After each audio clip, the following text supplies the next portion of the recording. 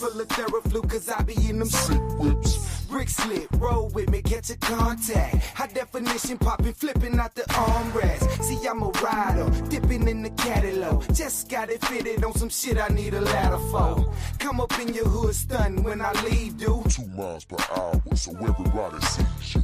I can't deny, I feel I'm such a fly guy. Top chop, call 'em Sleepy Hollow when they ride by. I know them haters can't stand it. I ain't got a blemish on my Jolly Rancher can. Ride on, ride. Top let down. Weaving through the crowd with the bass up loud. Just slide on the slab when I creep. Take a bath where you put your ass on them seats. Ride. Got the top let down. Leaning to the right with the bass up loud. I slide, choking on that leader. 2 miles per hour, so everybody sees you. Ride. Got the top let down. Leaning to the right with the bass up loud. I slide, choking on that leader. 2 miles per hour, so everybody sees you. Yeah, I hope you got big lungs if you're rolling with me. I roll quickly, roll many, plus I'm rolling sticky. Hit the road with me. Only What up? What's good with everybody, man? Come in here. Let me know. Jump in the comments. Let me know y'all in the building. We definitely finna cook, man. We definitely got a lot to cook on. We got a lot to cook on, man. It's been a lot going on in boxing. A lot going on, man. So shit, I just wanted to come on here and cook for a minute. What up with it? Like I said, jump in the comments. Let me know you in the building. Wait for some more people to get in here. Ray Davis, what's happening with it? Salute. What it do?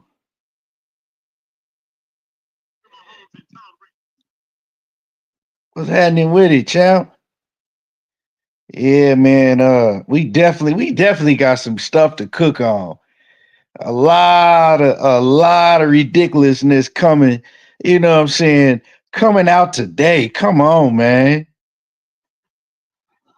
Victor Wiggins, what's good with it? And if any tanker maniacs won't smoke, I'm here for it, for sure. Yeah, I got time today. I got time tonight. If any tanker maniacs want some smoke, I got time tonight. Real talk. A whole lot of just crazy, man. This shit is crazy that's going on. But like I said, y'all smash the like button as you come in the building. And really, let's build. Let's really cook. Smash on the like button. We ain't got too many people on here, but we got more people in here than to only have one like. Damn, is that many haters in here? Is that many haters in here? Shit crazy. But yeah. Man, this weekend, man, Top Rank put on a hell of a fight card, exciting. Top Rank put on an exciting fight card, man. I really enjoyed that card. Top Rank, they always put on, Top Rank got the best prospects in the game today. They got the best prospects, man. Abdullah Mason is him. That kid, man, that kid is gonna be a problem for anybody in any weight division that he's in. Abdullah Mason is him. Bruce Gas, what's happening with it? Shaq, what it do? Salute. Yeah, man. Abdullah Mason, man, that kid got all the tools. He got all of the tools that he needs to be a superstar and a real force for years to come. Now, the only question people can have about Abdullah Mason is his chin. We seen him get dropped. We seen him recover very fast and get back up and get right back to work. But that's the only question anybody can have on Abdullah Mason, because I know talent in Abdullah Mason. He got it. Yeah, he really got it. So, man, I'm looking forward to seeing Abdullah Mason, man, his career grow. But the thing is, y'all, and I said this last year, I said this probably over a year ago. Abdullah Mason is going to have a hard time getting fights unless Turkey is involved. Abdullah Mason is going to have a very hard time when he get to that level. He going to have a very hard time getting fights unless Turkey is involved. See, he's still at that level, that prospect level, to where, you know, these guys that he fighting, they're just happy to get a payday. But when Abdullah Mason get on that level with the, you know, the Shakur Stevensons, even the Keyshawn Davises, when he gets to that level, if Turkey Al-Sheikh ain't involved, see, we seeing boxing change right now. So this is it's a great thing for fighters like a Abdullah Mason, a Jaron Ennis, you know, because Turkey is making sure these fights happen. He's putting these fighters' backs up against the wall and saying, basically, you don't have no excuse, right? If money is the problem, well, I'm going to go ahead and fix that. If the problem is where, you know, the size of the streets and all of that, well, that's not a problem no more. So that's a good thing for these up and coming fighters like Abdullah Mason, when usually we would see a fighter like Abdullah Mason, you know, when you that good, you don't get fights. These dudes is different nowadays. They're not going to want to fight you. But hopefully boxing continues to go into the direction that we see now, to where now it's not a problem making these fights. Diana, what's going on with it, Queen? Much blessings to you. My man Ray say, chilling, man. What is this guy saying? Tank is really leaving stones unturned. I respect his honesty, but he just doesn't say anything that helps with his career choices versus the rest of his peers. Well, I mean, honestly, let's talk about that. Like, he's not completely honest with the shit that he's saying. Like, let's say, for instance, right? He says that the reason he picked Lamont Roach was because everybody else had fights. No, he didn't. That's a lie. That's a lie. He also says the reason that some of these other fights ain't happening is because these guys always call him out when they got fights lined up. Well, the last time I checked, Devin Haney was free when Turkey Al-Sheikh contacted Gervonta Davis and tried to make the fight happen. He didn't have a fight lined up. And you just admitted on another interview that you turned the fight down because you felt that Devin Haney was Turkey's guy, and if the fight went to decision, you wouldn't get a decision win. You would have to knock him out to get a victory. But then you totally contradict yourself, because didn't you say that you knocking all of these dudes out? You stepping on all of them? Can't none of them F with you?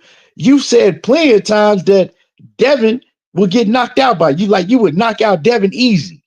So, bro, you're not like you just don't make no sense, right? So he's like, yeah, he's transparent about things, right? But then again, he contradicts himself and he's lying about certain shit too. Let's just call it like it is. You know what I'm saying? Let's just call it like it is. I mean, Toya, you can type in the chat all you want to. I mean, you know, if speaking facts is hating to you, well, yeah, I'm hating. Yeah, I'm hating. I mean, you got a picture of Gervonta Davis as your, what you call it, your what do you call them things? Your logo or whatever it is, right? Hey, come on, man. But yeah, if you gonna talk, but don't get in my chat spamming with just bullshit, because truthfully, you don't know shit about boxing, Toya. Like you don't know nothing about boxing. All you know is Gervonta Davis. You go to every channel every day to defend Gervonta Davis. I want to ask you, is Tank giving you a paycheck? Is Tank Davis giving you a paycheck, Toya? How much money have you made off of Gervonta Davis? Has Gervonta Davis ever even spoke to you in life?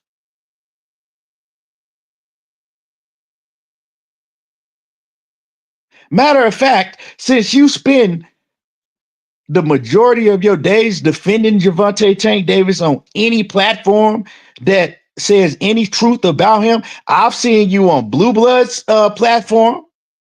I mean, I've seen you on any platform that tells the truth about Gervonta Davis. Now, have you ever even met Gervonta Davis? Yeah, you can't answer that. You can't answer that. She can't answer none of that, Ray Davis, unless she go to Google and Google it. You know what I'm saying? Like, you got a picture of Gervonta Davis as your avatar.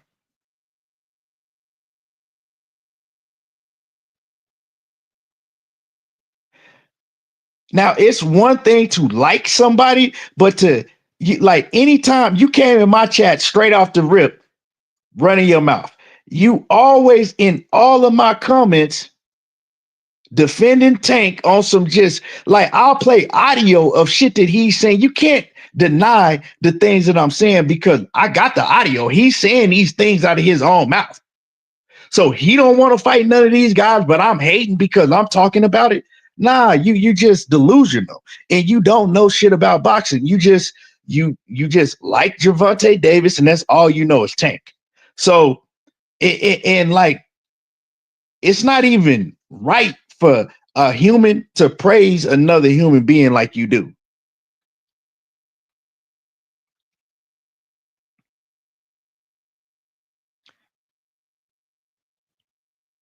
But anyway, but yeah, stop spamming the chat, Toya. So if you want to talk, I can bring you up here and I'll cook you. You know what I'm saying? I'll cook you. But like don't spam my chat with all that just weird shit, because if you're gonna talk, but don't spam the chat. Like that's weird. You too grown to do that. Like, you know, I understand if some of these kids come in here and do that, but you too grown to be spamming the chat. Like don't do all that. That's weird. Cause I don't want to have to block you, you know, because like I said, you have your opinion. You like a super duper fanned out Tank Davis fan, and that's cool, but don't spam the chat. You know what I'm saying? Oh, but woke, what it do? What's happening with it? And I'm gonna drop some links if any of y'all want to come up here and cook. So just type in the comments if you want to come up here and cook. And if you want to come up here and get cooked, I'm for all the smoke. I'm for all the smoke for sure. So Toya, if you want to come up here and get cooked, just say it. Just say it, because I don't have no problem with dropping the link. You know what I'm saying? And anytime somebody says something about Gervonta Davis and all of this weak shit that he's doing, the first thing y'all do is, well, Shakur, well, he ain't sure. No, it ain't just about Shakur. This man don't want to fight Devin. He didn't want to fight Devin Haney. He ain't fighting Teofimo Lopez, which I understand why he's saying that he's not fighting Teofimo Lopez, but Teofimo was in the division with him years ago. They could have fought. You know what I'm saying? And then you can't use Teofimo calling you racist names a reason that you're not going to fight him, and then turn around and say that you want a rematch with Ryan Garcia when he called you all the N-words and everything else in the book. So if you want to get cooked, like I said, I don't have a problem with dropping the link. But can't no Gervonta Davis fan fuck with me. You can't, none of y'all can fuck with me. Y'all will get cooked because you can't defend none of this shit. You can't, no matter how hard you try, you can't defend none of the bullshit that he's doing. He's a duck. and he's not confident enough. Well, let me say this, right? He might be confident in his abilities, but he's not confident to the level to where he's willing to take these chances.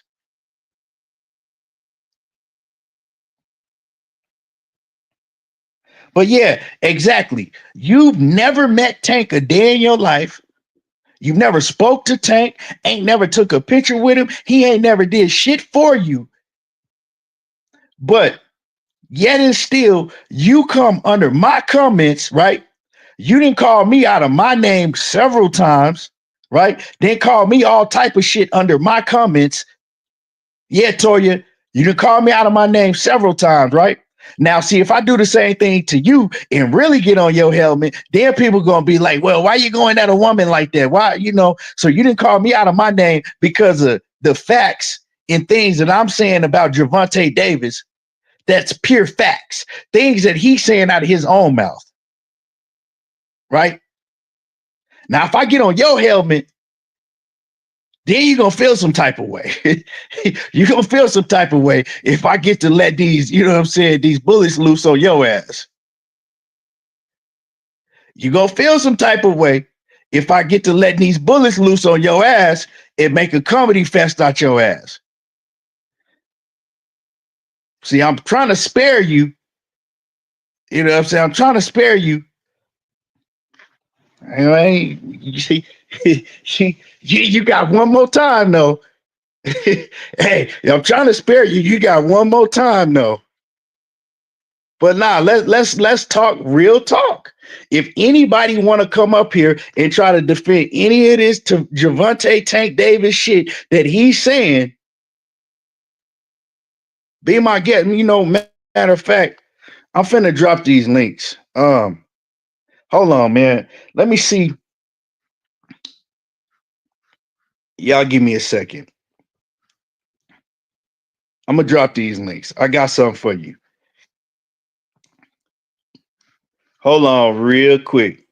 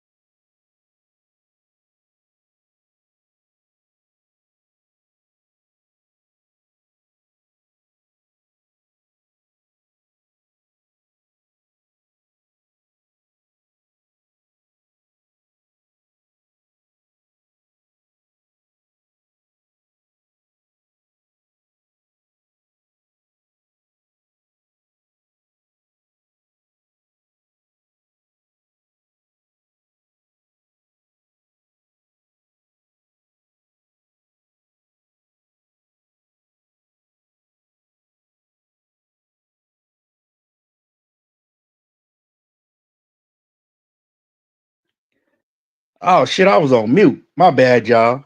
So Toya, I gave you I gave you warning after warning, and I seen that disrespectful shit you continue to say. So now that I'm gonna get on your helmet, I don't want to hear don't nobody cry talking about, oh, that's a woman. Because first of all, it ain't really no woman. Well, God made her to be a woman, but she want to be a man. You know what I'm saying? She walking around with a strap on in her pants. I don't know if she mad because she got titties and she got to duct tape them down to look like a man, or I don't know what it is, or maybe she defend Tank like this because they got something in common. You know what I'm saying? He wear fingernail polish and purses, and she walking around with a strap on dildo in her pants. I mean, but you mad at me and you disrespected me in the comments. So don't nobody say I'm wrong when I get on your motherfucking helmet. I'm just saying, is that why you mad when I say anything about Gervonta Davis because he the only fighter that you really can relate to? Just saying. I mean, I dropped the link. If y'all think I'm lying, Toya, get the link. Show everybody how you look just like a man, but your name is Toya. God created you to be a woman, not a man. Just because you walk around with that plastic thing in your drawers, don't mean that you a man. You'll never be a man.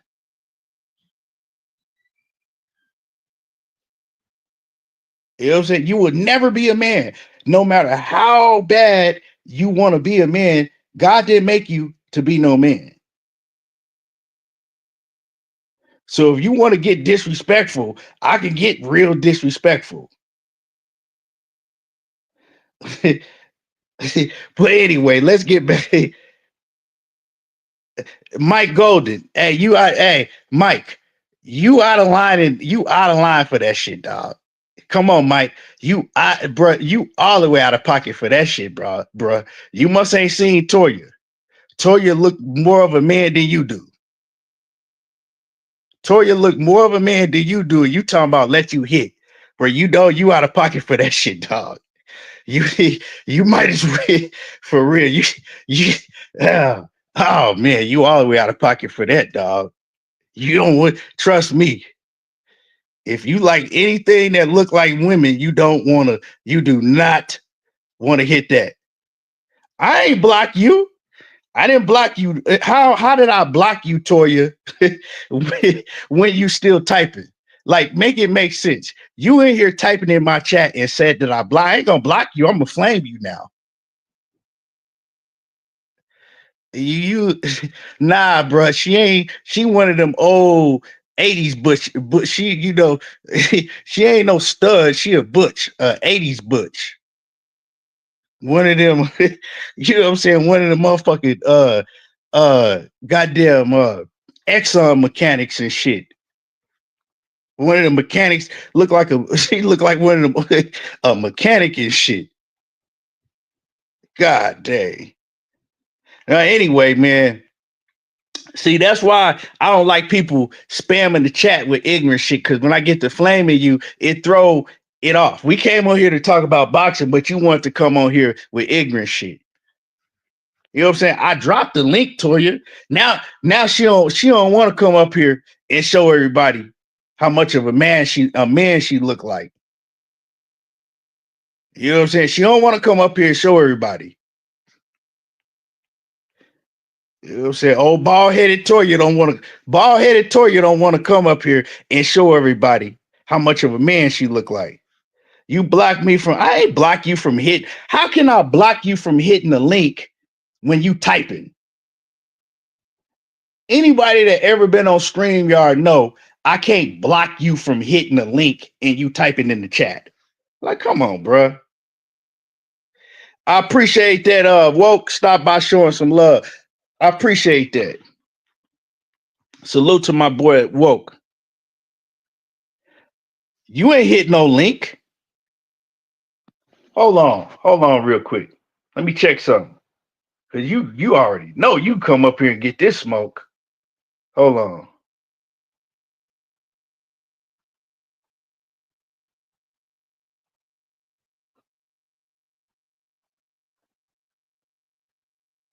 Hold on.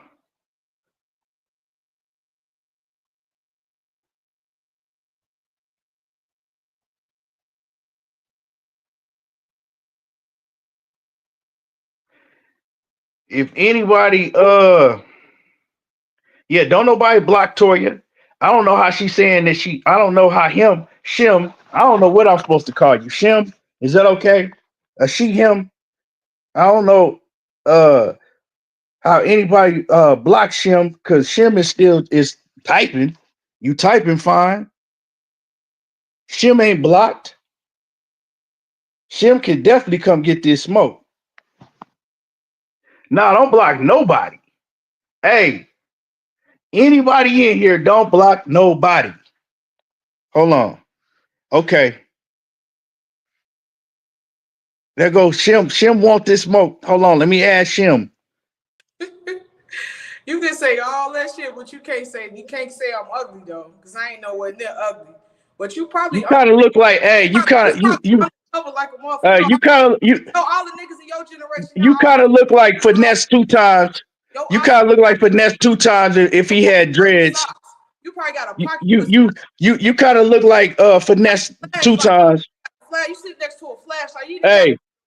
Hey, you look like Manny Fresh a little bit though. Mad as hell because my shit. You look like Manny Fresh. You mad as hell though. Hey, stand up. You got your you got your titties. hey, you got your titties. Hey, hold on. Do you got your titties pinned down? You got your titties duct taped down? You ride for Shakur like you want to fuck him. You want to fuck him? I ain't saying nothing about no Shakur on here. Y'all niggas nowadays undercover like a motherfucker. Yeah, okay, but hey, stand up and show what you got in them. Hey, stand up and show what you got on. Show me your. Show everybody that. Show everybody that plastic thing you got on. First, show me how big your shit is. What? Is you circumcised? No, you gotta chill. Hey, you gotta chill for real. You gotta chill because you doing too much now. You go. She gonna get me blocked off this joint. Hey, but man, yeah. She do look like she can bench press a grip though, for real. She do look like she could bench press a lot. Hey, but anyway, man, let me get back to this boxing, man. Oh shit. She try to get me demonetized. Hey, this definitely ain't gonna get monetized for real.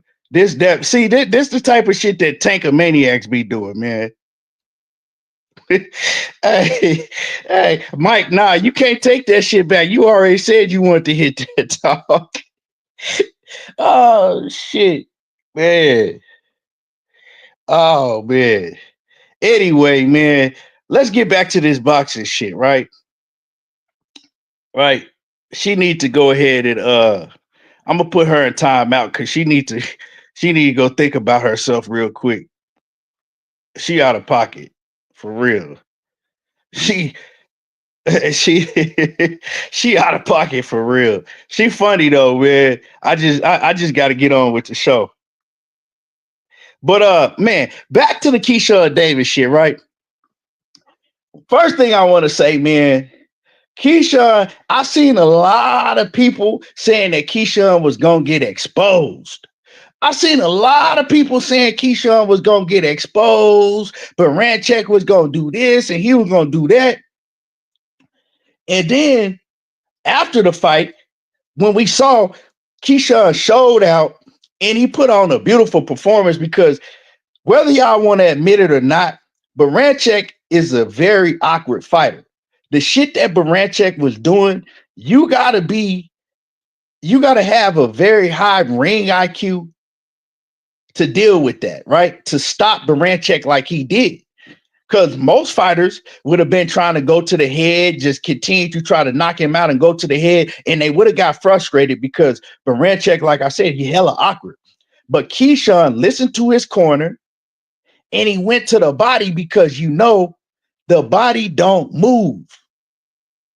He put on a beautiful performance. This is the same Baranchek that went out and put a boxing lesson on Emmanuel Navarrete. So let's not act like Baranchek never had fought nobody and never had beat nobody. We seen what Navarrete be doing to these dudes. So am I going to act like that Baranchek is a killer and a beast and all that? Absolutely not. But we got to give credit where credit is due. And Keshon put on a hell of a performance. And a lot of people was bashing him, saying that he was going to get exposed before this fight. And those same people that was bashing him, saying that he was going to get exposed, now they moving the goalpost, and now they're saying that, oh, Baranchek is trash and he's garbage and, this, and that. You got to keep that same energy. You can't say one day that, oh man, this guy's gonna be the one to expose Keshon. He gonna give Keshon his toughest fight. He gonna do this to Keshon, do this and that. But when it turns out to be the opposite, now you say, okay, well, he was garbage and all of that. No, Keshon made him look like he was trash. Because all of that awkward shit that he was trying to do, it didn't work with Keshon. All of that wrestling and holding and grappling and, awkward movement, that shit didn't work. So we got to start giving Keshon the props that he deserves. Real talk. We got to start giving him the props that he deserves.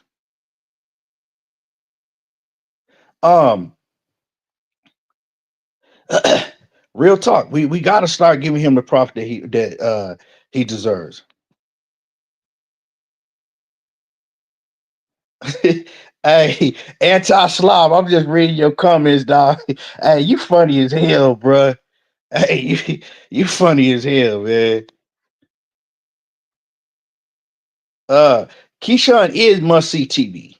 It ain't. I see what you're saying, Mike. You saying you can see him being must-see TV. He is must-see TV. And Keshon has been receiving hate ever since the beginning of his career. I remember when I used to be in KQKC chat, and everybody in KQKC's chat used to be and KQ was bashing him. And KQ, my guy, but he know I'm telling the truth. KQ and everybody in his chat was bashing Keshon every day. A couple years ago, last year too, talking about Keshon ain't shit and Keshon ain't gonna be this and Keshon just run his mouth. Keshon feminine and he's sassy and he need to shut the fuck up. And it was every day, right? But now a lot of them same people, they didn't change their tune.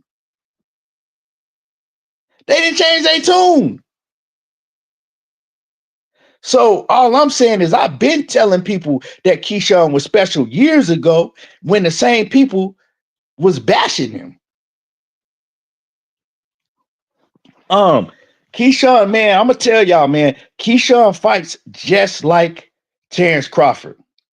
Keshon, like when I look at Keshon, I see Terrence Bud Crawford in Keshon. And I'm talking about the veteran Terrence Crawford, not the young Terrence Crawford, because if y'all notice, Bud changed his style when he came to 47. When Bud was at like 40 and 35, he was more so a boxer that moved, and you know what I'm saying? He was kind of more so pure boxer until later on in the 140-pound division. Then he started becoming, a knockout artist. But earlier on, when he first came to 140 and when he was at 35, Bud was a boxer. I'm seeing Keshon. When I see Keshon, I see the 147-pound Terrence Bud Crawford. I mean, yeah, that's like you could tell that he training with Bud and his team because man, Keshon looked just like him when he fight. Very, very similar to Bud. But Keshon is a problem, man. And I see why Gervonta Davis don't want to mention his name. You know what I'm saying? I see why all of Tank Davis's fans make an excuse when it comes to, well, I can't even say that because they make an excuse. Y'all make an excuse for Tank when it comes to anybody that's good. Anybody that's on that top level, y'all have an excuse for Gervonta Davis. Nah, Toya, I see you in the background. I can't let you up here because you trying to get my channel shut down. Now, if you want to debate, about, you know what I'm saying, just what I'm talking about, we could debate, but you know what I'm saying, we getting thrown off with all that extra shit. I was gonna flame you for, like I said, I was gonna flame you for a minute because you were getting out of pocket and disrespectful, but we gotta talk boxing. So like Keyshawn, yeah, man, I don't, you gotta turn your camera, hold on. You gotta turn your camera on. Jasmine, that's backstage. That's probably Toya. You got to turn your camera on. And you can't. And like I said, I can't even see you. You got to turn the light on. We ain't doing that. We ain't doing that weird shit. Come up here, you know what I'm saying, and pull your meat out in the camera and shit. Okay, I got you. I see you. I just had to make sure you wasn't, I don't know, weird stuff. Like I said, man, I cook with anybody. Jasmine, what's going on? What's up? What's up? Yeah, I just came What's on here to going say on with what's it? up. Yeah, I be watching your channel and stuff. I rock with you.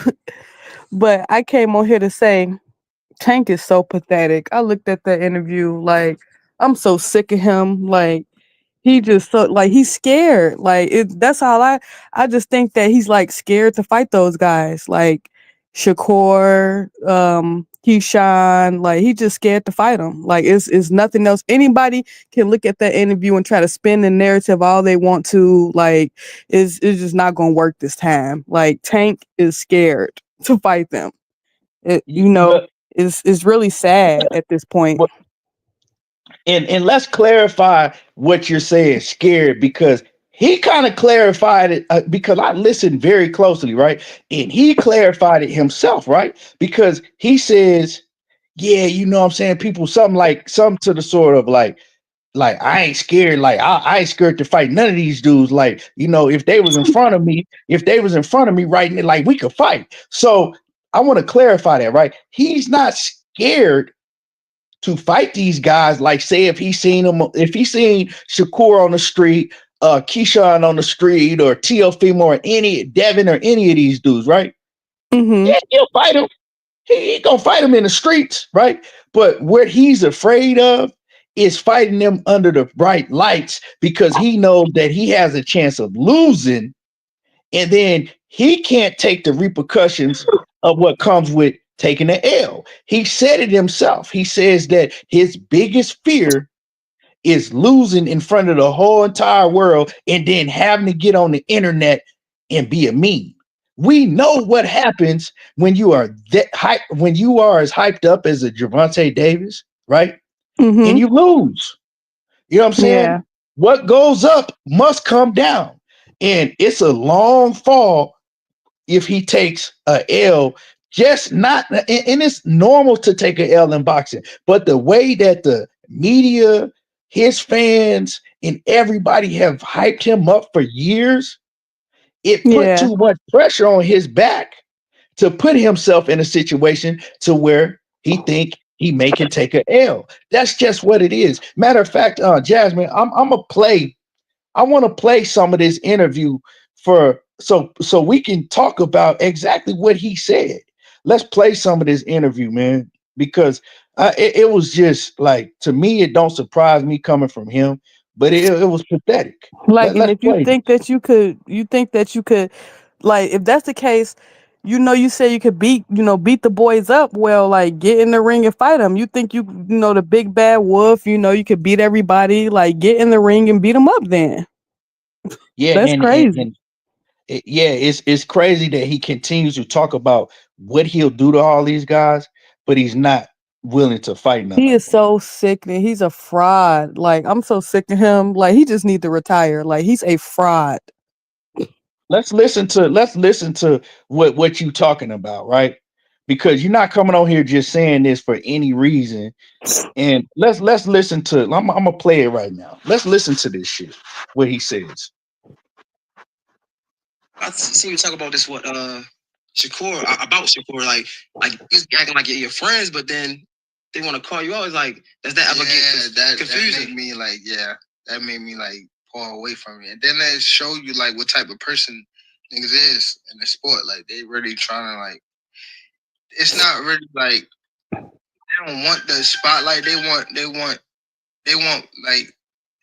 It's like more so like hate type of vibe, like they want what you have, like they want all the attention on them and type shit. But if they was to get it, they wouldn't even know what to do with it type shit. Is it like do you? Now let's stop right there, right? Because we'll just go through some of this interview, right? So this man had the nerve enough to say that Shakur wanting to fight him is hate. Like he see the hate because like. And he want what I got. He want the spotlight and he hating. Like, how is he hating on you because he calling you out and want to fight? And the thing is, it's not like him and Shakur been cool. Like, they haven't been cool since I believe Shakur was at like 126. Like, they fell out years ago. I remember way back in 2020, they was online talking shit to each other. Yeah. Like, so this man coming to the division and calling you out because he's a champion and you a champion. You're talking about, oh man, I see like how he is, like it, like what? Yeah. Like what like where do we do this at? This is like this is like, can you imagine the Lakers, LeBron making it to the championship and saying that he not gonna play against Kevin Durant because he feel that Kevin Durant trying to take his spot and he ain't gonna play against him. He gonna sit out and just let them like, what the fuck? What are you talking about? Shit is weird. Yeah, I don't know what's wrong with him. Like, he just not gonna fight none of the tough competition. Everybody needs to just take it like as a loss. Tank is never gonna fight them. Like, he's never gonna fight Shakur. He's never gonna fight Keyshawn. Like, it's gonna be. They said he calling somebody out after his fight, but I don't think it's gonna be none of those guys. And Mark Nash in the building with the donation. He says, please match my donation and support the show. Man, I appreciate you. I appreciate you. A lot of people don't like me because I'm one of the only ones that really keep it a buck on Tank. I don't know what it is with a lot of these content creators. Like, they will not keep it a buck on Tank. They like to pussyfoot around shit when it comes to Tank. Yes. Like, they really do. You know what I'm saying? Like, people hate Blue Blood because he'll tell it like it is about Tank. But most of the majority of content creators, even the ones that's not 100% Tank, because we got the channels that's 100% just Tank. Even the ones that's kind of neutral, they still won't tell it like it is when it comes to Gervonta Davis. He gets all of the passes in the world, and it's crazy because no other fighter on the planet Earth gets treated like this. Right. No other fighter gets these passes. If any other fighter came out and said the shit that he said, and like, this man been a champion since 2017. He won his first title 8 years ago. 8 years ago. And he still has never fought the number 1, the number 2, not even the number 3 fighter in none of the weight divisions he's been in. It's crazy. I don't see how he made it that far, like, without fighting not one top guy. That's crazy. Like, that is really crazy to me. You know why he made it that far? Because of the very man that he was on the interview bashing, Floyd Mayweather. This man said Floyd Mayweather, and I'm gonna play some more of the interview, but before I even get to the interview, right? This man had a nerve enough to sit up there and say that Floyd Mayweather talk bad about Floyd, right? When Floyd is the reason, solely the reason why you at where you at today. Because we've never seen a fighter become a superstar like how he's become without having to fight no other top fighter. We ain't never seen it before. That's crazy. First time it's ever happened. Because and he have a nerve enough to talk bad about Floyd, saying that Floyd set him up when he fought Pedraza, was trying to set him up because Floyd thought that he was, effing his daughter, Yaya. Which he was, but that ain't really none of my, you know what I'm saying? Like, I'm not even gonna get into that, right? But he said that he was trying to set him up with Pedraza. This man said, I was coming off a 6-month layoff. I was only 16-0 at the time, and that's crazy. Like, coming off a 6-month layoff, he tried to set me up. Well, let's talk about some of the facts, because Gervonta Davis didn't tell y'all the whole story, right? First of all, Pedraza was his first title shot. Pedraza was only 22-0 when you was 16-0, right? He said he was coming off a 6-month layoff, right? Pedraza was coming off a 9-month layoff. Pedraza was already about to move up in weight. They contacted him at the last minute. Pedraza accepted the fight because they paid him a lot of money, to fight Gervonta Davis, because they wanted him to become a champion, right? So Pedraza had to kill himself to get back down to 130, right? Kill himself to get back down to 130, and he ended up fighting Tank. Well, the thing is that how are they setting you up when this man was on a 9-month layoff? This man was about to move up to 135, and he stayed at the division just to fight Gervonta Davis. Now, he's talking about, he always continues to bring up Pedraza. I don't know if y'all know, Pedraza's record after he fought Gervonta Davis is 7 wins and 7 losses. So he don't stop talking about Pedraza like he was a killer. Pedraza never even beat nobody before he fought Tank Davis. He didn't beat nobody. He fought Tevin Farmer when Tevin first started boxing, because Tevin didn't start boxing until he was like, I believe, 20 years old. Pedraza ain't never did shit in his career. A man that went 7 wins and 7, he was 22-0 when Tank fought him, and he went on to go 7-7. Ain't nobody never seen Pedraza beat nobody.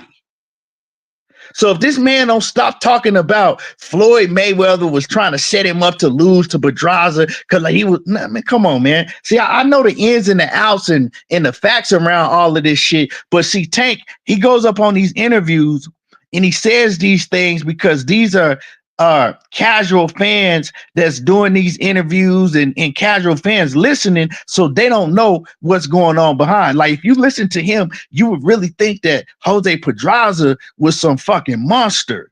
Like, man, they were really trying to set Tank up. Like, that's man, crazy.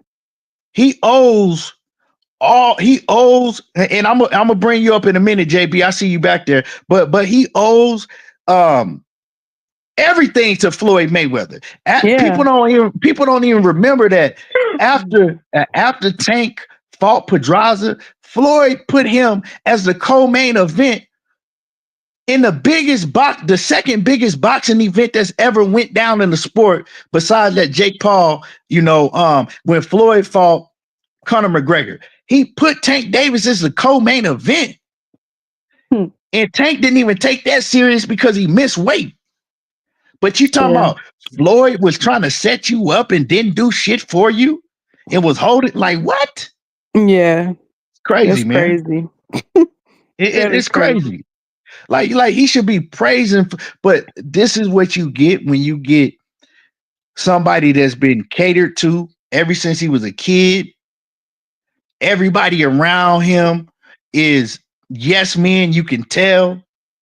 Everybody that interviews him, they never call him. You ain't never seen nobody interview Tank and call him out on his bullshit. When some of these people that's interviewing Tank, they knowing the shit that he's saying is pure bullshit, but they're not gonna tell him that. because anytime anybody interviewing him, giving him any type of little clap back or ask him anything he don't want to be asked, what does he do? He buck up on them. He go off on them. It's crazy. Let me read this. Let me read this super chat real quick. My man Mark Nash in the building again. He says, I couldn't finish the interview. The dude was glazing Tank too much, in my opinion. Tank doesn't want to be challenged in the ring, negotiations, or a interview. He doesn't. Well, the dude was from Baltimore. He said he's from Baltimore. He said, I'm biased. I'm gonna keep it real. So I did respect him for keeping it real and saying he's biased. But then I don't know if you caught Mark Nash when he says, we know that you've been sending all these fighters contracts, but they've been turning them down. Like, bro, you can't get on the interview and interview somebody and then just throw some false shit out there that I don't know where you got that from. Tank didn't even respond to that shit. Tank just looked at him when he said that because he knew it was a lie. Shit is crazy, man. It's crazy, man. But so I'm gonna play more of this interview, right? Let me pull let me pull JB on stage. Let me play some more of this interview, right? Mm-hmm. Let y'all hear, and then we can, and then I'll let you just tell me how you feel about this part, what he about to say. Hold on. Okay. Oh, here it is, right here. You have I know you talked before about like these 5-7 fights that you want before you go out. Is that still that? Do you have a list of people that you want to get out the way before you get out of here? Not really. I'm like trying to get out the sport. I'm biased, so I don't give a like. I know I'm interviewing you. I'm just straight up. I don't give a damn. Like I'm just straight up biased. But like Shakur, right? Like he look like he got skill, right? Let's stop it. Let's stop it right there, right? Let's stop it right there. So I want to get y'all take on this, right? Because everybody up here, put your go on mute, Big Dog. Okay, yeah. Everybody up here, right? Heard Tank when he said that he got a list. He said that he had a contract, a deal that was bigger than what Floyd Mayweather got with Showtime, and they even named names that was on that list. They named Devin Haney. They named Shakur Stevenson. They named Teofimo. They named names that was on that list. And he said them names was on the list. He had a list, a hit list, and he was taking all of them out. Leonard Ellaby has told us, we've all heard Leonard Ellaby time and time again. Oh, Tank Davis gonna get to all them guys. Yeah. Tank. Tank gonna, he getting rid of all them guys. He gonna get to those guys. Don't worry about it. And me, I kept telling people, he bullshitting y'all. Leonard Ellaby bullshitting y'all. They string y'all along. Now we heard it. Now that you've heard that he said he don't got no list, how y'all feel about that? Yeah, he just switched up, man. Like you said, yeah, he's switching up. He said, earlier when that deal first got announced, that they were saying he had a 6-fight deal with Amazon Prime, that he was going to fight the top guys. He was saying Shakur was on the list. He was saying Loma was on the list. He was saying a lot of the top guys on the list. Now he's saying he's going to be out of boxing after 2025, and now he said on this interview he really don't care who it is next, man. He's just trying to get the bag and get out. So he just switched it up on us. That's crazy. Yep. Yeah, that's crazy. I know before this fight that got announced with Lamont Roach on March 1st, I know he was trying to get the fight with Loma. Loma was going through it with his country, so I don't think he said he wasn't motivated to train or whatever the case may be. So he didn't get that fight done. That was supposed to be the fight for Tank next. But after that, you go call Shakur. You call the other top guys. You don't go fight Lamont Roach because you already been down that road when you called up Hector Garcia from 130 when he got a belt. Quit calling up these guys from the lower weights, man. Fight guys in your weight class that are champions or at least top contenders at 135. He ain't doing that. He's steady pulling up these guys from 130. And I just don't agree with him doing that, man. He's too talented of a guy to be going this route. So hopefully after this Lamont Roach fight, I doubt it. Hopefully he'll fight one of the top guys at 135. But the way he's saying on this interview, man, he's probably just gonna fight. Yeah, he said he's not gonna fight another top guy. He's gonna probably fight, No telling who. Maybe he'll bring up another guy from 130 pounds to fight him next. He's not fighting them. Like I just think that he's not gonna fight them. Like he's just never gonna fight them. He gonna retire or whatever without fighting none of those guys. Like that's sad. That's Well, honestly sad. yeah, man, big dog, man. What's your thoughts on that, big dog? Man, man, Tank is something else, man. I don't know how to really say it. It's the meat mushers, like you like to say, they're taking maniacs. Man, Tank is face out there. Like when he said about Shakur, like he ain't done nothing. Da da da da da da. That turned that around. So yeah, Shakur ain't done it just because he has three other belts at two different weight classes and da da da. He ain't done nothing. I'm like, hold on, man. What does Tank do when it comes to accolades? It's like Yeah. I don't understand where you guys come from with this shit.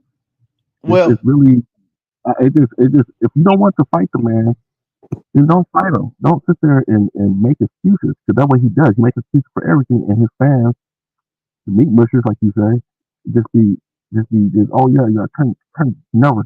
He never lied in his life. Da, da, da, da. It was like, okay, man, okay. So I don't deal with him no more, because I just say that he did duck Devin Haney, out of blatant duck, and he did duck Loma 4 or 5 years ago. Yep. Back in 2019, he really did. And people were trying to throw that.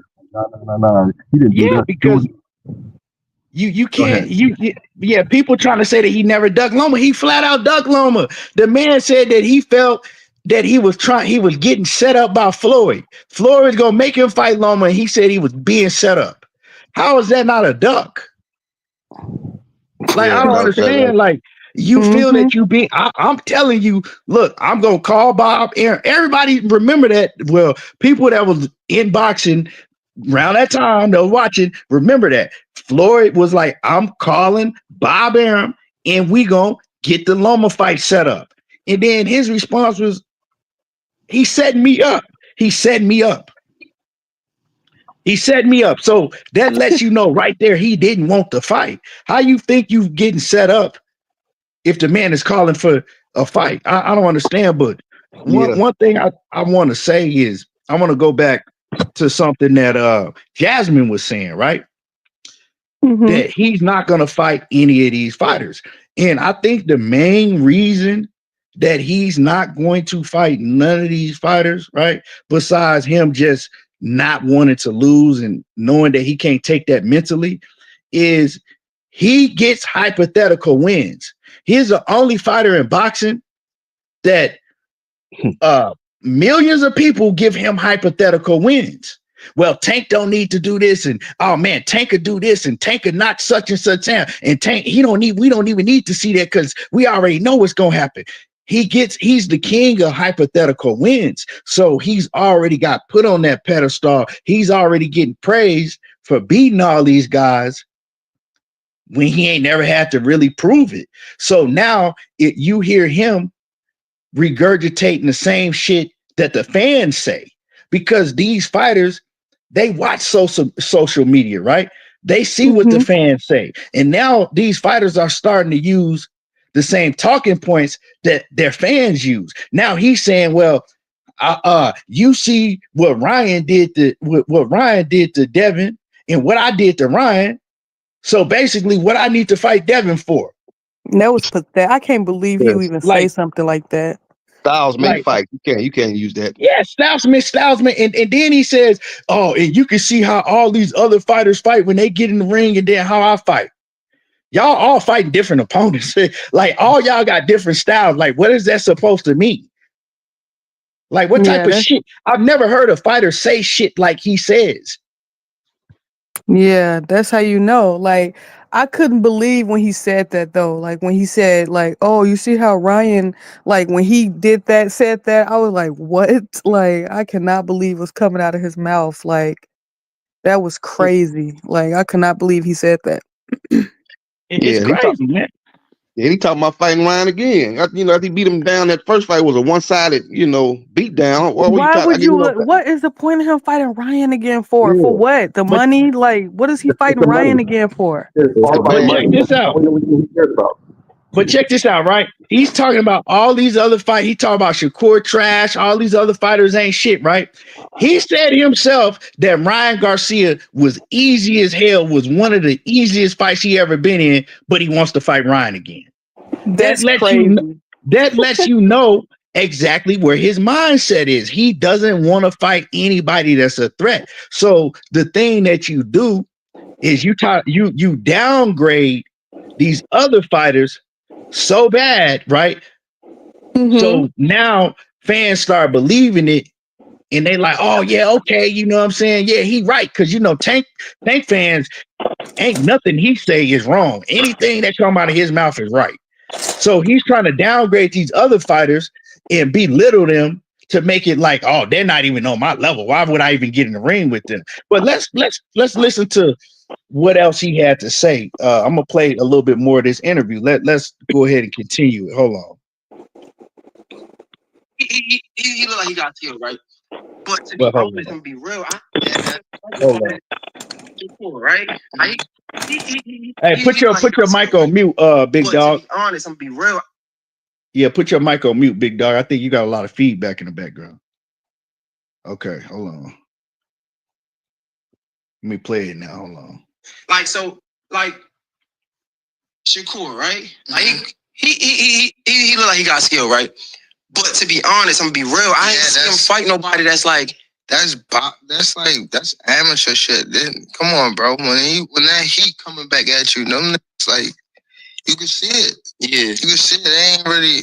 You can just talking that way. That prove yourself. You still haven't proved yourself. When someone was in front of you that can crack a little bit, he ran the whole fight. Do you feel like it's like? So in the boxing world, you feel like you still got something to prove, though? I mean, if I wanted to. I mean, like, it's not me personally. Like, I really don't have nothing to prove to, like, because these, like, if you look at my fights and then you look back at these guys, like, you'd be like, all right, I can see the difference. Like me personally, I don't think I have to prove nothing to nobody. Yeah. So step up and be like, all right, cool. So let's talk about that, right? He say that everything that Shakur has done is amateur shit, right? He ain't proved nothing. Well, Shakur was a champion at 126. He was unified at 130, and he came to 135 and became a champion, right? He says that when Shakur got in there with a puncher, all he did was run, right? Now, the fact is, Shakur, he was injured in that fight. He used one hand. But the thing is, but this is the thing, right? Gervonta Davis had all of that to say about Shakur fighting Edwin De Los Santos, but Edwin De Los Santos' manager, his team, got on Mill City Boxing and said that Gervonta Davis's team reached out to him, right? This is when the whole fallout happened with Lomachenko. He says they said, would you like to fight Gervonta Davis? And they said, absolutely. We'll absolutely love to take that fight. We ready. Right? They said they're waiting to hear back from Gervonta Davis's team. Never heard nothing back from Gervonta Davis's team, right? Then they come up and they tell you that they fight, bringing up Lamont Roach from 130 pounds, right? Now, my question is, why didn't the fight happen with Edwin De Los Santos? It's only one thing. It's only one reason. If the team called and reached out, they got back with Tank and Tank told them no. I'm not fighting no Edwin De Los Santos. But you had everything to say about Shakur Stevenson's performance when if you was really like that, you could have went out there and knocked out Edwin De Los Santos and then said, this is how you deal with Edwin De Los Santos. I got the job done like what he couldn't do. But you didn't do that. Also, I also want to say this, right? He's saying that Shakur Stevenson ain't accomplished nothing. He ain't done nothing. Everything is amateurish. Well, we look on his resume. Like, who's done more than what Shakur's done on your whole resume? Jesus Cuellar, No. Hugo Ruiz? No. Ricardo Nunez? No. Yorgis Gamboa? No. Leo Santa Cruz? No. Mario Barrios? No. Isaac Cruz? Rolando Romero? Hector Garcia? Ryan Garcia? When he fought Ryan Garcia's biggest win on his resume was Luke Campbell. Ryan Garcia still ain't ever been a champion. Frank Martin, never been a champion. Lamont Roach lost to the fighter that Shakur stopped. Right. Lamont Roach's one fight that he lost. Right. Lamont Roach got one loss and one draw. I don't know who the draw is with. I don't know who he had a draw with, but I know who he had a loss with. So you mean to tell me that any of these fighters, you fight Lamont Roach, but you talking about that Shakur Stevenson don't deserve a fight with you because he ain't done nothing. All his shit is amateurs. And I'm gonna say one more thing, right? I'm gonna show you how full of shit Gervonta Davis is. Gervonta Davis did an interview with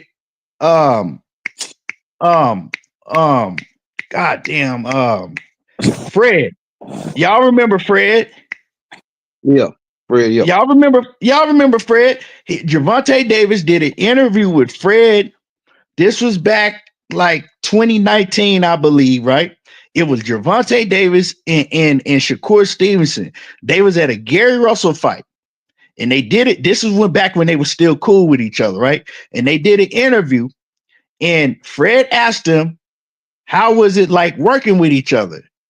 Gervonta Davis took the mic and started talking before Shakur could say anything. And he was like, man, like this dude is special. He said, man, he made me have to bring my game to a whole nother level fucking with him. This is what he said about Shakur back in 2019. Yeah. But now all of a sudden, he ain't on your level. He ain't never did shit. He's trash and he's all of this. We know what it is. We know what it is with this dude, man. It was the same thing with Devin Haney.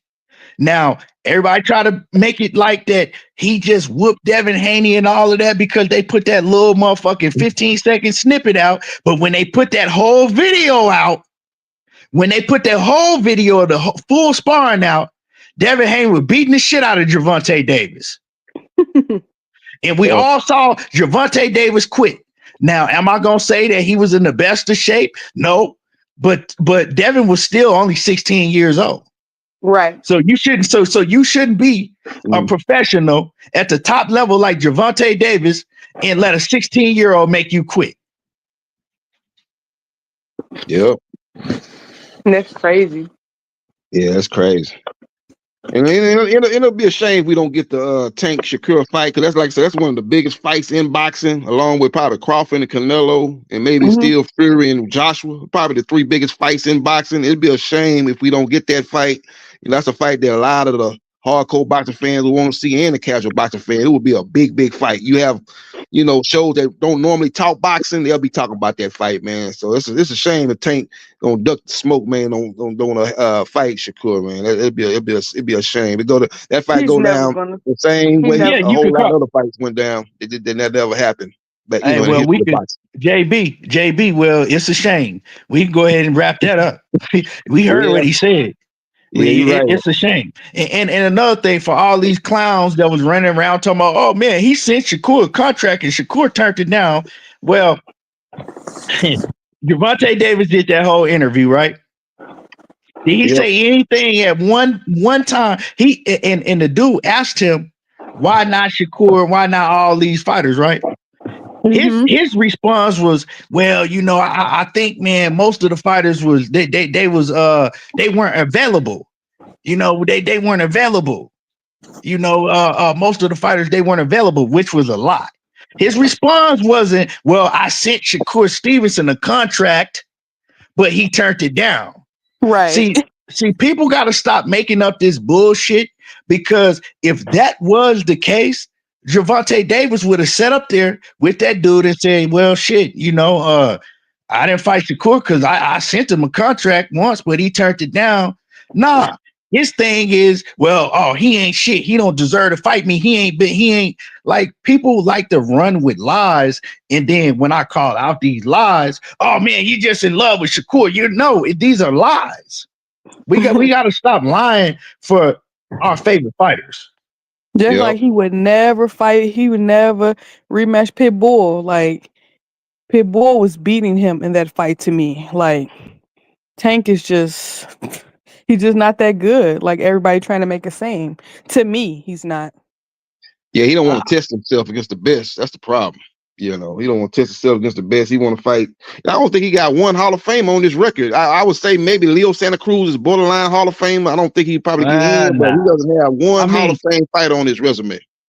Leo Santa Cruz's best win is against Abner Mares and Carl Frampton. Yeah, Carl Frampton. Right? Those are his two only wins. Notable wins is Leo Santa Cruz. Abner Mares and Carl Frampton. And is Abner Mares or Carl Frampton on that level? Nah, anybody say that? B level fighters at best. B level. Yeah, at best. And that's giving them a little bit. I would say C plus.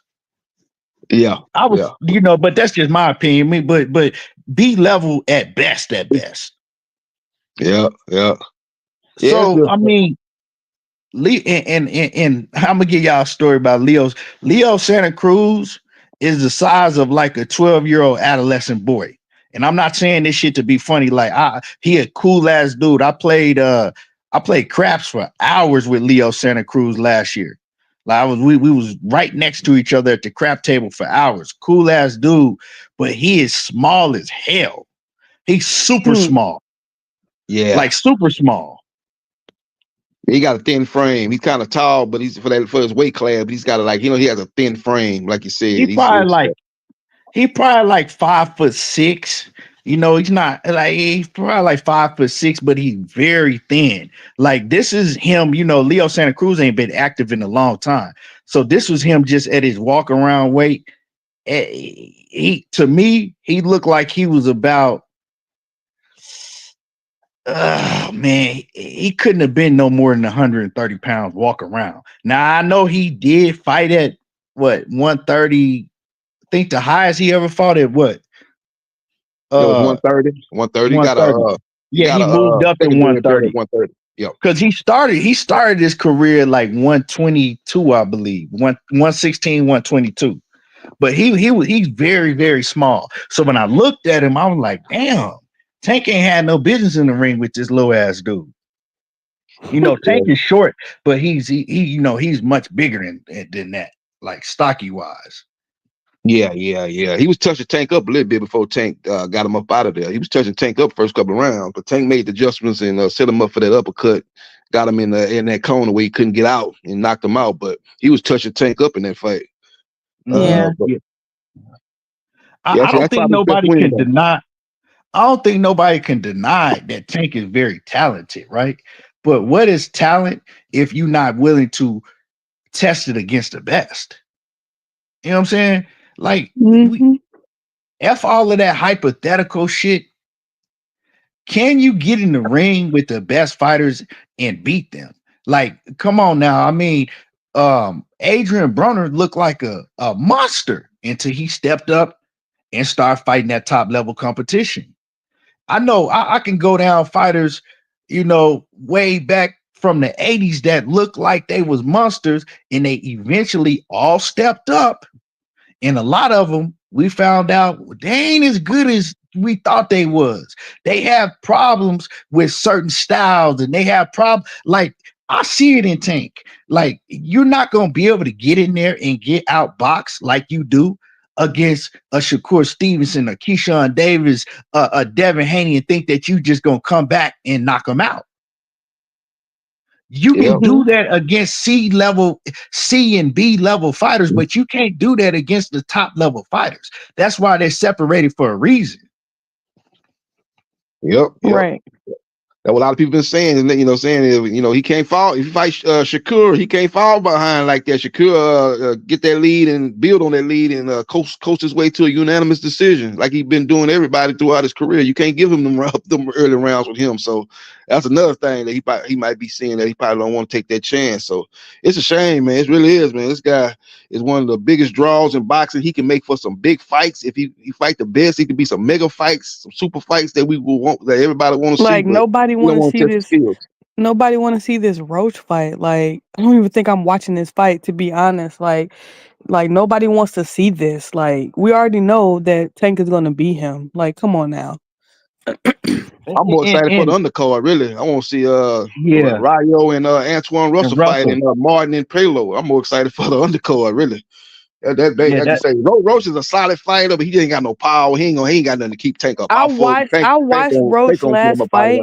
I watched He's not good. That good. The dead honest truth. I watched Lamont Roach's last fight that he had, and Tank ought to be ashamed of himself for even fighting Lamont Roach. Like I'm dead ass serious. Like why is he even fighting this man? I watched his last fight. Like he has no chance with Tank, like at all. Jasmine, it's funny that you said that, because when was that when I sit up here and watched all them fights with Lamont Roach? Last week? Okay, so one night last week, it might have been the week before last. I can't remember, right? I said, you know what? Because I keep hearing people trying to convince me that this is a solid fight. No, like Lamont Roach is a solid fight. So I said, you know what? I've seen Lamont Roach fight, but I'm like, maybe I'm just missing something, right? Maybe I'm just missing something with Lamont Roach. Let me go back and study Lamont Roach and see what I'm missing. And I watched I think I watched 3 of his fights, right? And Lamont Roach is not special at all. Like he don't have good power. He don't have good defense. He's not just like a pure good boxer. Like to me, he don't have nothing that he does special at all. He's not special in no area. He's one of them. Yeah, he's one of them fighters. That's why I said at all. He's a fighter. He's a fighter that you look at. Like after watching all them fights, I said he's like, I don't even know. Like to me, he's not even as good as Frank Martin. Like when I see Frank Martin, I see things that Frank Martin does that stands out to me. Like I can look at Frank Martin. I'm like, man, Frank Martin, he got some crack. Frank Martin got good footwork, right? He don't have ring IQ. That's what Frank Martin's downfall was, and he was afraid of Tank. But I saw things in Frank Martin to where I'm like, Frank Martin got good footwork, right? He's athletic, he's strong, he got some crack. I don't see nothing that Roach does that stands out. Nothing, like at all. So I can't believe it. Like, and nobody's hating on like this fight or nothing. Tank really needs to be called out for this Lamont Roach fight, like bad, because I watched that last fight with him, and he's like a let me see who I could say like who Lamont Roach fight like somebody like he's like a C class, like maybe D almost. Like Tank is pathetic for fighting him. And you know what I think Tank is gonna do? I think Tank gonna try to make it seem like he gonna give him some early rounds purposely, just so it won't look like he knocked him out too quick, because he know what he's gonna do to this dude. Like he knows it. Yeah, to be fighting Lamont Roach and then downgrading fighters like Shakur and Keshon and Devin Haney, it's just ridiculous, man. And it's even more ridiculous that he can say these things and his fans will go repeat these things, and like it's, you know what I'm saying? Like you don't have no business. Like the fans don't even like, when is one of his fans? I want to see one of his fans come out and say, you know what? I'm a huge Gervonta Tank Davis fan. He my guy, but he full of shit. You don't hear that. No, the only time I only heard what's the dude that I heard on his channel, I think it was today. He said he finally criticized Tank, knockout dude, the knockout boxing 86. Like he that's crazy. finally Oh yeah, he loves Tank. He can He criticize. That's crazy. finally That coming from him. he finally criticized Tank today because he said he was talking about the interview and he said he didn't like how Tank said the little comparison thing. Oh, you see what Ryan did to Devin? He said he did not like that, and that was cap from Tank. And I was surprised because he never criticized Tank like at all. Yeah, yeah, that hurt Yeah, him to do yeah, that. He gonna take it back. yeah, Yeah, yeah. But go ahead. My bad. yeah. Like And I go ahead. oh, he wanted to say something. Yeah, like I said, I seen the Lamont Peterson when he fought Hector Garcia. I think he won that fight by split decision. You know, Hector Garcia is a solid fight, so that's a good win by Lamont Peterson. But outside of that, man, it's Lamont not too Roach. much. You Yeah, Lamont mean Roach. Lamont Roach? Yeah, Lamont Roach. Yeah, he beat Hector Garcia. I think he beat him by split decision. I thought he beat him outright. I don't see how one judge gave that fight to Hector Garcia. It was a close fight, but I thought he clearly won that fight with Garcia, maybe like 7-5, 8-4. Yeah, I That's thought he probably his won best. clearly. Yeah, it's probably his best win.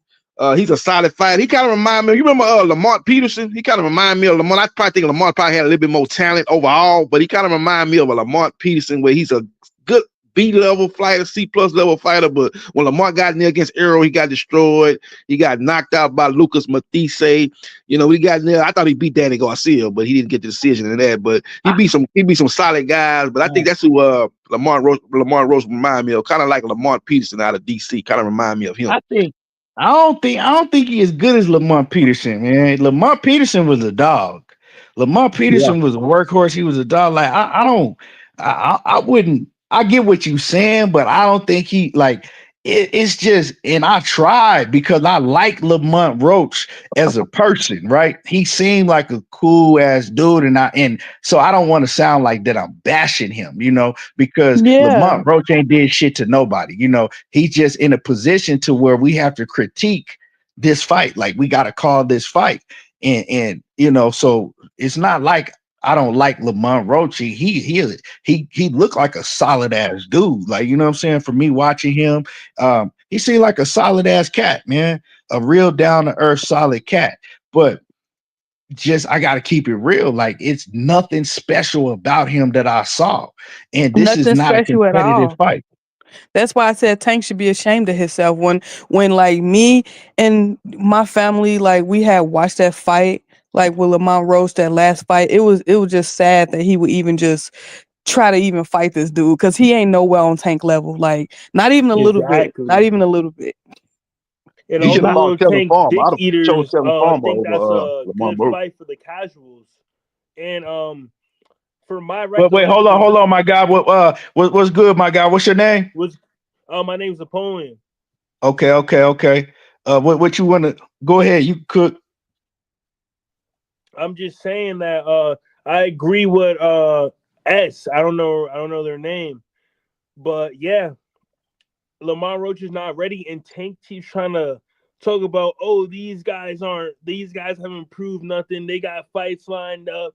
I want to see, and I feel like Keyshawn Davis took the Baranchyk fight to have a title and make himself look better in the eyes of Tank. So after this Lamont Roach fight, I want to see Tank Davis call out either Keyshawn or Shakur, which I doubt he will do. He probably call out Lomachenko, who's been out for a minute. And other Tank sycophants in the comments going to be like, oh, what did they prove to fight Tank? It's what did Lamont Roach prove to fight Tank? Who the fuck is Lamont Roach? I didn't know who he was. Did you guys know who he was? I mean, I No. knew who he was because I'm a diehard boxing fan, but like casuals didn't know who he was. Most people unless you really follow boxing like I do, and like maybe some of the other people in here do, didn't nobody know who he was, like you said.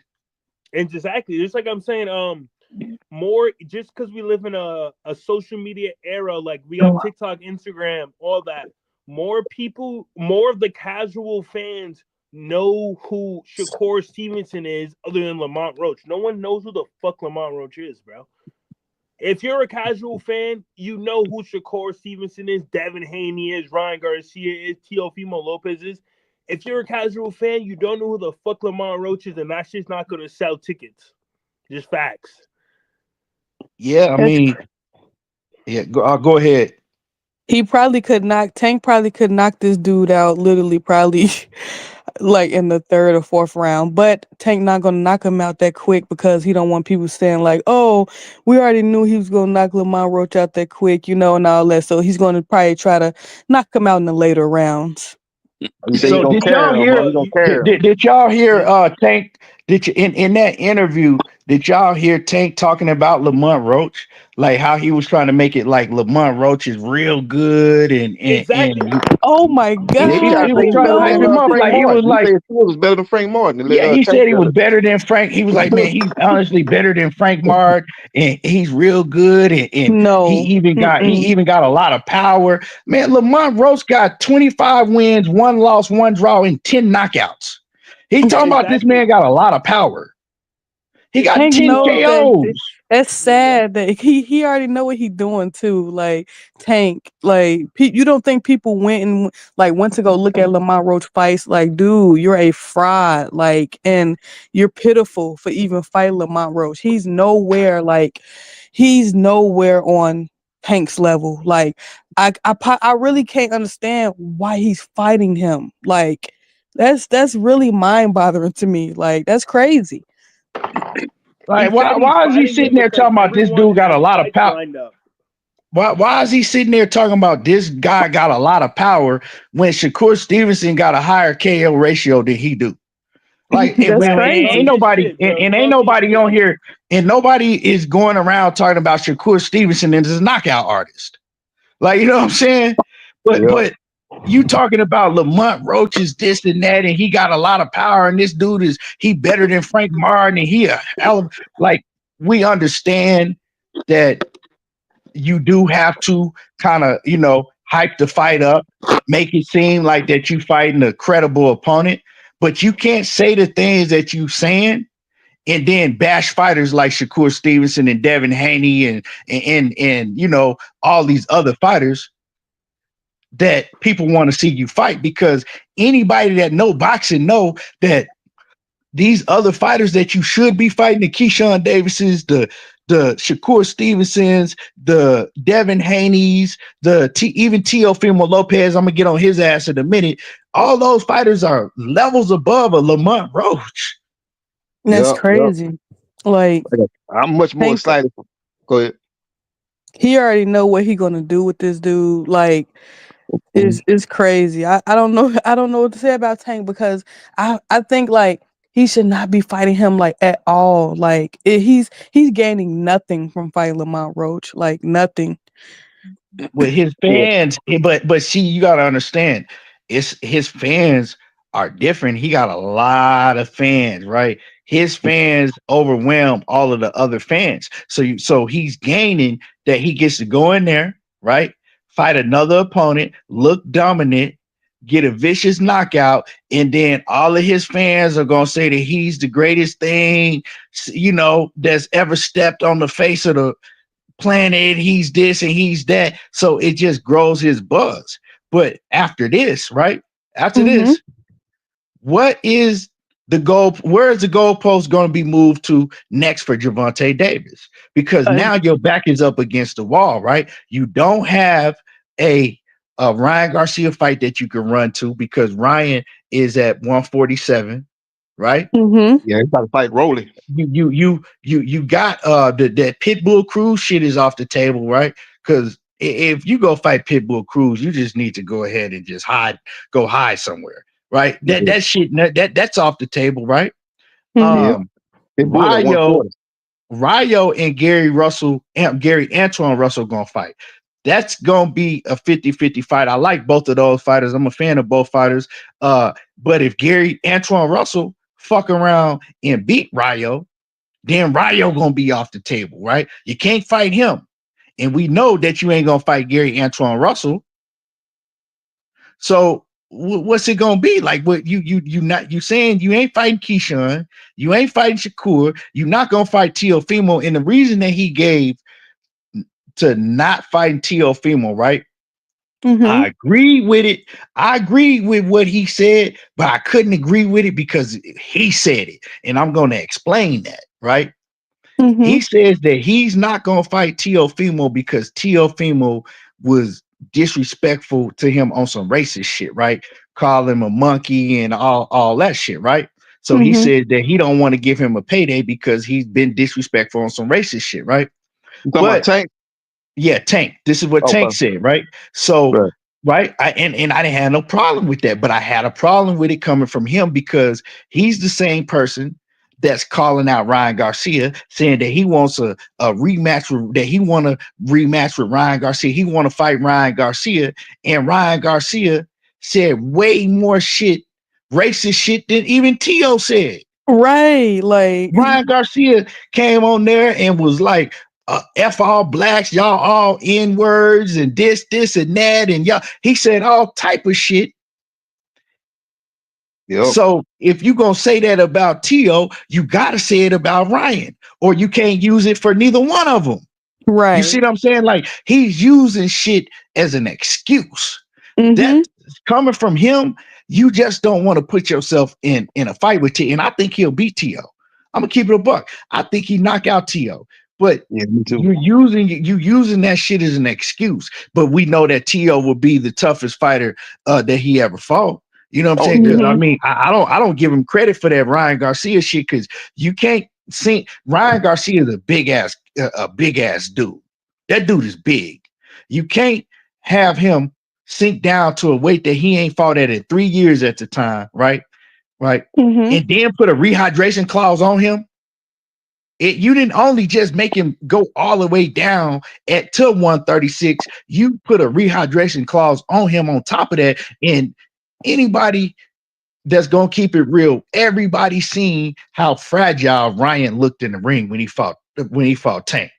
Like he looked like he was that you could see his ribs. Yeah, he looked real skinny. He looked You see his ribs. And then Yeah. this man gonna have a nerve enough to say that he fought a way better version of Ryan Garcia than Devin Haney did, which is cap. Now, I'm not gonna sit up here and say that Ryan was in great shape when he fought Devin, because I don't believe he was. We know he was on some bullshit, but the size difference alone. Imagine if Ryan had a win in there as big as he was when he fought Devin, that same size against Gervonta Davis. Would Gervonta have stopped him with a body shot? Hell no. Yeah. I'm not saying, and I'm not gonna sit up here and do no hypothetical shit, and so I'm not gonna say that Ryan would have beat Gervonta Davis, because I think that Tank skill set would ultimately, won him the fight probably. But I don't think that he would have stopped him like that. I think that Ryan would have been much more durable, and he would have been much more dangerous. Yep. And I want to know too. Oh, go ahead. And I want to know too, like, after this whack Lamont Roach fight, like, who is he gonna fight after this? Like, I wouldn't be surprised if after this Lamont Roach fight he retired, because he know he can't cherry pick anymore. And if he cherry pick somebody else, people should already been caught on to what Tank is doing. But he knows once he cherry picks somebody else after Lamont Roach, people really is going to be caught on to what he's doing then. So he might just retire, or he's just gonna cherry pick again. But I don't think he's fighting none of the top guys. Like, I don't think he's ever fighting them. I think they're gonna try to revisit the Lomachenko fight. If Lomachenko is steadfast on staying retired, then he probably take on Rayo. If Rayo beat Antoine, he'll probably even though Rayo the champion, he'll probably try to make that fight a catchweight fight, like Canelo used to do. Maybe put that fight at maybe 137, 138. And put Rayo on a rehydration clause, say he can't go over 10 pounds the next day and that type of stuff. And he'll come in not at his best. And then that may be a fight for Tank to go up and win and get another belt. That's probably what he'll do if he can't get the Loma fight. These fighters, and we have a chance now to see this happen. These fighters gotta use integrity. They gotta stop doing bullshit for the bag. You know what I'm saying? Like, they gotta stop letting Tank do all of this shit for a payday. And maybe it might happen, because now this is the good thing about Turkey. Turkey is making it so you don't have to do all that bullshit to get a bag, right? Turkey making it so everything on the even playing field. And I'm gonna pay you I'm gonna pay you top dollar if you fight the top competition. So hopefully, Ryo, if he does win, he gets in a position to where Turkey, like, okay, I this is who I want you to fight next. You know what I'm saying? And leave Tank Davis alone. Stop putting him in positions to where he could, get these huge advantages by weight draining these guys and shit like that, man. I'm Yep. sick of seeing that. So if this dude is gonna fight somebody, he needs to really fight somebody, and it needs to be on an even playing field. Or he need to retire, but he said he retiring. He said after 2025, after this year, he retiring. So after the Lamont Roach fight, he only got one more fight left. Yep. He only got one more fight left. They're gonna probably try to get the Loma or the Ryan Garcia fight. They're probably the two biggest fights for us to get his bang. Well, he talked about the Ryan Garcia fight in that interview too, JB. He said that, well, Ryan, he said Ryan is off the table because Ryan is busy. Like Ryan's year is already pretty much set in stone, right? Ryan got he's fighting Rolly. He fighting Rolly in May, and then Ryan is fighting Devin Haney in October. Right? Yeah. And after October, you only got November, December. That's two. Ryan ain't fighting again in 2025. So that's a wrap. And Tank, he tripled and quadrupled down on that he's retiring after this year. So so he probably gonna get one more fight, maybe two fights. But the way he do it, he only fight twice a year. So like you said, it's probably one more fight after the Roach fight. Yeah, he is one more fight. And another thing is, like, after Ryan is fighting 2 fights at 147, that's done with. Ryan ain't coming back down to no 140 pounds, no 143 pounds. Like, he too big. You know what I'm saying? He already too big. So that fight is a wrap. But he was talking about that. They asked him also, I don't know if y'all heard, they asked him, does he like when he retire, will he want to go the route like Floyd Mayweather is doing and do exhibition bouts? And it's funny that he want to do everything that Floyd is doing, but he be talking bad about Floyd. That shit's funny. But and he said, yeah, he would do exhibition bouts. And we know who he named. He said he wanted to fight Jake Paul. And he said that, but Jake Paul has to come down to like I think he said like in the 190s, like 195 or 200 or something like that. And he'll fight Jake Paul. You gonna put a rehydration clause on Jake Paul so he can't go over 190 or something, no 200 But pounds. he don't understand. But what he don't understand, he can't run shit with Jake Paul because Jake Paul got way more leverage than he do. Yep. Canelo couldn't even get him down to 168. He told Canelo, I'm 200, man. I'm going down to 168. And Canelo was going to go along with it till Turkey came with the bag. So, yeah, like you said, he can't pull that with Jake Paul. Jake Paul got his own fan base, so you're not going to be able to do that. Adam Hurley says, after this fight, I don't know who he's going to fight. Adam Hurley says Tank's team made it very clear that Tank is going to fight Shakur at some point. I mean, his team never made shit clear. That's just the honest truth. His team ain't never said that.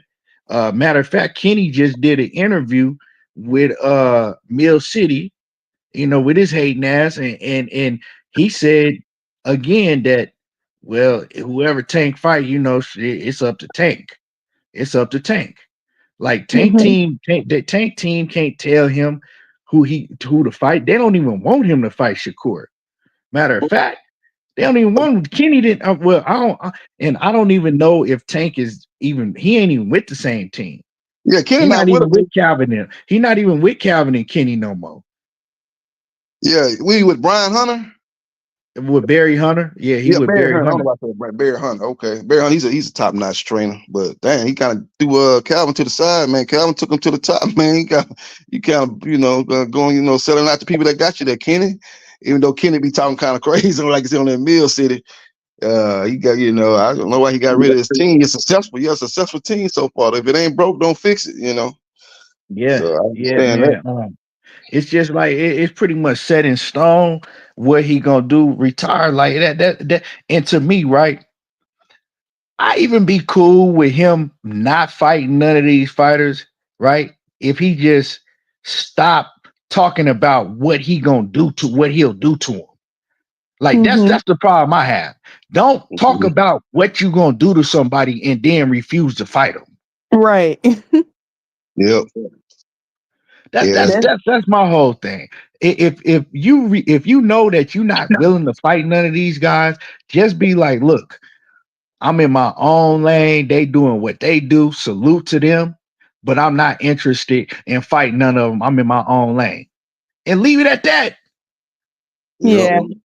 Because I don't know why he would I just think that he's going to cherry pick after Lamont Roach fight. He'll be fighting another weak person. Like if he even fight after that, because it's just, Tank is just sad at this point. Like, who needs you? Like, and he shouldn't go in the Hall of Fame or none of that once he retire. Oh no, he ain't no Hall of Fame fighter. He ain't got no. I don't think say he ain't got one fighter Hall of Fame fight on his resume. Like say maybe Leo Santa Cruz, he's borderline. I don't know if he get in, maybe, but he don't have no resume to What be no Hall of Fame fighter. what is it? What I mean, he don't have one legacy defining fight on his resume yet, right? Now, Yep. maybe years from now, depending on what Ryan Garcia do, people go back and if Ryan Garcia becomes a great fighter, right? And he goes on to do great things in the sport, then maybe people can look back on the resume, because you don't know the ins and outs and how he fought Ryan and be like, well, Tank beat Ryan and look what Ryan went on to do. But other than that, he don't have nobody on his resume that you'll be able to look back at, you know, 5, 10, 15, 20 years from now and say, damn, man, Tank beat him. Nobody. Yep. Yep. Yep. He seemed to be content with it the way he's doing these interviews. He say he's just, gonna get these last couple fights in, get the bag, and get out of boxing. Say he's gonna get into real estate or something and invest his money. So hey, that's what you want to do. I can't be mad if you want to, get out of the sport. But like I said, get on out the sport because, like I said, the 135-pound division is hot right now. We got a lot of top fighters there, man, and you don't want to fight none of them. You in the way, man. So get out the way and let some of these other guys shine. And like Tron said, man, I want to say this too. He said, nah, F that. He said he was up there with Sugar Ray Leonard. He said he was up there with Sugar Ray Leonard and Floyd Mayweather. He said, yeah, I'm up there with them. I'm up there with the Sugar Ray Leonards and the Floyd Mayweather, right? He Nah. also he also said that his skill set was better than anybody in all of boxing, and his skill set was even better than Floyd's, right? He said that shit. Dude looked at him crazy. He said, well, hold on. I take that back. But I'm up there with Floyd. I'm right there with him. Like, come on, bro. You can't be saying shit like that. Like you can't let no shit like that come out of your mouth. And you're not willing to fight not one top level fighter. Like you can't ever let no shit like that come out of your mouth. Yeah, he's delusional. Like, I don't know what's wrong with him. And ain't he like a low key woman beater too? Like, he beat on women a lot. Like, we weren't gonna get into the personal, but you ain't lying. Yeah, I seen when he grabbed that girl and took out of that. I don't know what it was in, a movie theater or what it was at. Some place with a lot of people grabbed. I ain't bring it up, y'all. Since y'all brought it up, y'all heard what Clarissa Shields said, right? Did y'all hear what Clarissa Shields? She did a whole live stream on her channel, right? And she said that she said that Floyd Mayweather was there. She said she was there. She said it was a bunch of people there. She said Gervonta Davis was punching this girl like she was a grown man. And she said Floyd and everybody was just like looking with their head down, like shaking their head like, man. wow. And it's crazy, right? It's crazy because I said something about it. Everybody said I was hating. Nobody wanted to talk about that shit. A lot of people watched that live stream that Clarissa Shields did on her channel. It's still probably up on her channel, right? I probably could go find it. And she gave all of the details what happened, and nobody wanted to say nothing about that shit. All these Gervonta Davis channels that all these media dudes that report, didn't nobody want to say nothing about that shit. They try to act like that Clarissa Shields didn't give the full events on what happened. Yeah. And this was a separate time from what we saw. So she's saying this was a separate time from when we seen him drag the girl by her throat out the joint. Yeah, Or maybe it was the same time, but it was what we didn't catch on camera. yeah. Yeah. But it's Tank. But if it was anybody else, this shit would have been everybody would have been talking about it. But it was Tank. But it's Tank. Ain't nobody want to say nothing. That's why I'm saying. And on top of that, running over pregnant women, like he's probably. Oh yeah, I that's the think scene. That's the scene. That was ridiculous. Yeah. I think he's gay. Like I think that he's gay. Like, and he has like some type of like short man syndrome. Like, and he's like not a likable person. Like, I don't like his personality. Like, and these people that's what Bud said. Bud did that interview. I don't know if you've seen it. Bud was just like, man, I think he said he thought he was a piece of shit. He was like, I don't like him as a person. He said, I like him as a fighter. He said, I can't deny he's very talented. He a hell of a fighter. He said, but as a person, he said, I don't like that dude. He's a piece, like, he's a piece of shit. Yeah, he talked about Crawford's wife. He talked about his wife. You know how that was crazy. You don't talk about another man's wife. Real. It's like sometimes I don't know. He got some type of hateful spirit or something because he throw real low blows at people. Like I think it's like it could be some inner demons inside of him that make him act that way. But he throw low blows. He was saying stuff about Keyshawn, talking about some when you trying to kill yourself. Like he hit real low. Like when he argued with people. Yeah. We talked about Clarissa Shields too. Try to call her, out her name, stuff like that. Yeah. But see, the thing is, do y'all notice how when he does it, it's okay. But can't nobody else do no shit like that because all these channels will be on their helmet, but people scared to hold Gervonta Davis's feet to the fire because they scared of his fan base and all of the trolling. And I'm one of the only ones that don't give a damn. I like, that's why I don't care. I'm gonna call it like it is. You ain't getting no favoritism, right? But it's crazy, man. Diana says, and that's why I'm gonna stay quiet. I will say though, you reap what you sow 7 times over. Yeah. It's crazy, man. And Adam Hurley said cigar talk. That's another thing I want to say, right? And I hope Naji from Cigar Talk hear this. This Gervonta Davis has called this man out of his name, then call him bitches, hoes, all type of things, right? Today, Gervonta Davis got at Naji once again because Naji interviewed because he did an interview with Bud Crawford. And I'm gonna pull up what Tank had to say about Naji, right? Just because he interviewed Terrence Bud Crawford. Hold on. Let me pull this up real quick. Like, didn't he interview him recently? Not too long ago. Was that before that the Frank Martin fight? He interviewed Tank.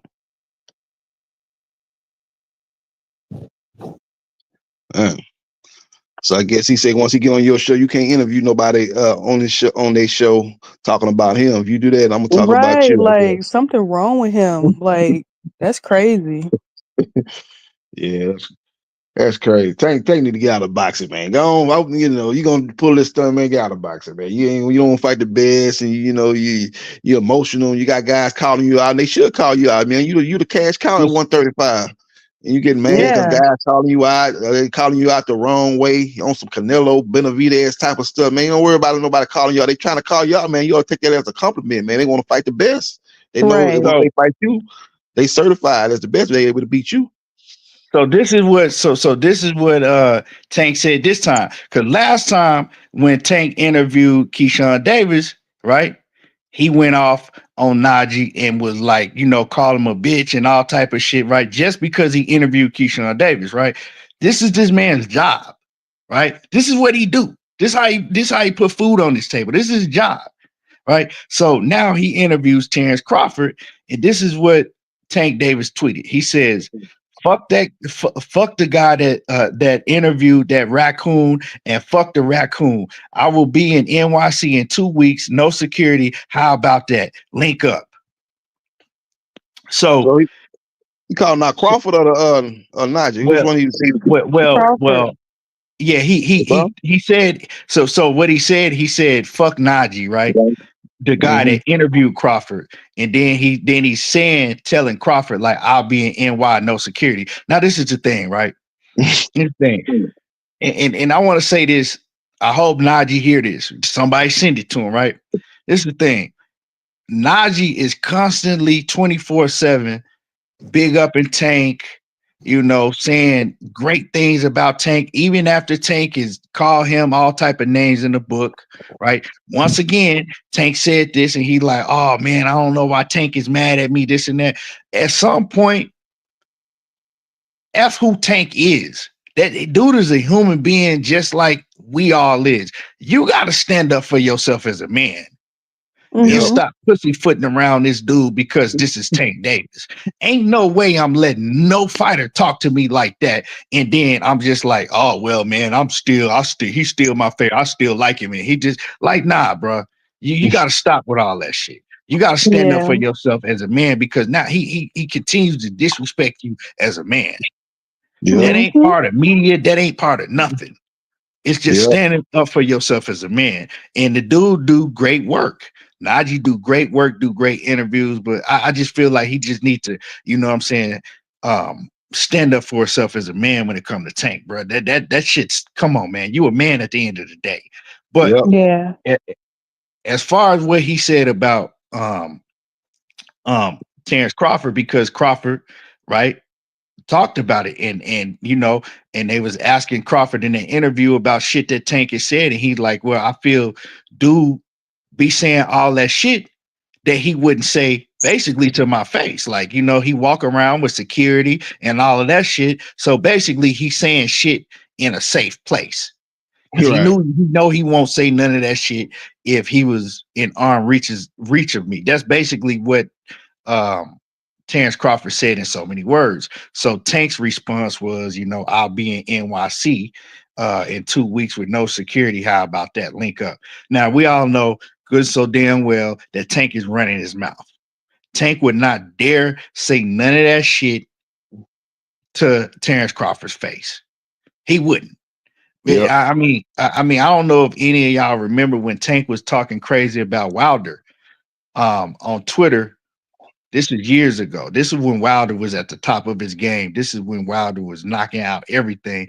And Tank got on Twitter and said that Wilder fight like a sissy bitch, right? Oh, yeah, I remember that. Hey, I remember that. You remember that, right? Yeah, now, do you remember? Just so happened, maybe it was that same year, maybe a year later. No, it wasn't that. It was some months later. They had Tank and Wilder on the same Showtime set. You know how they used to bring fighters and let them commentate sometimes on Showtime? They had Tank and Wilder up there, right? At the same time. Yeah. And I remember, like, I wanted to see what Tank was gonna say. I'm like, man, what he gonna say that he was talking all that shit about Wilder online? What'd he do? Man had the biggest grin on his face and was like, oh man, I love you, Wilder, man. You my favorite fighter, man. Wilder, my favorite fighter. Switched up his whole character. Was like a little kid in the candy store. Yeah, I remember that. Am I lying? JB, remember that? Am I lying? Yeah, I remember that. Yeah, Wilder and him. They was both discussing a potential fight coming up. I remember that. They had the announcer, they had the commentator in the middle. Wilder was to the right and he was to the left. I remember that. And then, but this is when they were right next to each other, and he was looking up at Wilder, and he was like, "Yeah, man, I love you, Wilder. Like, man, you my favorite fighter, man. This and that, right?" And the thing is Wilder knew what he had said, but Wilder was just looking at him kind of like, man, like I'm not even finna press him like that, because you're not man enough to say what you said online to my face. So why am I'm not even finna press him like that, But Wilder knew what he had said. And then when he was talking all that shit about the Charlos, and Charlo checked his ass, was calling him all type of punks and all. I remember seeing that one. They were trying to get that shit backstage. That was him and Broner. Him and Broner. Yeah. And it was quiet and Tank little ass was quiet as a church mouse. Yeah, Jamal said, he said, He said he can't wait to Shakur beat him up. It was after the Ryan fight. Jamal was like, he didn't look good that much to me tonight, and he was like, "Watch, Shakur gonna stop him. Watch." Well, I'm talking about the time when he was backstage. It was Adrian Brunner and him backstage, and there was I think Tank was, or was it AB fighting on the same card? It was AB fighting on the same card with the Charlo twins, right? They were all fighting on the same card, and Tank and AB, or no, I think Tank had said something about the Charlo twins was on coke and some shit, right? And and Jermell Charlo caught him backstage when they was at the weigh-ins, caught him backstage and went off on his ass, called him all type of bitches, and I'll beat your little motherfucking ass. And he wouldn't, and he didn't have nothing to say. Wow. He didn't have nothing to say. So man, we know that if he seen Terrence Crawford in New York or anywhere, he was by himself and they came face to face, we know how that shit gonna end. Yeah. And we know he ain't gonna talk that shit to Crawford that he be doing online. Yep. And Terrence Crawford type of dude will pull up at his event. You know, it's gonna be a Tank Davis event, so it's gonna be a lot of security there. So even though he's saying he ain't gonna be no security there, it's gonna be security there because you know it's his event, fight week or whatever.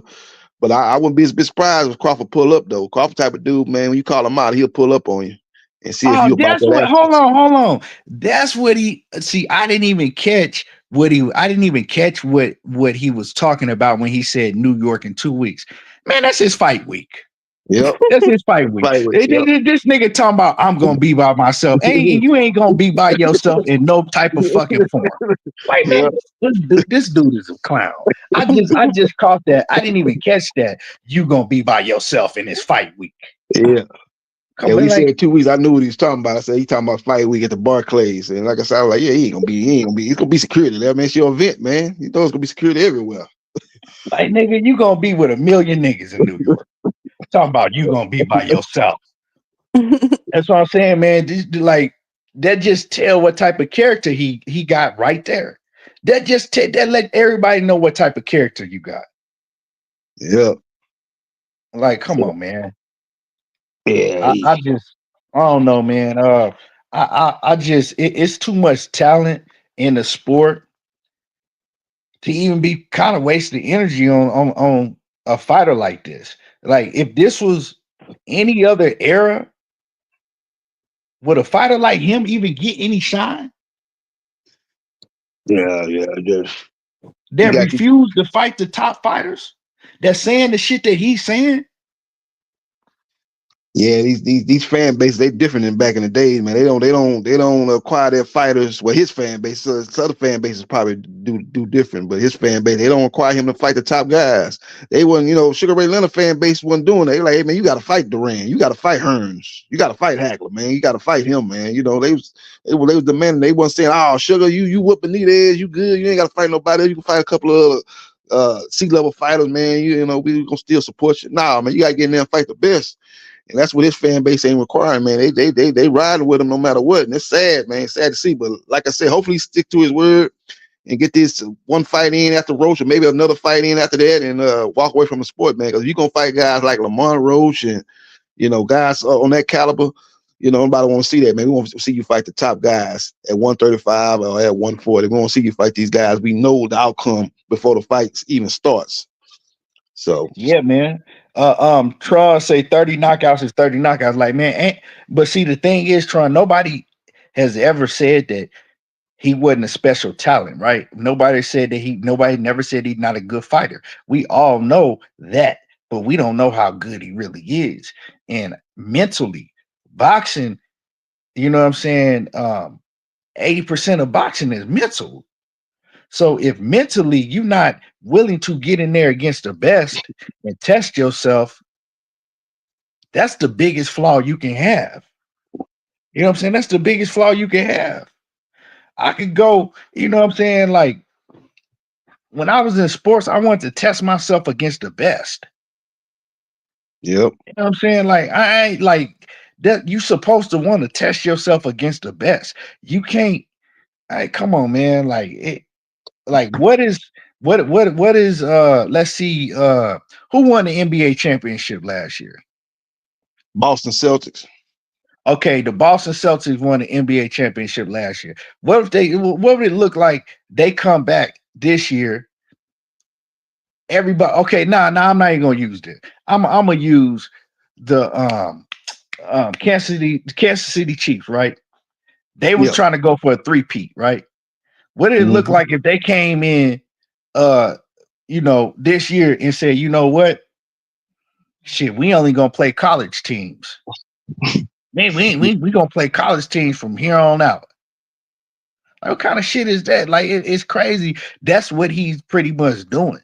Like, yeah, he's bragging about what he did and all of this shit, but you ain't never fought the best. And then when people bringing up the best, you always have an excuse. Why is it always an excuse when a fighter is really on that level? Like, this has been happening throughout Gervonta Davis's whole career. It's always an excuse. For the longest time, everybody was pointing the finger at Floyd. Well, Floyd holding him back. He want to fight all these fighters, but it's Floyd, it's Floyd, it's Floyd, it's Floyd, it's Floyd. And then he came out and admitted, I ain't never went to them and asked them to fight anybody. I ain't never went to them not once and asked them to fight anybody. He admitted that shit, right? But then people still was like, it's Floyd, it's Floyd, it's Floyd. Nah, he said it wasn't Floyd. He said that he ain't never went to Floyd or Leonard and asked for nobody. So now when you can't blame it on Floyd because there's no more Floyd around, now he got to talk for himself because it ain't no more Calvin Ford around talking for him. He got to get on these interviews and talk for himself. What he saying? Well, why should I have to fight any of these dudes? They ain't done nothing. Such and such ain't done nothing. Then he tell you he flat out ducked Devin Haney. Like, how can you say that the reason that you not fighting Devin, that you didn't accept the fight with Devin Haney, right? All that money that they offered you, the reason you didn't accept is because you feel like Devin was Turkey's guy, and if the fight went to distance, they weren't gonna give it to you, so you had to win by knockout. But then you said that can't none of them dudes last 12 rounds with you, you knocking all of them the F out. So you win by knockout in all your fights. What's the problem? And then on the other end, everybody that, like, you don't think that everybody that fights you feels the same way? That, you know what I'm saying? They have to win by knockout in order to beat you on the scorecards because you the A side and everything is in your favor? Like, it's shit crazy.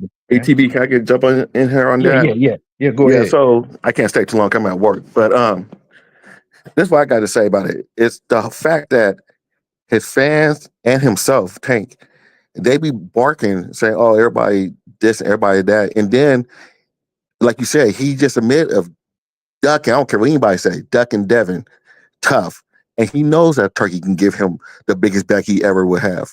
He knows it, and he just doesn't. He just doesn't want to fight Devin because he don't want to. He don't want to lose no money.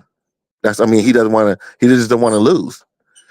And he knows he can't just go up there and get people in the corner, punch them out, and that'll be it. He has to actually work for those rounds because he knows he's going to lose on those rounds. So his only chance, and I don't want to say his only chance, but majority of the chances, he have to rely on a knockout and find somebody like Shakur and Devin, or even Loma to effect. But Loma's old now, but Devin, Shakur especially, it's not going to be easy for them him just lay back and try to knock him out because they're not going to make the mistakes that. And they're not making mistakes that what's his name, Frank Martin made, and then fighting fighters like Rolling and shit like that. You know? Yeah, man. Yeah, man. And it's like it's crazy, man. It's like I don't know, man. Like, if these are not ducks, what is it? Like, this is he flattening out ducking these fighters. He's flattening out 1,000% ducking all these fighters, and he is the only fighter in the sport of boxing that's able to do that, and people cool with it. You got millions of people that's cool with it. Well, the fact that he calls everybody else a duck, and it's the same thing when they get. I used to get on Bill Haney tough because they used to do the same shit and call everybody else a duck and everybody else a duck, but It's like you guys, man. It's not. You can't call people else a duck and then you sit there and duck and then it's just okay. You know what I'm saying? But Oh, you he's know just what? playing. But you know what? You can't really say that Devin flat out duck nobody like that. You see what I'm No. saying? I'm talking about. I'm talking about how they be calling everybody else a duck. Yeah, I'm talking yeah, about but that aspect of it. yeah, but it's different when you calling everybody a duck and you the biggest duck yourself. You see True. what I'm saying? Yeah. Like we gotta give props to fighters like Devin and Shakur and even T.O. You know what I'm saying? Because he didn't fall Yeah. like all of these fighters, man. Most of them they trying to make the best fights happen, but the fighter that's actually able to make the best fights happen, that has the keys to the ignition, he don't want to make it happen. Yeah. You know what I'm saying? He don't want to make it happen. Yeah. And Leonard Ellerby, he be telling you. Yeah, I hate his fans when they say, "Well, Leonard Ellerby don't know what he's talking about." He be telling you exactly what you want to hear, what you need to hear. I shouldn't say want to hear, but what you need to hear. He be blurting out stuff. Be like, "Oh yeah, I can't do it like you do it," but he be like, "Yeah, take me to fight somebody like how he does," and how you be talking, and I'll be like, "Oh, so Leonard Ellerby is basically spilling shit out about you," and then fans like, "Well, Leonard Ellerby don't know what he's talking about." His trainer does the same thing too. Oh, we don't want what's his name. We don't want to Calvin fight Ford, somebody like Shakur because he's not because he won't come to he ain't gonna let us Tank. do what we do. You do Shakur exactly. ain't gonna let us do what we do. Yeah, exactly. That's Yeah, what I'm talking about. And that's the thing about it.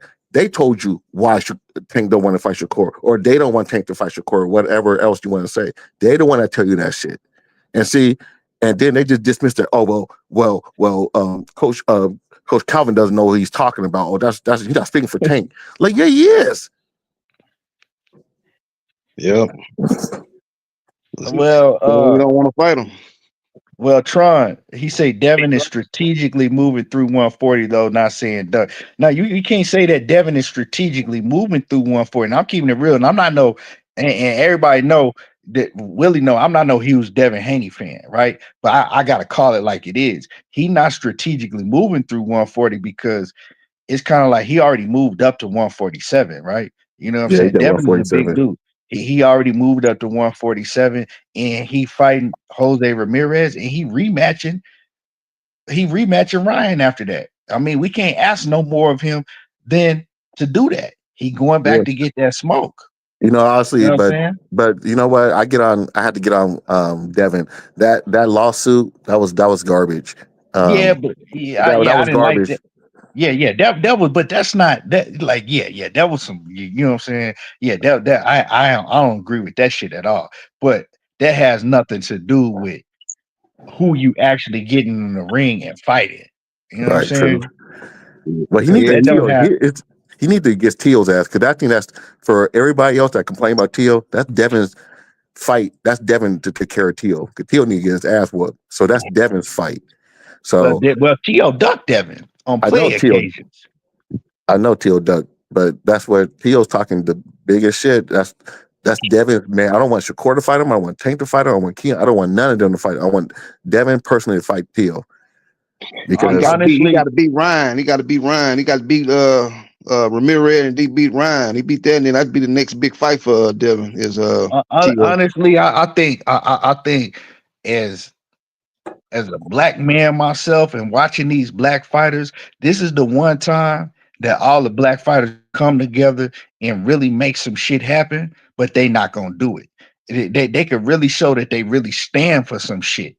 But right. most of these dudes, man, they don't really stand for nothing. They just about that dollar because they can all come together and say, none of us is fighting TO.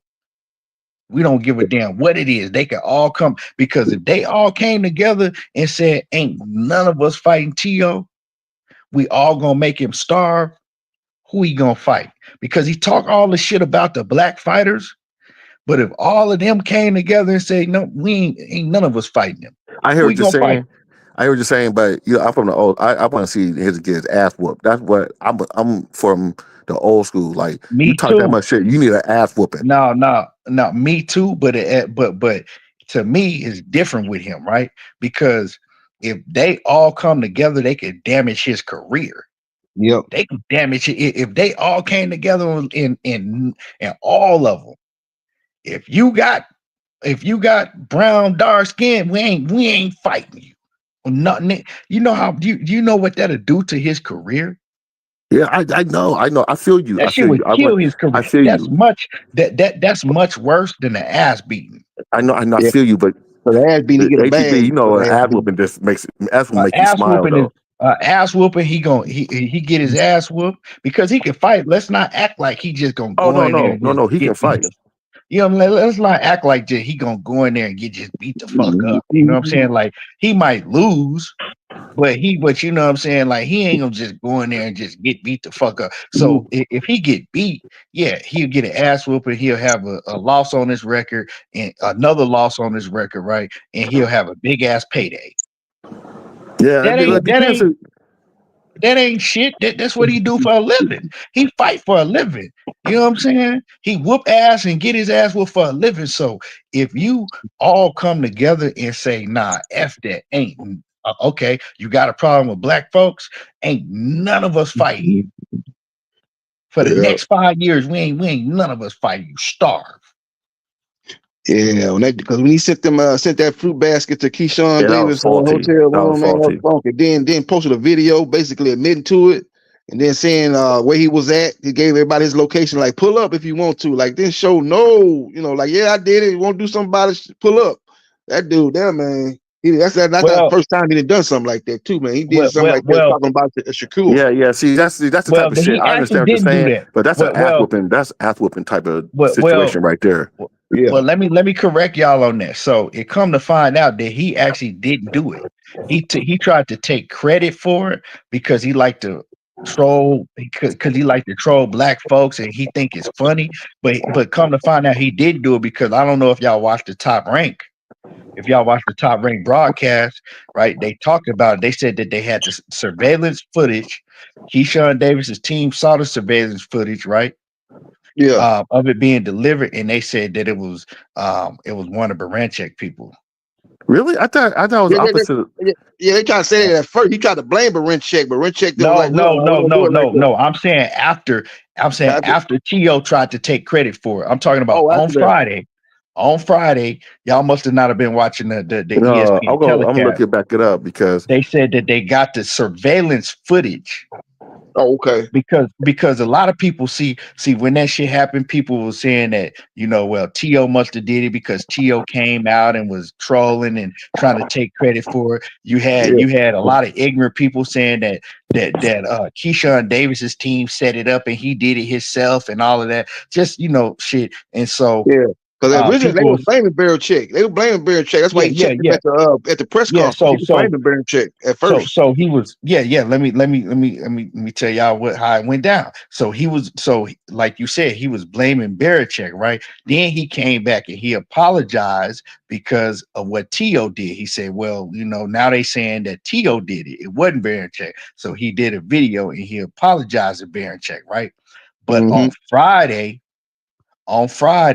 ESPN, the fight night, after everything had happened, all that shit had happened, ESPN commentators, they was talking about the incident, and they talked about it several times on the telecast. And they said that Keyshawn Davis's team now have the video footage from the hotel.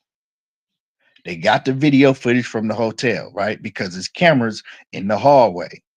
And they looked at the video footage and they said that it looked like one of Baranchek's team members. They recognized him when they seen the video footage.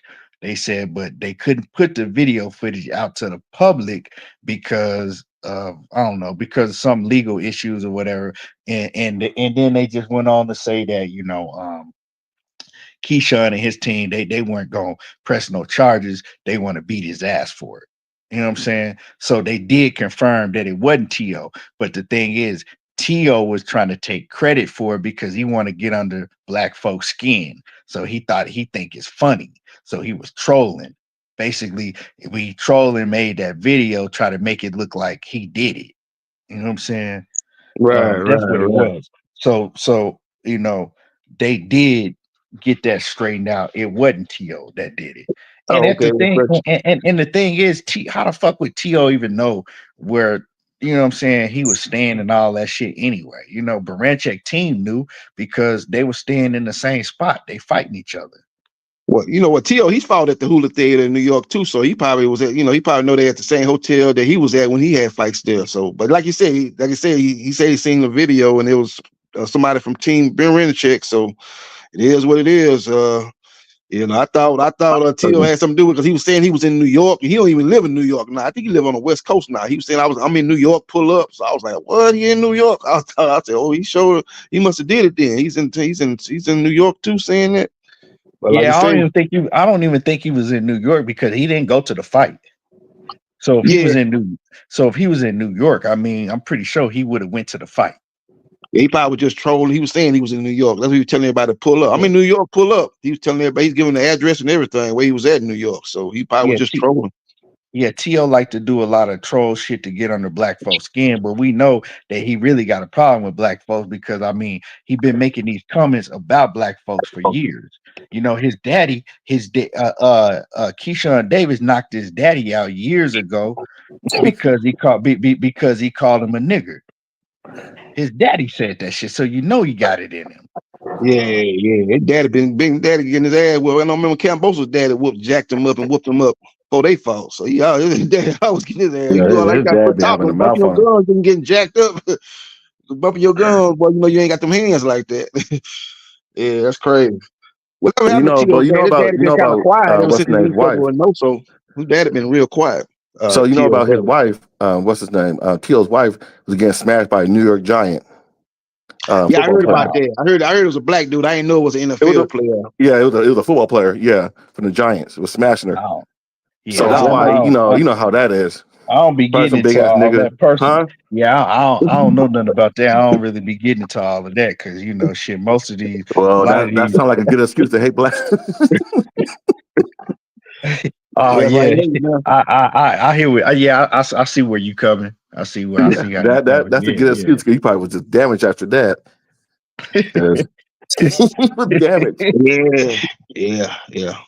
Yeah. So some big ass niggas, 6'5", 200-something pounds. Yeah, he probably devastated after that shit. Hey, you crazy as hell. I heard. Am I lying though? Yeah, it's kind of. I heard when he first married that lady, his parents wasn't thrilled about that. His mom or his dad, dad, they were like, man, I don't think you're making a bad decision. I don't know if they got, had a bad vibe about her. I don't know. I ain't gonna get them in the man. She ran the streets, man. Her from the get go. Yeah, maybe they knew something we didn't know. I guess I don't know. She ran the streets. She's a groupie. At all the little sports, all the little sports plays, the football, the NBA, all those the boxing, Yeah. So and so word spreads around, and it supposedly it was during their marriage. So, Yeah, they were saying my man. Go ahead. They were saying they were saying they didn't want him to marry her. Something I don't know. It was like an age difference too. I think she was much older than him too. So I don't know. That may play the part, but however it went down, it didn't work out. So I think she's like 9 years older than he is. Yeah, she's older. I don't know how old, but she's older, much older than him. So yeah. Maybe that's one of the reasons why their family didn't approve of it. They ain't like the age difference. Why you marrying this older women, man? You marry somebody close to your age. But they knew that she's gonna take advantage of his little ass. Yeah. So, I want to say Matron said that he disagreed there are enough Mexicans and Europeans for T.O. to fight. Well, I mean, what big fights that he gonna get with a Mexican besides Ryan Garcia? Yeah, it's people to fight. We talking about big fights to where he can make big money. Ryan Garcia and who else? Maybe Rolio and Pitbull. That's about it. Rolly, and that's about it. Rolly finna get knocked out by Ryan Garcia. Rolly done after this. He'll still get fights because he's a loudmouth draw. He'll still get fights. Man, once Rolly get knocked out by Ryan Garcia, he's done. You think so? That nigga, man, like Rolly, everybody know Rolly some trash. Look what Abdullah Mason just did to Rolly's last opponent that Rolly went the distance with and couldn't even hurt. Look what Abdullah Mason did to him. Destroyed him. Well, no, I'm People not didn't trying to even. say Rolly's good. ETB, I'm not trying to say Rolly's good. That's the last I'm thing I'm just saying. saying, I'm just saying bro. You people he can can't. fight. How many times can you get knocked out and embarrassed, and people still going? You know what I'm saying? Pay to see Because you for fight. some reason niggas like watching that nigga fight. Like he's trash though. Don't We all nobody. know he's trash. No. People liked watching him because at one point, because they was trying to make it like it was a buzz behind him, and he was a knockout fighter. He's not even aggressive like he used to be because he didn't got knocked out so many times. Like I said, if you go watch his last fight against that dude, what's the dude that Abdullah Mason just fought on Friday night and destroyed him. Yeah. Rolly wasn't even engaging like that. He was trying to like box and be a whole different fight because he know when he get tapped on that chin, he going to sleep. Right. He don't Yeah, have you that. don't He don't trust. have that confidence that he did when he thought he was invincible. When he was, when he was fighting D and F level fighters walking through him and shit. He don't have that confidence no more, so he don't fight the same way he used to fight. Yeah, Right. like what Tank did to him and Pitbull did to him. They, he got destroyed in them two fights. And that old man did to him too, and they saved his Oh, ass. the old Yeah, man. Barroso. They did say against the old man. Yeah. Yeah, Yeah. Barroso. Yeah, Barroso. So That The old man was referee putting it on him. stopped that fight too early. He got in the way of that fight. That was crazy. Old man whooping his ass. Yep. Yeah, he supposed to be fighting Ryan Garcia in Times Square or something. It's gonna be like people can go up there and watch He that ain't fight gonna for last. free He or ain't gonna last something. 3 That's rounds. Turkey. yeah, that's what I'm saying. If Ryan Garcia go in there and do what he's supposed to do and put him to sleep, you think Rolly gonna be a big draw after that? Ain't no Teofimo Lopez gonna be able to make no money fighting no Rolly. Yeah, Yeah, you're right. Not making money. We I just talking know about people. that I'm talking about people we he can know fight. that the fights that sell is when you put a Mexican fighter against another black fighter like that. And Tio ain't gonna be able to, if all the black fighters say we not fighting him, we gonna, you know what I'm saying, we just gonna ice him out. That shit would kill that should have pretty much killed his career.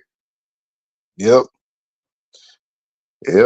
Like I say, Hitchens and all them people say ain't gonna fight him. Shakur, Tank, yep, he be in bad shape. Like I say, he might have like 3 fighters he can fight. Rayo, Pitbull, and Ryan. That'll be it for his big fights. And Pitbull, and he better hurry up and fight Pitbull because he's another one that he got one more motherfucker to outbox him and make him look stupid, and he Yeah. pretty much gonna be just a journeyman. Yeah, you're right about that. I thought Pitbull lost that last fight. I know he was landing them eye-popping shots, but I thought that dude was landing the more consistent shots, man. I thought he lost the last fight, really. He got the win. I knew he was gonna get the win because he Pitbull got the name. So I knew he wasn't gonna get the decision. I thought he won. I had the other guy winning. You did. I thought he won, but I thought it was a lot closer than what the judges had it though. Cause that dude was fighting, man. That I ain't gonna lie, man. Them motherfucking Mexicans was fighting. That shit was an exciting ass fight. Like, that them fights is exciting to watch, even though it ain't a lot of skills involved. But man, it was fan friendly for sure. Yeah, that was on the Benavidez Morel card. That whole card was good, but like I said, that probably was the best fight on the card. That Pitbull and I can't remember that guy's name, but that was probably the best fight on the card. And the Benavidez Morel fight was great, but that that fight Pitbull was fire. bomb. Yeah. Mark, what it do? My God. What's popping, my G? I like that Fulton fight though too, man. Because Fulton, a lot of people had him as the underdog on the betting, and he went in there and did whatever he wanted to do with Brandon Figueroa. So I salute. Oh, yeah, he watched Figueroa. Yo, Figueroa I ain't gonna lie, man. And he had the outfit of the night, for the tank musicians that like to compliment niggas' outfits. Yeah, that's the best. I ain't gonna lie. That's what I've seen. I ain't gonna lie, man. Fulton made me look stupid because I had low key picked Brandon Figueroa to win. A lot of people did though, and that's based off Fulton's prior 2 performances. That's what they say you're only as good as your last fight, but also you're only as good as the fight you just won. How about that? You know what I'm saying? Right. And we saw him get knocked out, then we saw him get dropped by a guy he shouldn't be getting dropped by. Looked like he was struggling with him. So to be going up in weight, like after that, you're like, man, Yeah, it was just hard to pick Fulton. He just looked so bad in the NUA fight, and then the fight immediately afterwards. So it was hard to pick him against Figueroa, which was a hard fight the first time, and he beat him easy this time. He did whatever he wanted to do. And Good boxing, his power translated well. Good footwork. I mean, he looked like the old Stephen Fulton, before the you know NUA what it fight. else you know what else it was really for me? It was that not only that he didn't look good in his last fight, it was his I don't know, man, his how he was acting in the buildup. Like he was hella nonchalant, kind of like, I don't know, he didn't seem like he was hyped, like he was, like confident. I Speaking didn't of see the confidence, it brings me to something that you guys said about Rolly. I think Big Dog Willie was like, yeah, he talk a lot of shit. That's why people gonna rock with him. Nah, that's kind of decreased a lot since he got beat up. If you watch that Pitbull Cruz fight leading up to that, he was real quiet. Like he was barely present. He didn't try to sell the fight, and it was like, yeah, he hasn't been doing a lot of talking to sell the fight. And I think his disposition is he's lost a lot of confidence since that Tank Davis knockout. Yep. Then he went in there and fought the old man, struggled with him, got a gift. Then he struggled in the next fight. So he's definitely been on the downside. And I think some of the reason why people like Rolly and kind of gathered behind him, me included, was when he first got those allegations and that Tank fight was taken from him. He did that post and he was like, yo, I was about to buy my mom a house for Christmas, da da da da da. And we was like, even if you don't like Rolling, you didn't think he was gonna beat Tank. You don't think nobody, especially men, right? No man wants to see another man lose an opportunity because some woman said you did something to him and you didn't do it. You know what I mean? That's real talk. And That's we was real like, talk. nah, and from there, Pitbull became a star from losing. You get what I'm saying? Because Yeah. Tank didn't get knocked. He didn't knock him out. So people were saying, well, it was a close fight, and some people were saying he won just because he didn't get knocked out. So that it's crazy how that whole little triangle happened right there. Like how both of those guys rose to prominence. You off of getting accused of something, and people wanted to still see him get that Tank fight, even though we didn't think he was going to win. It was like he should have got his opportunity. And I digress on that. He did sell that fight. He sold that Tank fight though, even though a lot of people didn't think he had a chance. He talked about he's gonna knock Tank out in the first round, and he sold that fight. He had me. That's one of the Tank fights I was kind of hyped to watch. I ain't gonna lie. Rolly did a good job of selling that fight. I knew Tank was gonna get him. He fought a good fight the first couple of rounds. If you watch the fight, was ahead. It's funny because me and Knockout had a debate about this. I don't know if you seen when we was debating about this, right? Because he was talking about, oh man, Shakur running and this and that. And he was just so, hating, talking about Shakur. All he do is run and this and that, right? So we was on live. And so I said, well, Tank was running when he fought Rolly. I said, shit, he was running the whole fight. And, he was even on his back foot when he caught him with that, with that counter, right? Yep. So what I did is I pulled up the fight. I said, okay, well, we're going to pull up the fight on the live screen. And Tank was running the majority of the fight. He was trying, he was holding, he was running, he was trying to get away. What fight was this? What fight was that? The Rolly fight. When he fought Rolly. Okay. Oh, yeah. When he fought Rolly. You know what I'm saying? Rolly had Tank in there very I ain't gonna say scared, you know what I'm saying? I ain't gonna say that shit. But he had him alert and he caught very cautious. He was on his back foot pretty much the whole fight, and he was what people call, I don't really call it running, but if we gonna call it running, that's what he was doing. I don't like using that word. Smart though, because he knew what we all ended up seeing happening. Hey, this guy's reckless. He's charging towards me. He has poor defense.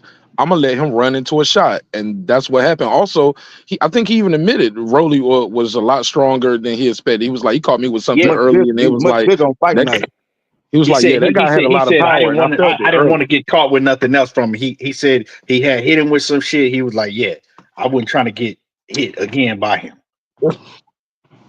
I don't know. I think that was smart. And it ended up. What round did he stop in? Third or fourth? No, it was definitely smart. Fifth round, or sixth round. Ran him I right think into, Rolly let him might have run been right ahead. into a Rolly shot. probably was ahead before he got knocked out. Tank was starting to catch him. He was starting to time him before he knocked him out. But Rolly was doing good probably first 3 rounds.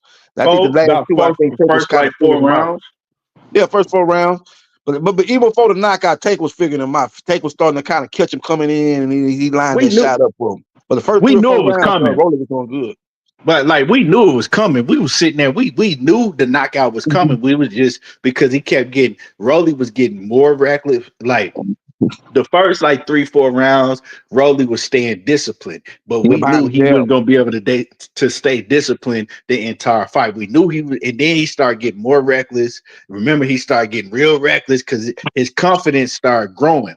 Tank was letting Rolly's confidence grow because he was fighting off of the back foot.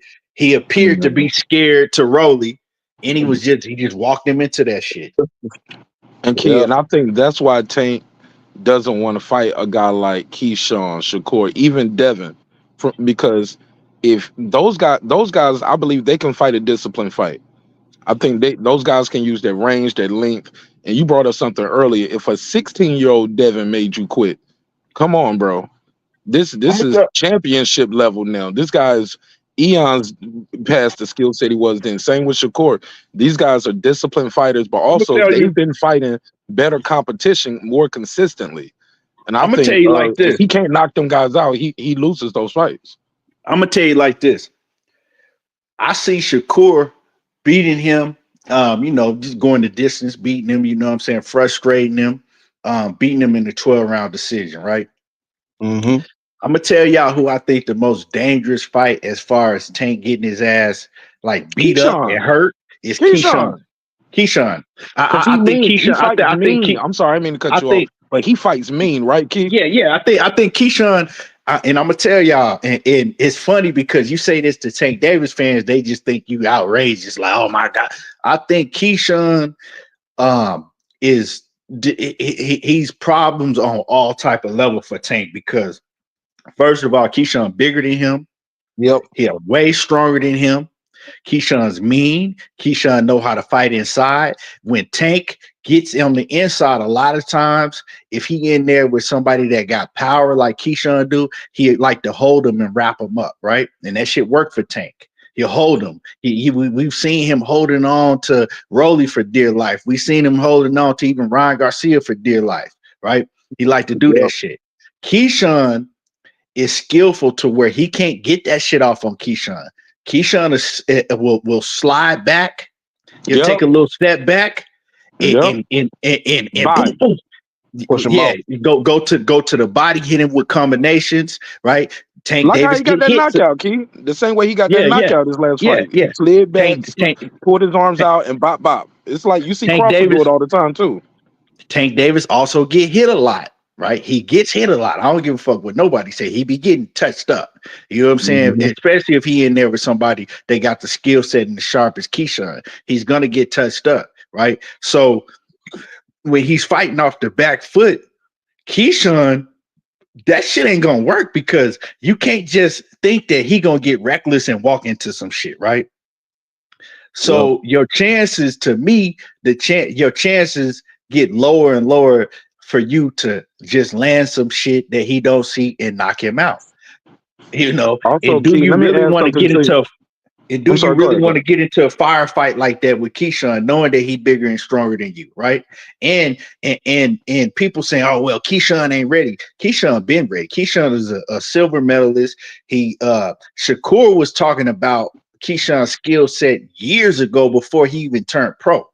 He said Keyshawn was, Keyshawn and Terrence Crawford was the hardest sparring that he ever had. Right now, he been training with Bud and that whole team every training camp. He didn't got way better than he was. You see, when he fight, he looked like Bud to me. I You know what saw I'm him saying? look like Bud that last fight too, bro. Yeah, he Even when the guy reminded me was of trying to Bud. clinch, it was kind of And, spooky. and so, Because he's better at 14 fights than Bud was at 14 fights, I think.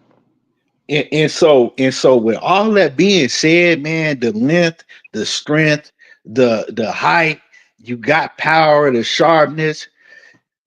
Like as far as Tank getting knocked out and hurt and beat up, Keyshawn's the biggest threat to him. You know what I'm And saying? you miss one little point, and it's an intangible. He's not scared of Tank. I think a At lot of all. these guys be scared of Tank. He got their heart already before the fight. Mm-hmm. I don't think none of that shit is gonna work with Keyshawn. All that pushing him off the stage and jumping and poking him in his face. He None of not even that. gonna try None of that that shit. shit gonna work. He won't even try that. I guarantee you. He get in the fight with if he get in a press conference with a Keyshawn and Shakur, he not gonna try that shit because Tank is a bully, and we all know how bullies work. Bullies only try shit like that on guys that they know they can get away with it with. When Tank noticed that Frank Martin was afraid of him, oh that shit that's all he needs to see. That's all he Yep. needs to see because Right. what he did is he tried some shit with Frank, right? He was putting his finger in the first press conference. He's putting his finger in Frank's face. He did it when they was on stage and Frank let him get away with it, right? Then he did it again when they was doing that little interview and like he was letting him get away with shit. So Tank already knew, okay, this dude's scared of me. He's scared. He's terrified. In a recent interview that Tank just did last week, what he did with Yachty, he said the nigga was scared. He said, I knew he was scared. And he knew he was scared because he let him get away with certain shit. So that's what bullies do. They gonna see, okay, can I bully you? If you let me bully you, now I got you. Yeah. He not gonna try that shit with Keyshawn and Shakur because they ain't gonna let him do that shit. A fight gonna break out right there. Yeah. I want to add one more thing too, man. That y'all spoke on earlier. I was behind in the joint, so I had to you know how you speed it up so I can get caught up, make sure I heard everything before I clicked the link. You guys were talking about y'all didn't like the Devin lawsuit. I don't think Devin would have got that Ryan rematch if they didn't have that lawsuit as leverage. I think that was a leverage play. Either you're gonna fight me or we're gonna take your money. You know, so I thought that was a wise decision on the leveraging far as that. And I think y'all said y'all wasn't a fan of that. But also with freezing out T.O., I'm all for it. I had white boy Jerry call my show the other day. He was like, hey man, one of the brothers need to get him, man, for the culture. And it was just hilarious hearing a white man say the black guys need to beat up T.O. for the culture because the racist antics are getting out of hand. And I was like, nah, keep him broke. Keep him broke. Because his biggest payday is going to be fighting one of those brothers. And I think that's the way you hurt somebody. You hurt them in their pockets, hurt their business. Let them fight Matias and fight the Sandor Martins of the world. Keep doing that. But nah, you don't get no money in this boxing thing. No different from how the Charlos froze out Andre. Like by the time you fight one of these PBC guys, you got to fight the Mexican monster and you get beat up. But he didn't get to fight none of the guys that you know. And Andre's career suffered for it. Like he got frozen out. And I think that's the way you really hurt somebody. You freeze them out. And yeah, he shouldn't get no money in this boxing thing. I remember talked to Franchon Cruz and the girl who cheated her, right? Remember she got cheated and Alejandro, the girl Alejandro, the Jimenez, right? You know, she was able to box again, but all the promoters and all the female fighters just refused to fight her, and she got frozen out. You don't get no more money with us. So, and I think more people should do that. That's the way to get people back, because why would I reward your poor behavior? You know what I'm saying? Like, right. I digress. So, go ahead. So me, right? I'm an old school. Like if you talking shit, well, get in there and fight him. But this is the time that I'm like, nah, he need to get frozen out because this was different. It wasn't like he was calling you a bitch or he was saying that you know you ain't shit as a fighter. Now, if that's the case, you need to get in there and beat their ass, right? If he calling you out your name and all of that. But what T.O. was doing, he took it to another level, right? And then it's not only that, he's been saying shit about black fighters for years. So we know what type of time he on. So, okay, you feel this type of way about black fighters, we ain't none of us gonna fight you. Now see how much money you get. Right, because now we know that's like the worst thing he did was let us know he was broke. He was like, man, look at my chain. I ain't got no big chain on. You know, my kids, you know, go to regular school. I drive a Prius, you know, all of this kind of shit. I'm like, oh, okay. Oh, you broke, baby. All right, well, stay broke.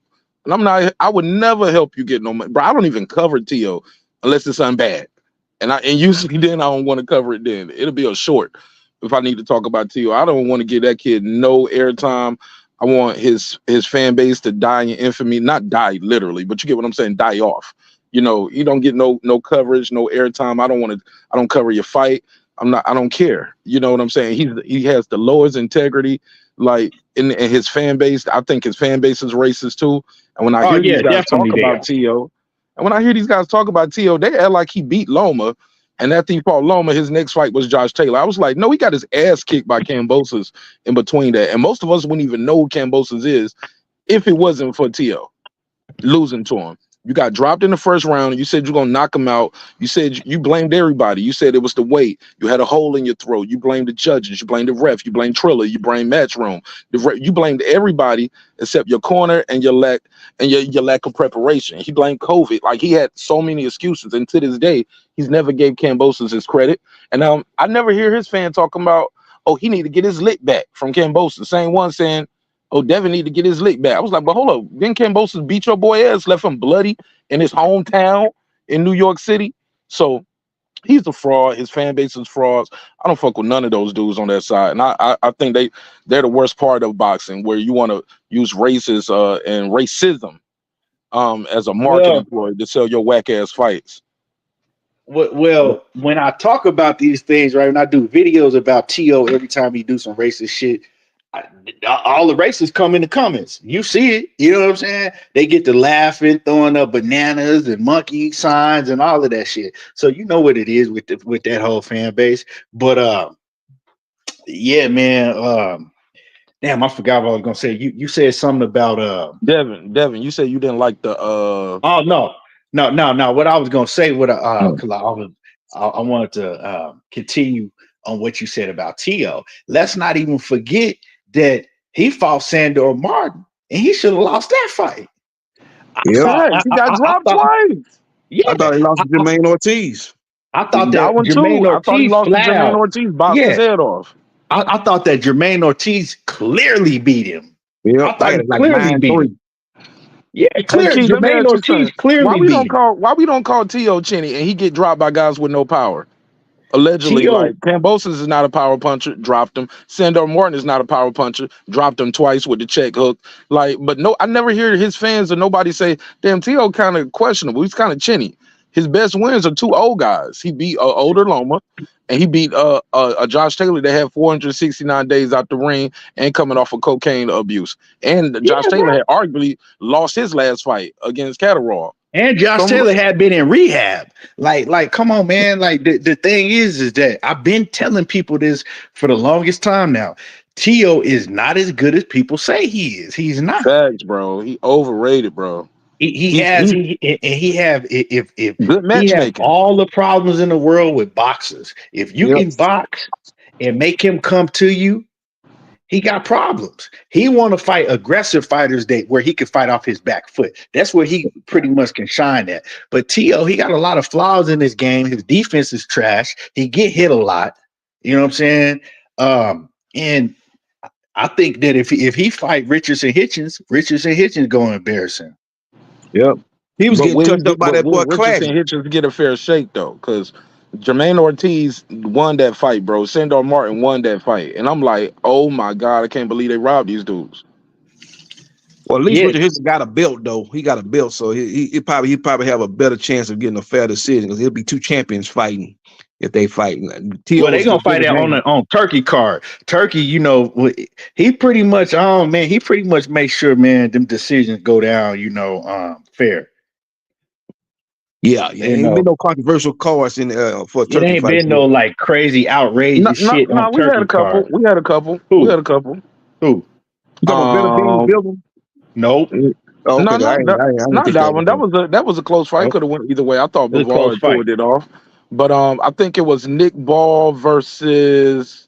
Oh yeah, Ray Savage. No, before that one. Nah, it was before that. It was the when Nick Ball should have won and they called it a draw. Ray Vargas. That Spanish bro, Ray Vargas. Ray Vargas. And I like Ray Vargas. Cool dude. I hung out with him in Vegas and everything. Cool dude. But I thought he lost that fight.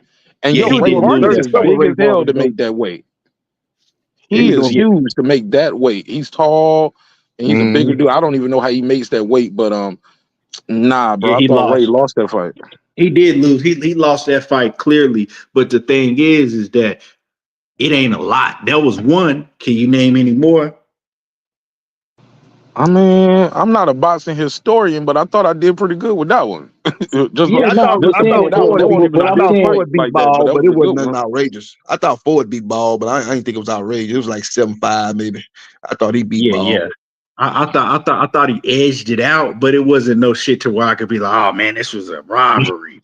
Like, you know what I'm saying? Like, I think pretty much so far what we've been seeing on them cards with on the Riyadh season cards, we don't really get no outrageous robberies like that. You know what I'm saying? And I think that if they gonna do it in Riyadh season, I think everything gonna be on the even playing field.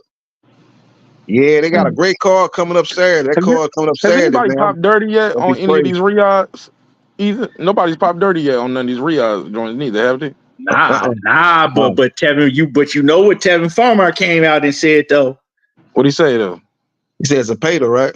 Yeah, What? Tevin Farmer said that he was getting tested, or whatever. He said they wouldn't test Zapata. He said, and they kept on asking him like, "What's up?"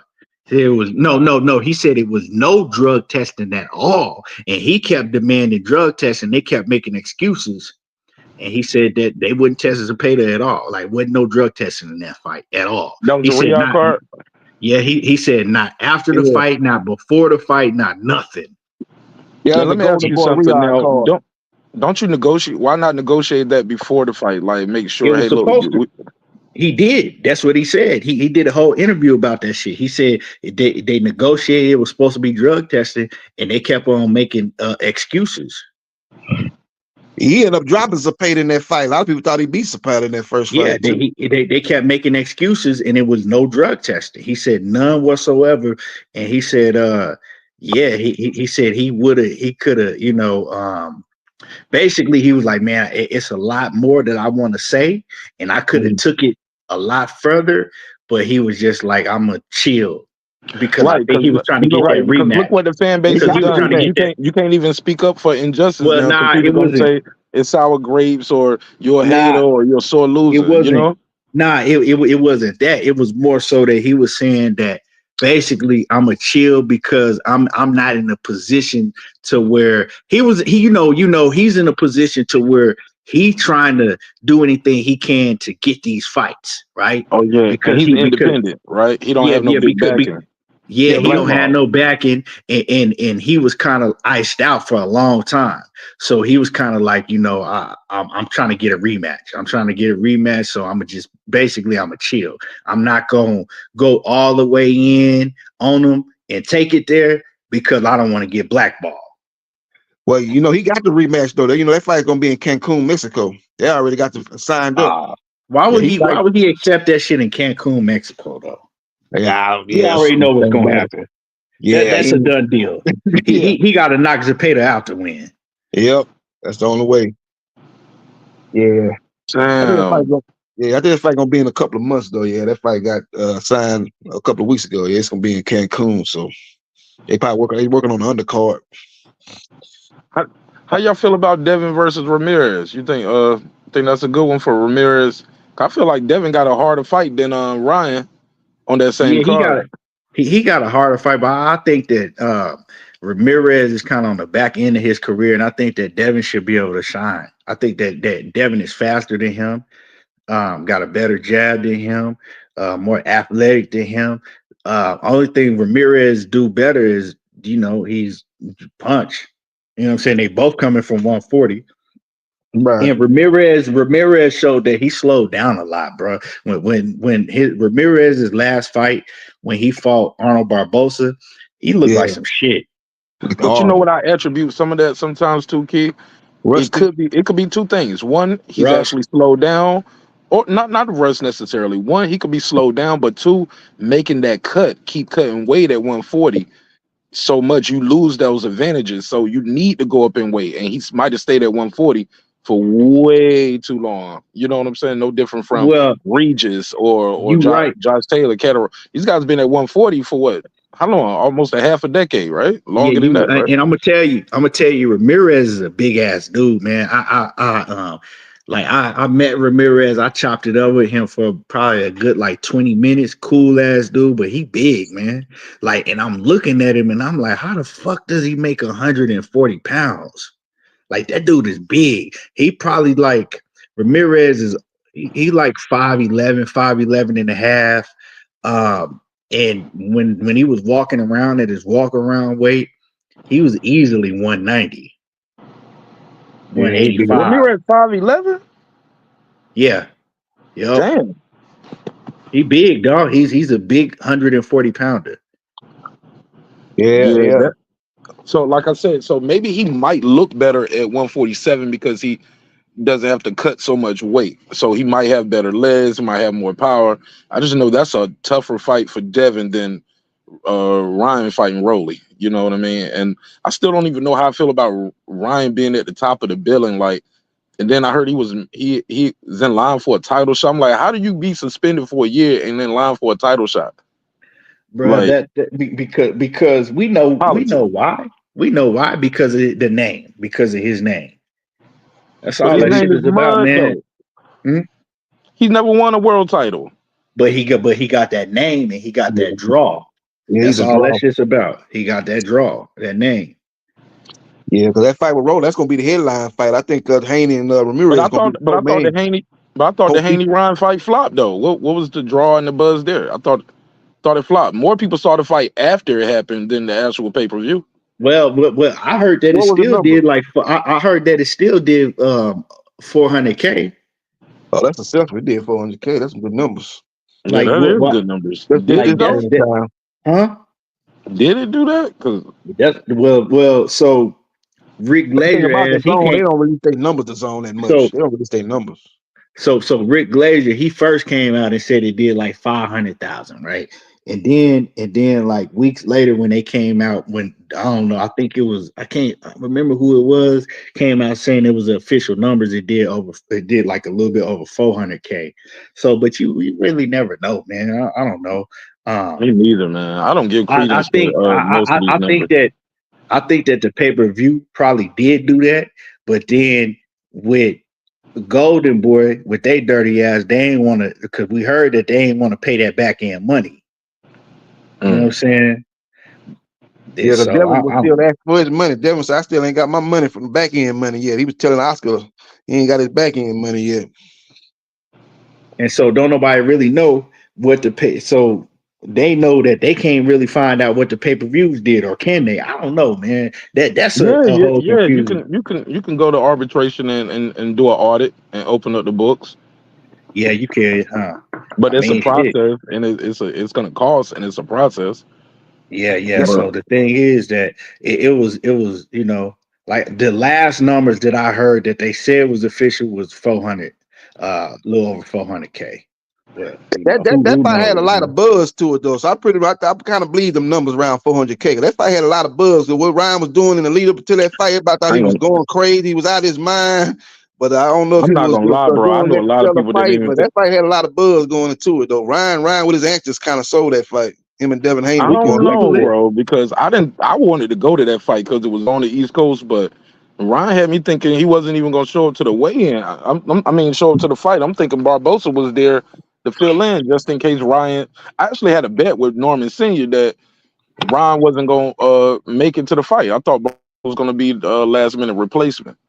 You know, so yeah. I mean, I'm gonna try to see if I can Google it because. But let me see. Hold on. But Golden Boy, man, damn, man, you talk about a fall from grace, man.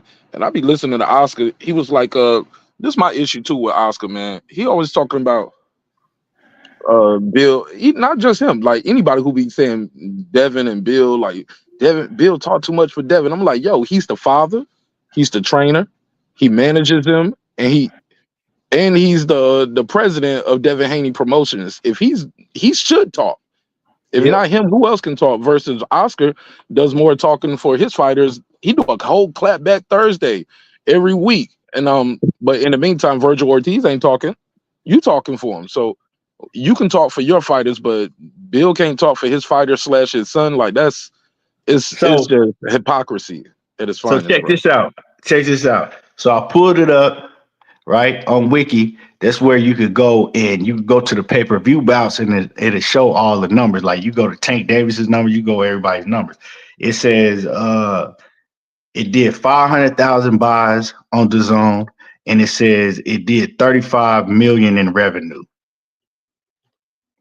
Yeah, it did some great numbers. They had it at the Barclays. That's what Tank fighting at. So we'll see what we'll compare Tank gate to that gate. But yeah, it was buzz going to that fight. So yeah, it said it did 35 million in revenue and 500,000 Where's your source again? Where you say you got that from, Kick? Just go to Wiki. Go to Ryan Garcia's Wikipedia. Yeah, I don't know how much credence we can put in that. Rick Glacier put them numbers in there. Did he? No, I'm trolling. I mean, that's where you. That's where everybody go for Tank shit. They go to Wikipedia. Yeah, I don't trust that neither, man. They be meat mush. Yo, that meat mush shit had me rolling, bro. I be using this shit. Man, that's what they be doing, bro. That's what they be doing, man. That's the funniest shit ever, bro.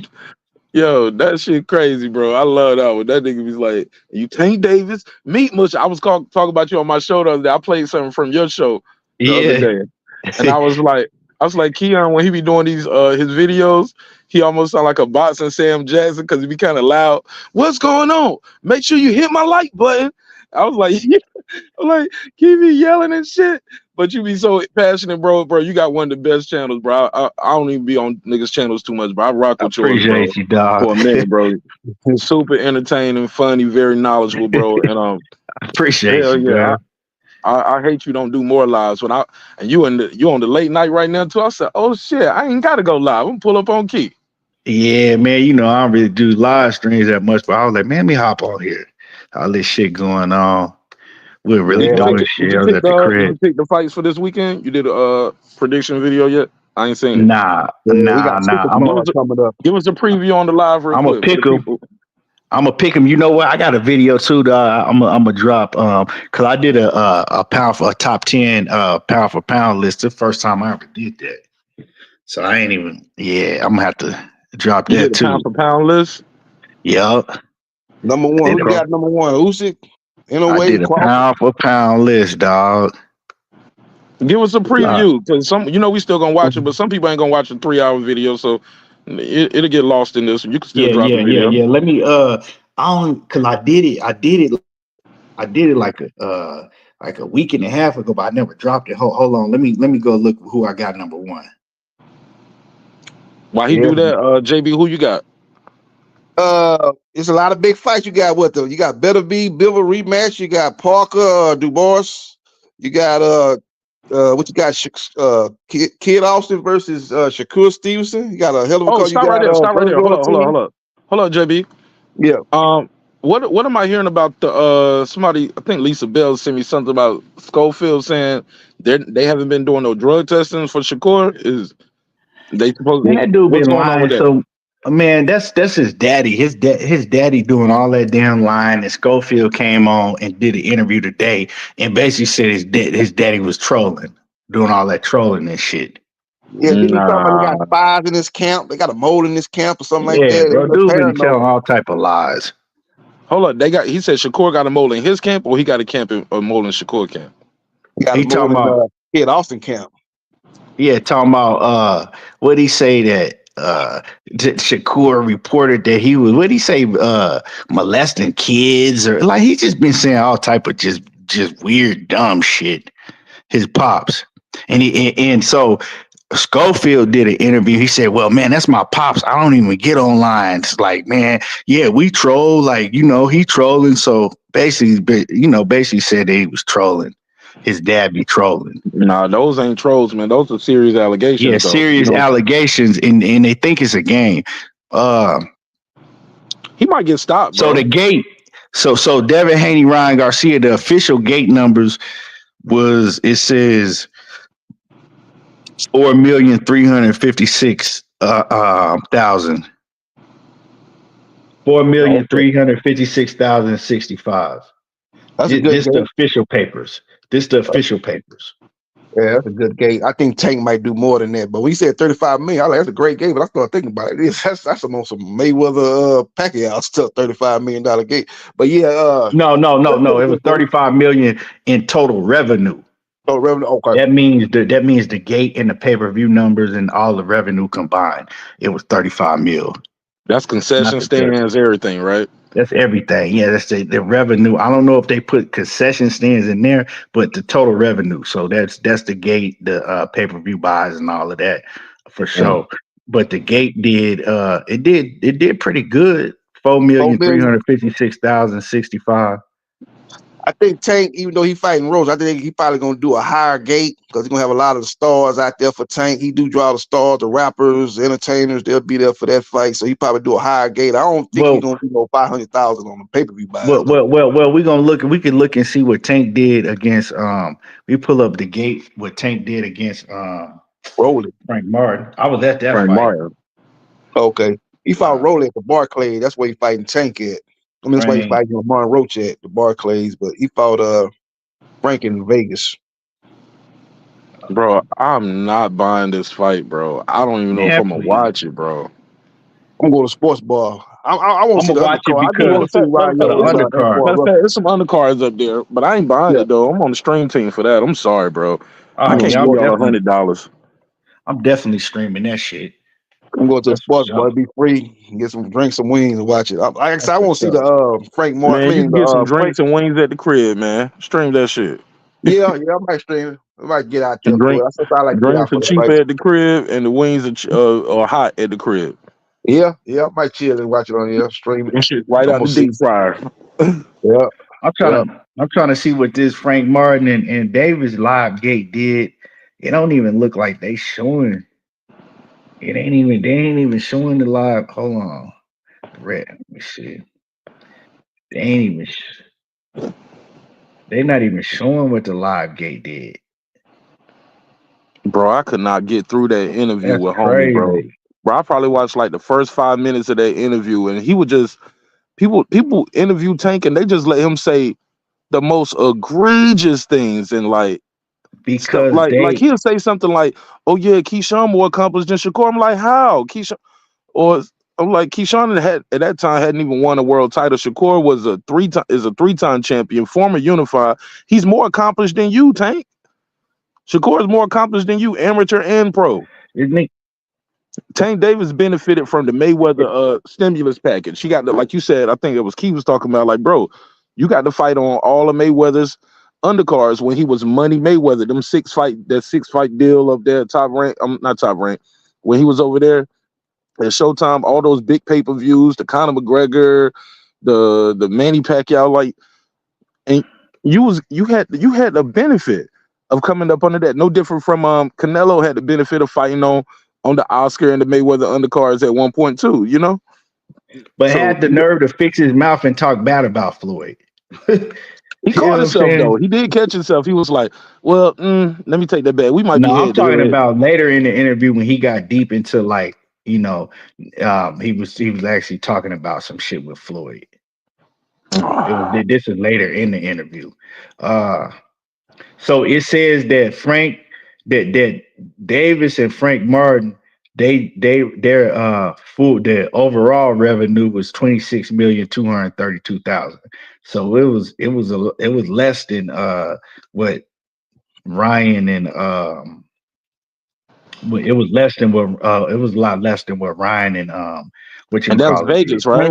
Haney did. And that was Vegas. Yeah, this one's gonna be less. This gonna be less in New York, I think. What was the gate though for it didn't say the gate? It don't say the gate. It don't say the live. I looked at the live. I looked for the live gate numbers everywhere. I couldn't find it. The only thing I could find on that is what you said not to go to is Wikipedia. It's all good.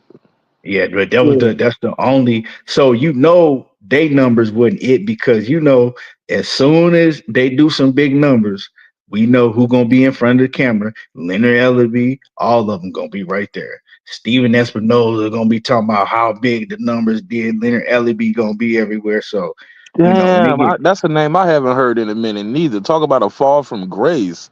Steven quiet, Espinosa. Oh yeah, he just did an he be at interview. the Amazon pay-per-view events. He's like he's in an Yeah, he was unofficial just doing an capacity. interview.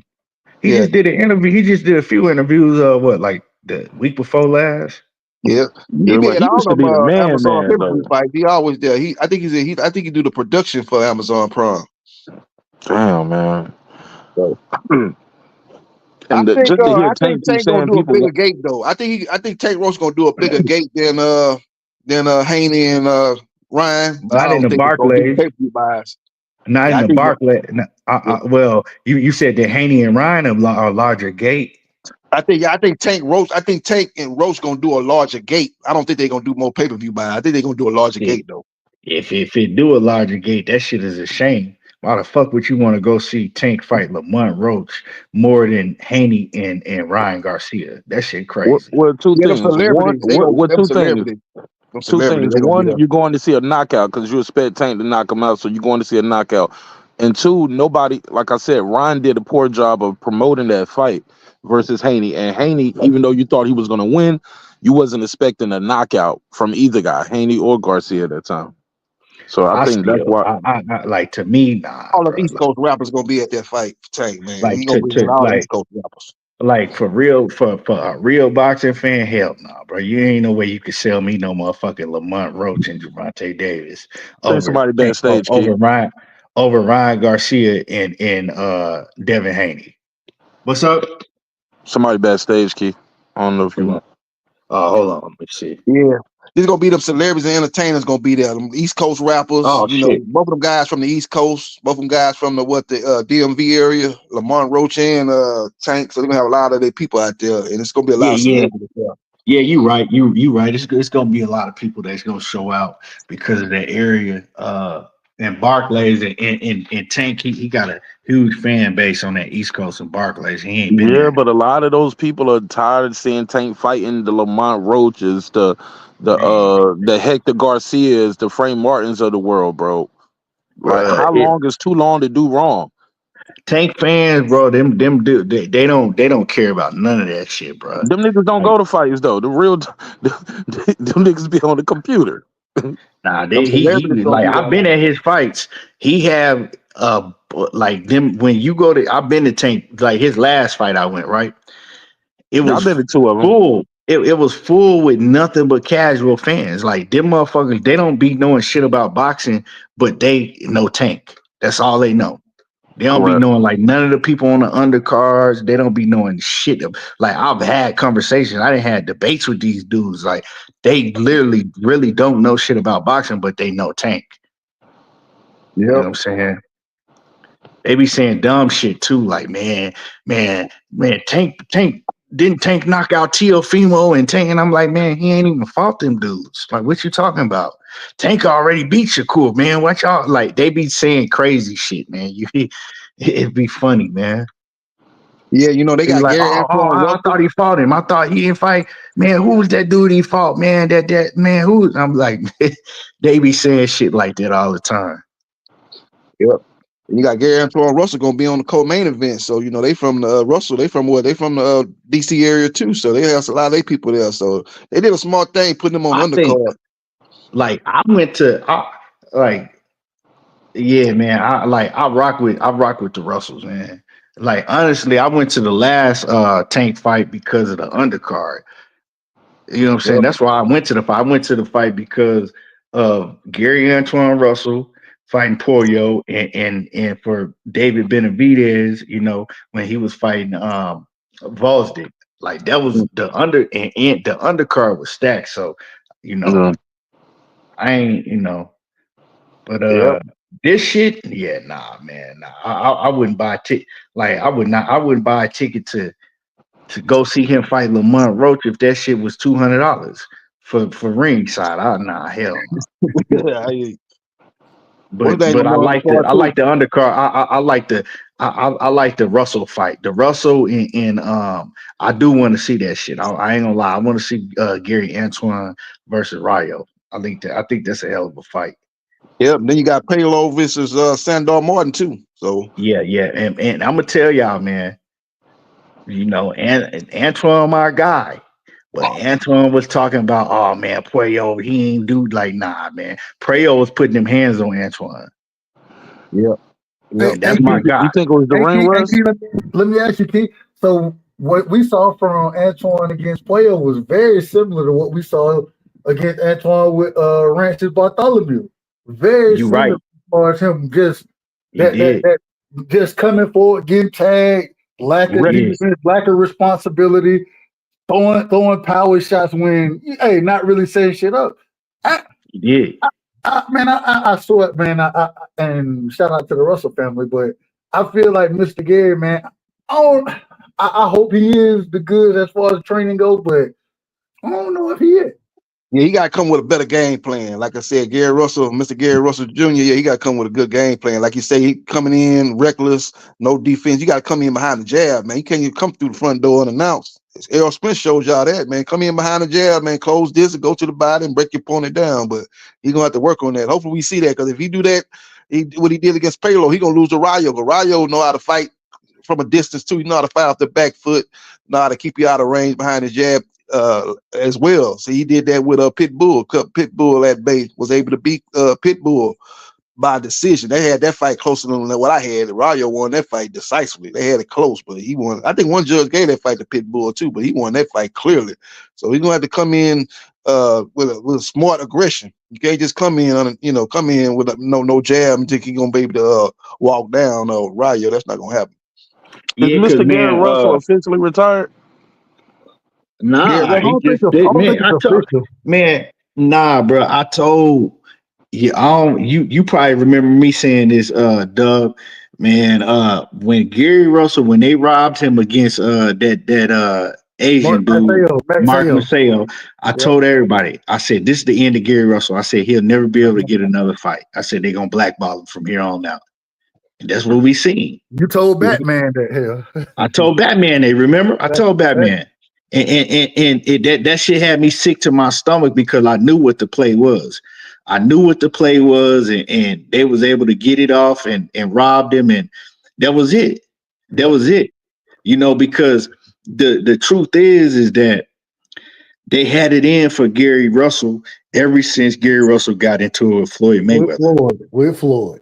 Behind the scenes, Floyd, and people don't know this, but Gary was on Gervonta Davis's neck. He was on Gervonta Davis's neck, Yeah. calling out Tank Davis. This is when Tank, I believe, was still kind of like at 130. And Gary Russell was at 126. So it was a fight that could have been made. They was both on PBC. Gary was on his neck heavy, That's and when then Devin Gary, and Bill them stepped in, wasn't it? huh? That That's was when Devin even, and Bill them stepped in. yeah, yep. I think it was around that time, right? Gary, no, but it was even before that. Gary had been Agreed. on his neck. Yeah, Gary had been on his neck for a long time. Gary was calling all type of bitches and saying that, like, basically we from the same area. Like, you been scared. Like, you was always scared to spar any of us. When we come in, we won't smoke with you at the gym. Y'all would make excuses like, nah, nah, Shorty ain't sparring and none of y'all and all that shit. And it was a DMV thing, bro. Like, they wanted that smoke. Gary wanted that smoke. So what happened is that Floyd hit up Gary behind the scenes and was like, stop calling out Tank. Like, leave Tank alone. You know what I'm saying? Like, leave my fighter alone. Like, keep my fighter's name out your mouth. Stop calling him out. He not fighting you. And And Gary Gary went off. told everybody. Yeah. And Gary went off on motherfucking on Floyd. Like, nigga, who the fuck you think you is, and cussed his ass out.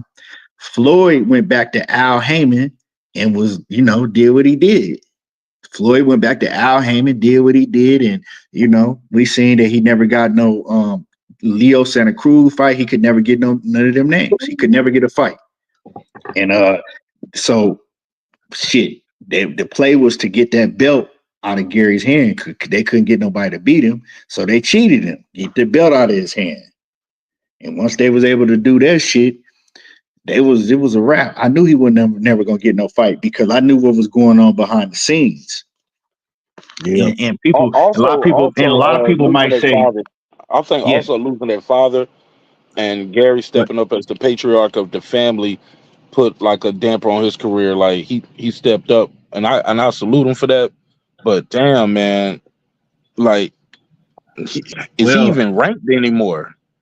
What nah, division nah, did he ever get the but shoulder surgery? Like I know he yeah, said he had to get a yeah. surgery. Yeah. No, he been had to shoulder surgery. He been cool. He been healed, ready to fight. But see, a lot of people don't know this neither. Mark is that with all that being said, people might say, well, why he stayed with the PBC? The only reason he stayed with the PBC is because, For his brother. first of all, nah, because the pops didn't want the Russells didn't want none of them to work with nobody else but the PBC because Al Heyman was black. So the pops was big on like supporting black business, right? Al Heyman like stay with Al Heyman because he black, right? And then on top of that, um, Gary didn't want to leave. Right, he wanted to leave, but he didn't want to leave, and this some shit I know that he didn't want to leave and leave his brothers behind over there to where they had like a vendetta, and then they start fucking Not off getting fight. on That's right. fucking off on Antoine because they had some type of vendetta against him, so he just stayed, because they were still promising Antoine shit. They were still like, oh, we gonna do this and we gonna do this for you, and we gonna make sure you champion. So he just stayed off of the strength of his brother. Yeah, they looking out for Antoine because he coming off a loss, getting a world title shot. So they Yeah, but looking out they've for been Antoine. promising. Yeah, so they have been promising that shit for years. So so he stayed. So if Gary had a left and went to fuck with Eddie Hearn, because Eddie was trying to get him in one. If he had a left, we don't know. We don't know what would have happened with Antoine. You know. Right. So that's the truth. But they didn't. They already had the plan and set to get that belt out of Gary's hands. Well, couldn't they still do his brothers dirty? Okay, you're not fighting, you don't have a belt, and we can still do your brothers dirty. They could, but the thing is that they didn't have no reason to. Gary, like Gary ain't Antoine, but if Gary had a left, right? If Gary had a left with that belt, I'm talking about he still had the belt at the time. If he had a left with that belt, they might would have took that some type of way. Yeah. Yeah, he's still with the PBC. Like you said, he the head trainer for Gary Antoine. So hopefully he come with a good game plan against Rayo. Is Antonio still active? I ain't seen Antonio since he. Yeah, I don't know what I happened think to he him. had one fight. Yeah, Antonio did have one fight since he lost that one fight, but then I don't know, man. I think I don't know if Antonio. I don't know, man. I can't really speak on. I ain't seen him fight. So Yeah, He I ain't had seen him one fight. figure it out. But there's a lot of fighters with the PBC that ain't had fights in a minute. So I don't want to say that he ain't fight. He ain't trying to get a fight. He just like I say he had fought in a while. So we just have to see. They kind of downsized over there with the PBC. They only got one platform, Amazon Prime. So they don't have the platform they had when they was, in their heyday. They was fighting on what? They was fighting on Showtime and CBS, HBO. ESPN, NBC. Yeah, they was on 4 or 5 different. When they on this other channel, I can't remember some little Spike. They was on Spike. Yeah, they had a whole Well, lot of different platforms. Antonio had he fought in October. He fought October 2024. So yeah, he fought October 2024. So this past October he fought and he had a 4th round KO. Okay, He who he fought fought? What he fight some over one dude. of them Orlando cars from the Amazon Prime? Yeah, yep. He It was fought Orlando car? Okay. on the Yeah. Orlando card, yep. But he had shit. He was coming off a 2-year layoff. He hadn't fought since October Yep, 2022. that's what I thought. Yep. So Okay. he only had shit, man. Since 2022, he only had one fight. They should have tried to put him on the Tank Roach card, even if it's a non-televised card. Put him on a YouTube card or something. He might be on there. I don't know. I ain't seen all I seen. I don't even know who's gonna be the opening for the pay-per-view event because they got Sandor and Payload. That's the fight, and then they got the co-feature with Rayo versus Gary Antoine. But I don't know what the first fight that's gonna open up the pay-per-view because there's always 3 fights on before the main event. So Maybe it's Gary. Maybe it's Antonio. Maybe opening it up. I don't know. I'm gonna tell people like I told man. People gonna see, man. That dude Poyo. I studied him when he watched Gary, man. That dude got crack. He's rangy. He's very accurate with his counter punching. Poyo can fight. He's smart. Is that the guy that popped dirty? Did he pop dirty before? Yeah, he popped dirty. Yeah. Oh, but that dude is a problem for anybody at 140 pounds. That dude can fight. Bro, didn't he got like a 74 inch reach, bro? And watch, he gonna beat. I'm telling y'all, he gonna beat Sandor Martin. If you gonna bet, I'm telling you, put that bet in. He's gonna beat Sandor Martin. Poyo can fight. He might. Yeah, he fight well off the ropes too. I like him. He's a good fighter. Unless they rob him, Sandor Martin can't push him back. That dude Poyo can fight, man. Yeah, Sandor Martin don't put nobody back. He fight off the back foot and let you run his steps in the southpaw. He frustrates you. Where you try to fight, try to follow him around. He's very crafty. Sandor Martin, he crafty. He can box. Yeah, he crafty, but Poyo can do it all, and Poyo got some pop too, and he's strong. And man, he would give Then it. he popped dirty. Hey, Keith, stop talking about how strong he is. He popped dirty. I know he had problems with his visa getting over from his home country. That's why he didn't. One of the fights he was supposed to fight got canceled. Well, they got another opponent to replace him. He popped dirty, but that might be the reason why he's strong. But what everything I'm saying, he is. So he gonna beat Sandor Martin. Watch. He popped for the same thing that Conor Benn popped for, right? What'd you say? I said he popped for the same thing Conor Benn popped for. Shoot, I don't know. Conor had a whole lot. He had multiple PDs in his system. Conor Benn, he didn't just have one. He had multiple. He had some strong stuff in his system. Conor Benn. When is him and Eubanks fighting? Jr.? Yeah, sometime in the spring. Yeah, April. Yeah, sometime in the spring, maybe a couple of weeks after Boots and Stanley Jonas fight, somewhere in that. He coming up in weight, or Eubanks got to suck down. Pause. They meeting at a catch weight, but it's gonna be closer I think they mean that one. I think they mean that 160, ain't they? Yeah, 156, 157. No, 60. I think it's a catch weight. I think it's a catch weight. Yeah, it's a catch weight like 156, 157, something like that. That's terrible for Eubanks.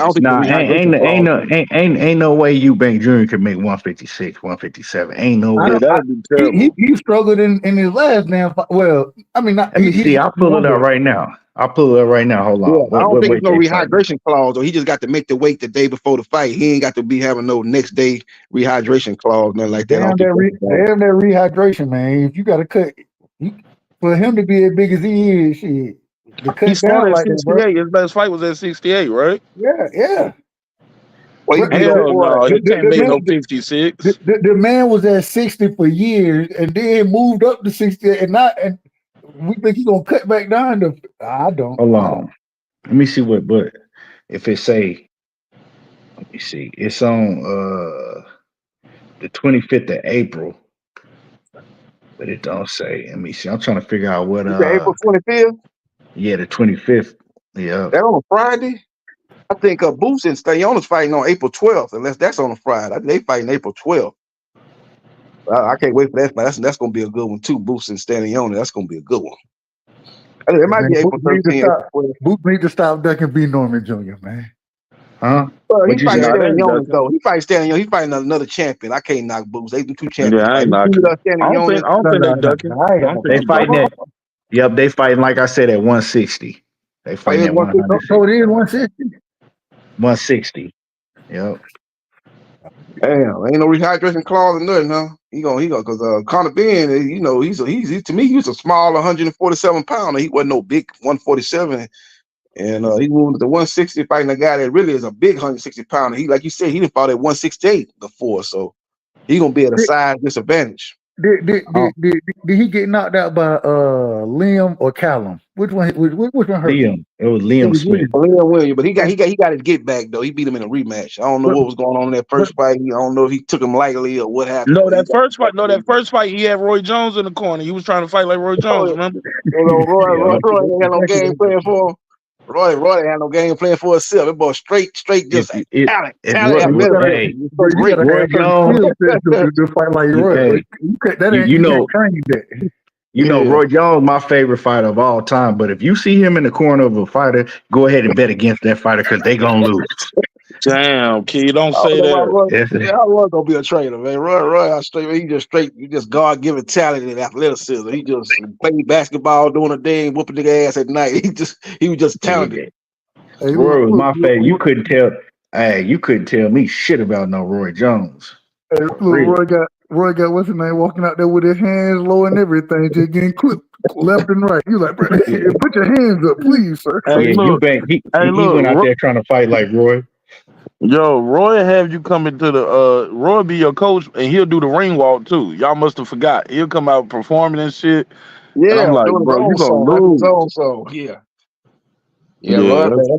Talent wise, I ain't know he's probably the most talented fighter I've seen. Though he more talented than Mayweather. Mayweather was more, did most great things. Was more at the top level for a longer period of time. But I'm talking about at their best. Yeah, No, ain't pound for nothing about pound, Roy, but Roy when Jones. pound for pound, Roy Jones was better. Pound Yep. for pound. No. Yeah, Oh yeah, yeah. for sure. No When they way. was both when they was Power both and in their speed, reflex. prime. No, Yeah. I'm talking about my prime for prime. That's what I meant to say. I said pound for pound. I meant prime for prime. Prime for prime. Roy Jones is better. Prime for prime.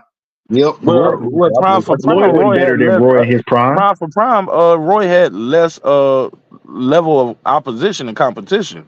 Prime for But prime, Mayweather was fighting champ after champ and Hall of Famer hold after on. Hall of Famer. But he beat a young James Toney, right? Yep. When James was undefeated at that point in time.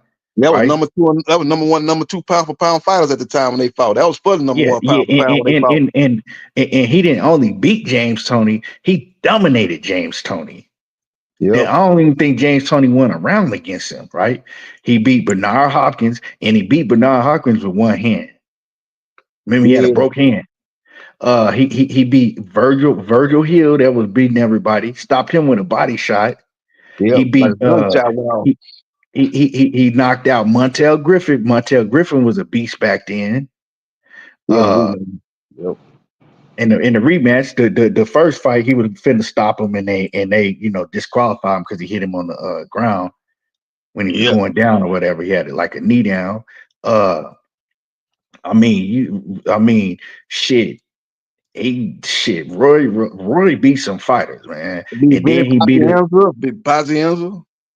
Yeah, Pazienza was small, but Pazienza was way but that fight, man. He put a show on that fight.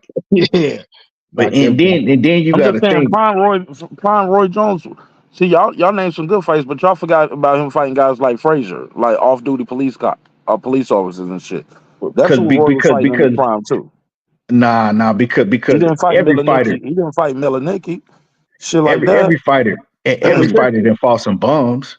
Every fighter was, you know what I'm saying? We talking about the notable names. I'm just saying, Prime Mayweather was knocking guys was beating Corrales. Is Corrales on the level of a James Toney though? Let's keep it a buck. At that time, he was the top guy. He was the knockout artist. He moved up to 150 fight Tony. He was at 154, moved up to 160. He was the big dog at 154. The big dog at 160 was James Toney. He went right up there. They didn't have no tune up and fought him. 168. Yeah, 168. My bad. Yeah, but he started at 154, then went to then 160, 168, 175, then jumped all the way to heavyweight. Come on, man. Yeah, Floyd was, it's an argument, but to me, it ain't like, to me, Roy Jones in his prime, Floyd wasn't fucking with him. What was Floyd's prime in your opinion? What era? Pretty boy. What pretty boy? No. Floyd's prime was probably like 2006, 7. When Floyd was in his prime when he fought Oscar. Well, Oscar Zab Judah, I think that's probably his. Oscar Zab Judah, Ricky Haddon. That was his prime. That was when Floyd was in his prime. And all of those guys are Hall of Famers. Yeah, for sure. Mayweather got a whole bunch of Hall of Famers on his resume. Is Virgil Hill in the Hall of Fame? I don't think Virgil in the Hall of Fame. Virgil Hill is in the Hall of Fame. The International Boxing Hall of Fame? or Las Virgil Hill Vegas? is. No, Virgil Hill is in the Hall of Fame. I Yeah, got to he's a fact great check light you on heavyweight. that, Keith. He's a great Look light it. heavyweight version. Yeah, go Virgil look it Hill. up. Virgil Hill in the Hall of Fame. Okay. Yeah, yeah. Virgil was great light heavyweight. Yeah, Roy knocked him out. Virgil had some good wins at 175. I don't remember what he did after that. That was it, wasn't it? Oh yeah, Roy pretty much ended his career. He hit that boy with a body shot. Everybody thought a gunshot went off in the ring. But Oh yeah, I remember that. I thought a 12 gauge shotgun went off or something. That was ridiculous. Right, and that was a right hand to the body, not a left to a liver. That was the right hand to the left That side. was a broken rib shot. Uh-huh. Hey, Mark, the same shots we saw this weekend. Oh yeah. Shout out to Dub. I met Dub this weekend, man. Cool dude. Hey, shout out to my brother Mark Nash, man. Yep, met Dub. His son came out to the Norman fight. So Hill was hold on. Hill was a first ballot inductee into the International Boxing Hall of Fame. Yep. First ballot. What year? Virgil Hill was first ballot.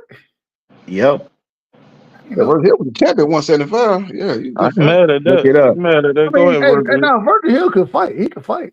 Yeah. I didn't think he was a first ballot Hall of Famer. It Wasn't he a don't. Crunk Gym fighter? Wasn't Virgil a Crunk Gym fighter?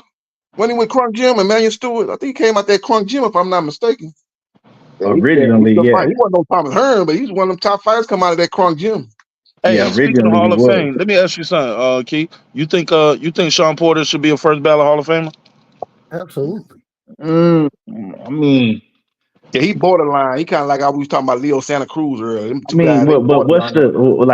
what is the criteria for first ballot? Like, you know what I'm saying? Who you comparing them to? I don't know. Whatever you want it to be. What do you think? I don't have no criteria for boxing because you got motherfuckers like, I mean, come on, like you got dudes like Arturo Gotti in the Hall of Fame. Yeah, Gotti in there. You got Mickey Ward in the Hall of Fame. Come on, I mean, so it like the boxing Hall of Fame, it ain't like the NFL. So it's kind of like the whole argument with Adrian Brunner. People like, oh, Adrian Brunner gonna be a Hall of Famer, and I'm like, okay, well, the boxing Hall of Fame don't have no standard really. You know what I'm saying? Like if because Adrian Brunner he never beat a level fighter. Shit, he didn't even never beat a B level fighter. If you want to keep it a buck, but off the guys that already got in. Would be Malamani. You want to say that Sean Porter is a first ballot Hall of Famer off the guys that's already in the I'm saying no. I'm not saying he's not. I'm saying that what is the criteria? It depends who you're talking to. Like if you saying that okay, he got to be on the level of Andre Ward, Floyd Mayweather, Sugar Ray Leonard, Thomas Hearns, Virgil Hill, all of them guys like that. No. But there were guys that wasn't as good as those guys. But that we talked about. That's what I'm saying. No, what I'm saying. No, I'm asking a question because those are guys that we know that are top Hall of Famers, right? You know, but then I don't know who is first ballot, who's second ballot, and I don't know. I'm not familiar with that. But he is the Hall of Famer. I was gonna say, regardless of ballot, you would agree that Sean Porter is a Hall of Famer. Oh, for sure, without a doubt. So who's already in there now? Yeah, he should get. Like you say, Gotti in there, Porter should be in there.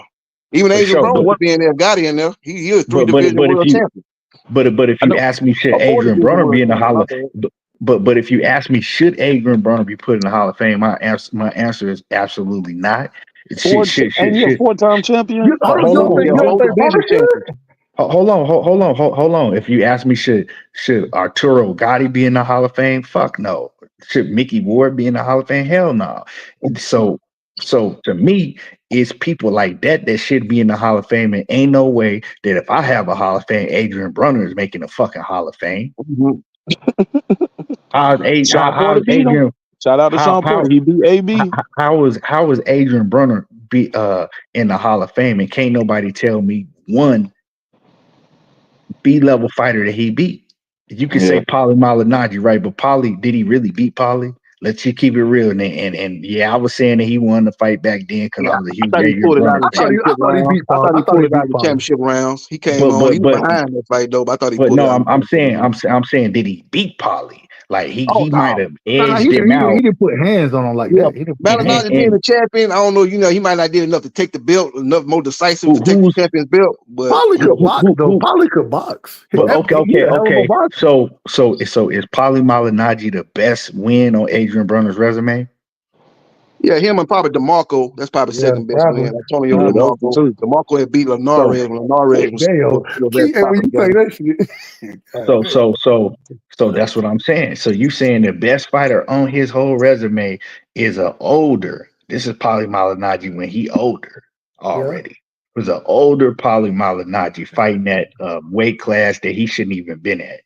So we He was know Paulie Malignaggi at his best was probably 30 pounder, 135, 135, 140. 35 pounder. But no, I mean He was his 135, best at 30. He was his 140. best at 30 though. Yeah, and Yeah. then 130, 135, Then when he started going up to 140, it was kind of like, but Yeah.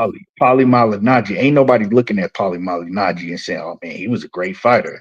We like, He he a was Hey, cool. shooter. shout out to Sean Nah. Porter. He stopped him. He He beat won him. He the beat belt at Virgil 147, and but AB. he won the belt But at one. see, He was a champion at 147. He went overseas and beat what that guy Servchenko, whatever that guy name. He went over there and beat him for a belt. So he was a champion. That's why AB jumped up 2 weight classes to fight him because he was looked at as a weak champion. and But see, this is another thing about AB, right? Anytime AB stepped up and fought like Yeah. a top level fighter, he ain't just lose. He No, lost every round. Nah, I'm talking about he lost. Look. When he fought Mikey Garcia, he lost every round. When he yeah. fought Sean Porter, lost every round except for one right. round. When he knocked him When down, he when he fought Pacquiao. Pacquiao, lost basically every round against Pacquiao. Like all these fighters that he stepped up and Jesse fought. Vargas. He was losing to Jesse Vargas. Marcos Maidana. Yeah, I Yeah, thought Jesse Vargas beat him, right? my Man, dog Madonna beat the fight was man, yeah that was bad. Boy, that shit was ugly. He never that shit hurt recovered me. I from ain't that gonna. though. All It those was fights you ugly. named, Key, was after that Maidana ass whooping, and I think that took something But out of his psyche, bro. okay. Well, nah. See, you wrong because you know why? Adrian Broner was my favorite fighter, so I know the nigga whole career. Go back when he fought Carlos Ponce de Leon. Okay, Yeah, a lot of he people Go won thought he that back and lost fight. that fight. go back and watch that Carlos Ponce de Leon fight, right? What we gonna see? He won that fight on split decision. We gonna see the I don't Adrian remember that Broner. fight. We gonna see Adrian Broner, and we gonna see okay, he's the same fighter that was losing to these other fighters Mm. because Carlos Ponce de Leon wasn't no hell of a fighter, but he was a fighter, a type of fighter that was gonna pressure you. He was tough. You know what I'm saying? Adrian Broner couldn't walk through him like that. And he gave AB hell. So if you a Hall of Fame fighter, you ain't losing to all of these fighters and barely edging out wins against a Carlos Ponce de Leon. Hey, Key, let me ask you a question. Let me ask you this. So when I look at somebody like Terry Bradshaw, I believe Terry Bradshaw got 4 Super Bowl wins, right, as a quarterback. Terry Bradshaw won shit if you ever watched him play. He won worth a damn. He wasn't. At what point does accolades kind of supersede resume in boxing, in your opinion? Well, I And for mean, anybody else. For anybody else. well, it did to me. Well, nah, because bro, you can't just have accolades and then like you can't fool me with that shit because I know that everybody that Adrian Broner got a title against, except for when he fought Antonio DeMarco, they was all vacant titles against nobody. Name them dudes that he beat for them titles. Name them right now, right off the back of your head. Name them. Well, he beat Malignaggi for a title. Malignaggi had a belt at 147. Well. Besides Malignaggi, and then he fought Antonio DeMarco. Right? Name the rest of them. Yeah, all the rest of them for a vacant belt. Yeah, I was about to say, he was Yeah, they was some collecting. vacant. It was open title shots. Yeah, they was vacant belts against nobody's. So you keep on talking about, oh man, I was a 4 division world champion. I did this and that. Well, you got to stop bragging about that shit because some people know who you fought, and they was nobody. Mm-hmm. All right. So on the same speed as it. So with him being, I believe, the youngest 4 division champion, with somebody like a Devin Haney being the youngest undisputed champion. Even though, and I wouldn't argue that Kambosos is an elite fighter. I can't. I wouldn't make. I would make the argument he a C-level fighter at best. Me personally. But is But he? But is he any? Is Cam? Because I don't think Kambosos is shit. But is he any worse than a Paulie Malignaggi at that point in time when AB beat him? no, but and that's what my question was going to be. So, You know what I'm saying? but with Devin becoming the youngest undisputed champion, I hear a lot of people say, and me one of them, who say that he's a lot for the Hall of Fame because he's the youngest four belt undisputed champion, and especially in what we would consider a glamour division. What would you say? If he had just retired right after that fight with Kambosos, nah, but you forgetting that Devin still beat Lomachenko. Agreed. Devin still put a ass whooping on Jorge Linares. Beat Regis him Prograis fucking too. beat you know what I'm saying, beat the shit out of Regis Prograis. The Jorge Linares performance with Devin probably was my best performance besides the Regis Prograis. But the Linares performance, I love that performance because he beating the shit out of Linares, putting his combinations together. You know, he was putting it on Linares, and I mean, yeah, he got caught, but other than that, man, he won shit 10 rounds to 2, 11 to 1. Easily. Yeah. I mean, he might have the best resume out of all of them guys, like at that 135, Tank and Shakur at 135. Yeah, he got a strong resume. He fought JoJo I think Diaz. T.O. right And for there. the I think people, T.O. right there. I think T.O. right there. Oh yeah, T.O. got a and good he beat resume too. Gamboa. He still beat Gamboa. Say what you want to, but he was on his record too. My issue though, for the people who say, "Oh well, Kambosos won't shit. We can't get no credit for beating Kambosos." How did Kambosos get the belt? Teofimo Lopez, no Buzz Yeah, Lopez. and he was He didn't coming off handle his business. and Kambosos was coming off a solid win. You know what I'm saying? He was coming off a solid win. He was, and the thing to me, the first fight with Devin and Kambosos, I give him a lot of credit for that because of the circumstances behind it. You had to go to that man country, and you was put in the position to where you you had to dominate the fight to get a decision. Mm-hmm. You like you know what I'm saying? Like it was a. Your father wasn't able to. Well, at the last moment, he was able to make it, but you didn't think he was going to be there for you.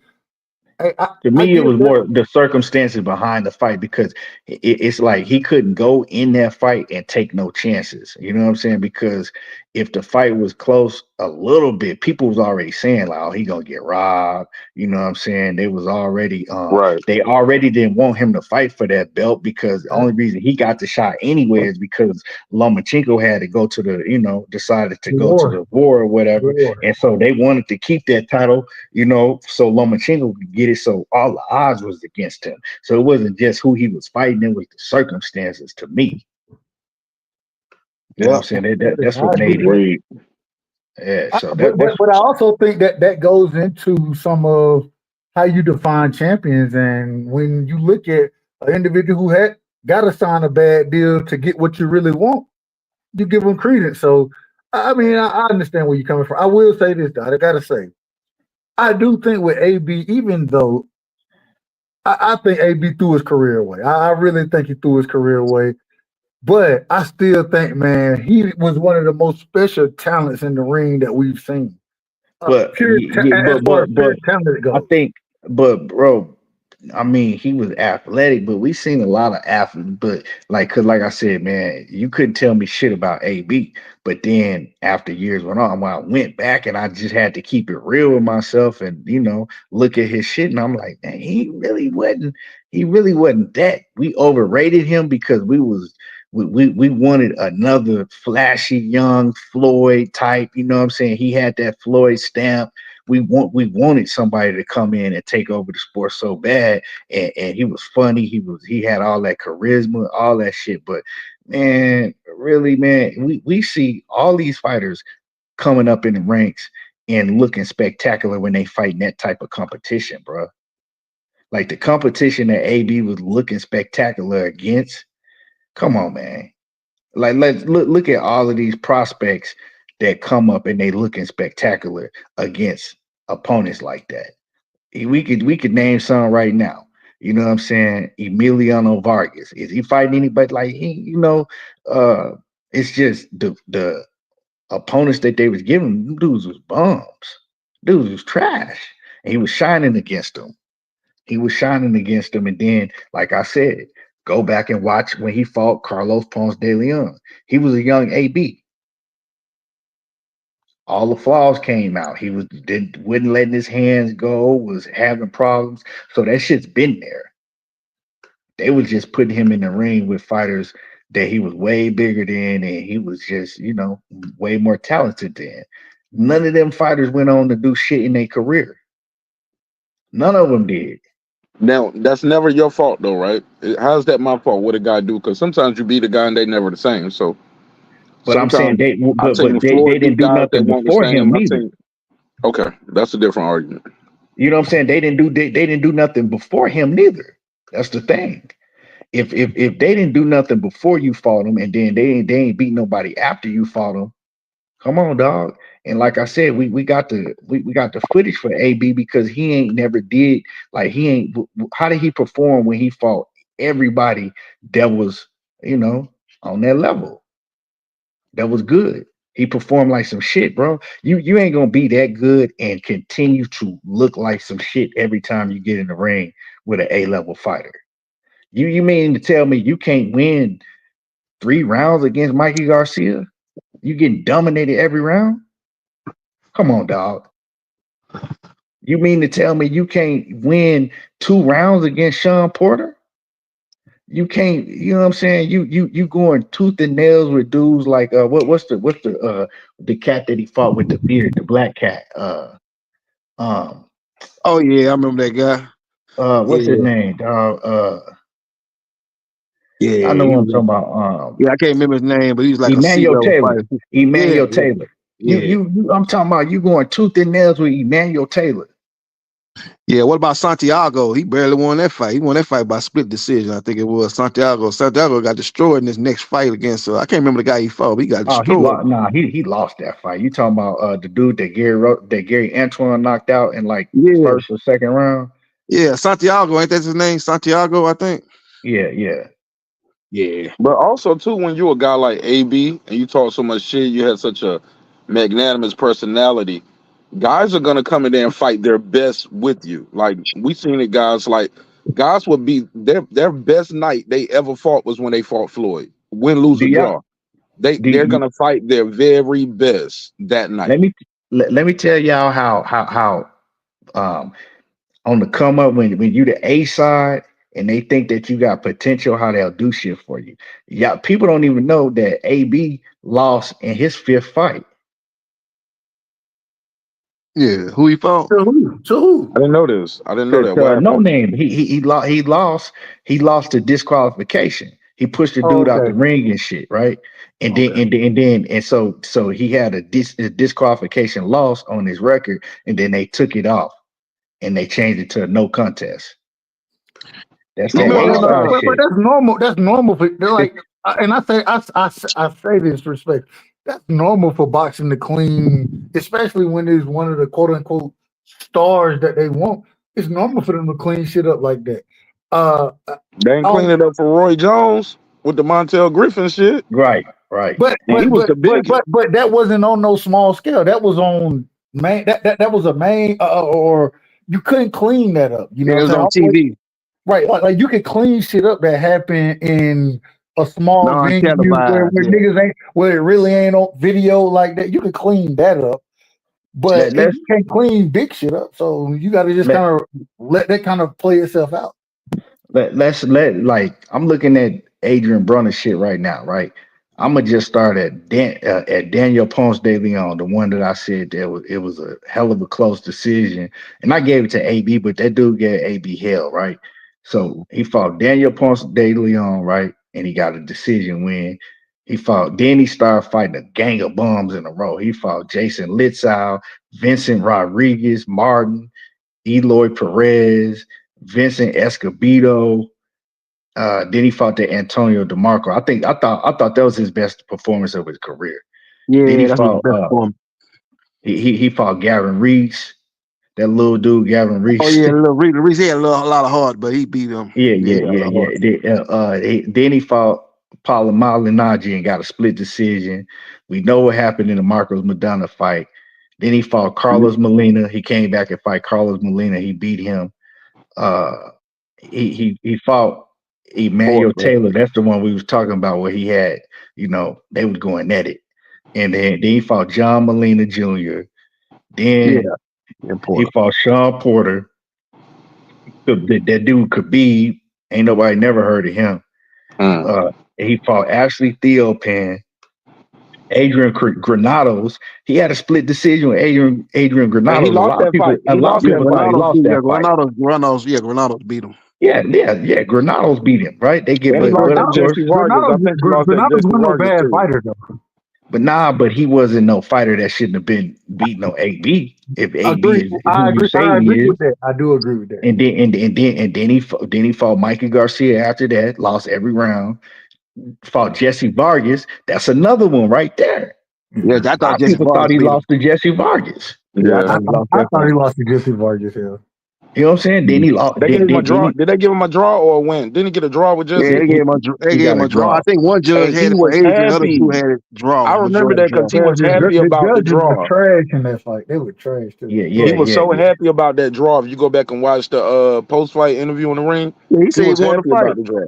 He said he took off his belt and whooped him. That's what he said. Man, he was happy. Talking about, boy, you need some peroxide. Hey, did he fall Manny Pacquiao, man? That's when I stopped fucking with AB, man. Because I'm gonna tell y'all, I'm gonna tell y'all the story too, right? This is a true story. So my partner had a partner, man. He a huge AB fan. I'm an AB fan too, still at the point. But I'm knowing that I didn't see AB fight enough that Mikey Garcia gonna beat his ass. So my partner, me and him bet $3,000. I bet on AB. I bet on Mikey Garcia. Of course, I bet on Mikey Garcia, right? Mm-hmm. I mean, not Mike Garcia, Manny Pacquiao, my bad. I bet on Manny Pacquiao because I'm knowing that Manny Pacquiao will beat his ass. We had $3,000 bet. Man, I like AB so much. I'm rooting for AB in the fight. But AB ain't doing shit in that fight. I'm talking about, and I'm like, man, this nigga, I know I got money on Manny Pacquiao, but man, AB, man, he just need to at least put on a performance. This nigga wouldn't even fight. I don't know if y'all remember Manny Pacquiao hit him with some shit in the 6th round. From then on, he just fought to survive. Yeah, he only threw 80 punches the whole fight. He threw 83 punches in 12 rounds. This shit was horrible, right? then he fought Giovanni Santiago. That's the dude. Wait a minute. You was betting against yourself? Nah, I just more so was like I wanted him to at least put on a good performance. Get what I'm gonna tell you, and you know, I know you can resonate with this. That's exactly me against my Cowboys. I done started betting against the team, but you got to. I'm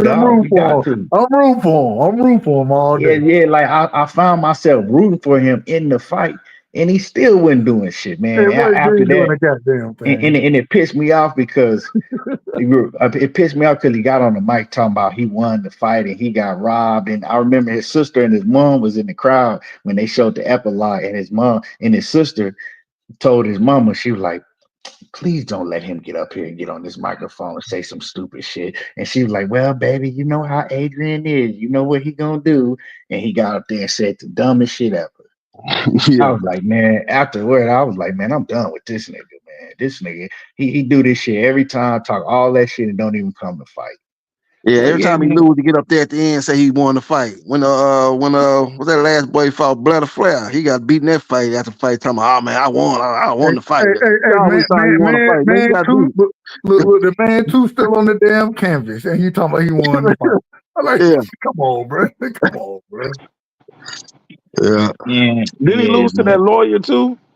The part-time boxer. No. He beat him. He beat him in a unanimous decision.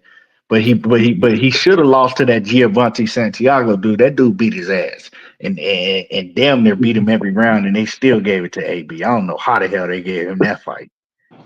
Yeah, that was crazy. And then got his ass beat, and then Blair Cobb embarrassed him. I told everybody Blair Cobb was gonna beat his ass. Yeah, he did. I ain't think he was gonna knock you too far. I ain't think. Matter of fact, I got somebody that still owe me $200 from that goddamn fight. If it was bet on YouTube, don't expect it. Don't expect it. Man, say man. Come on, bro.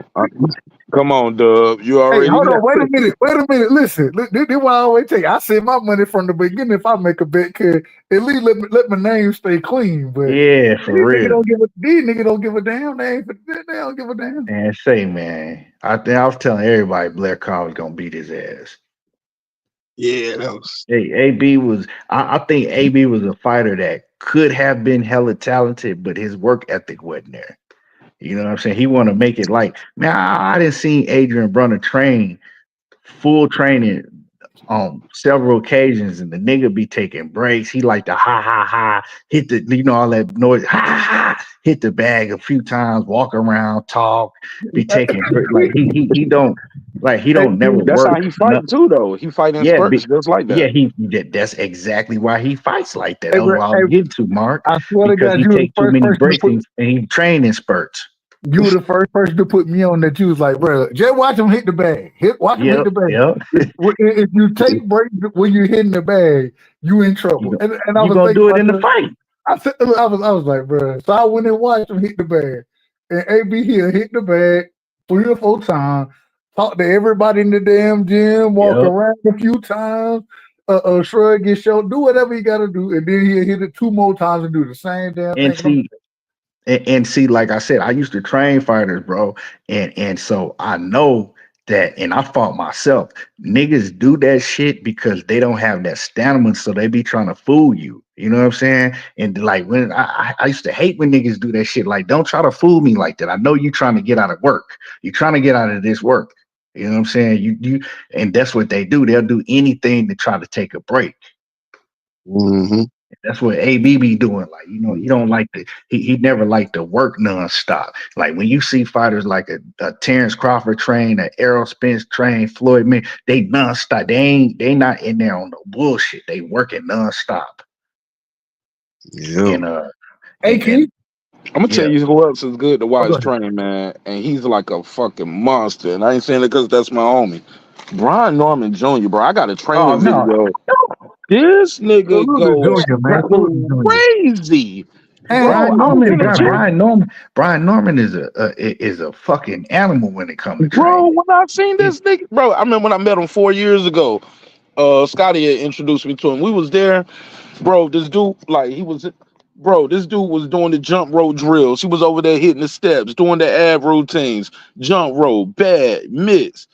I mean, he did everything and it was like back to back to back to back to back.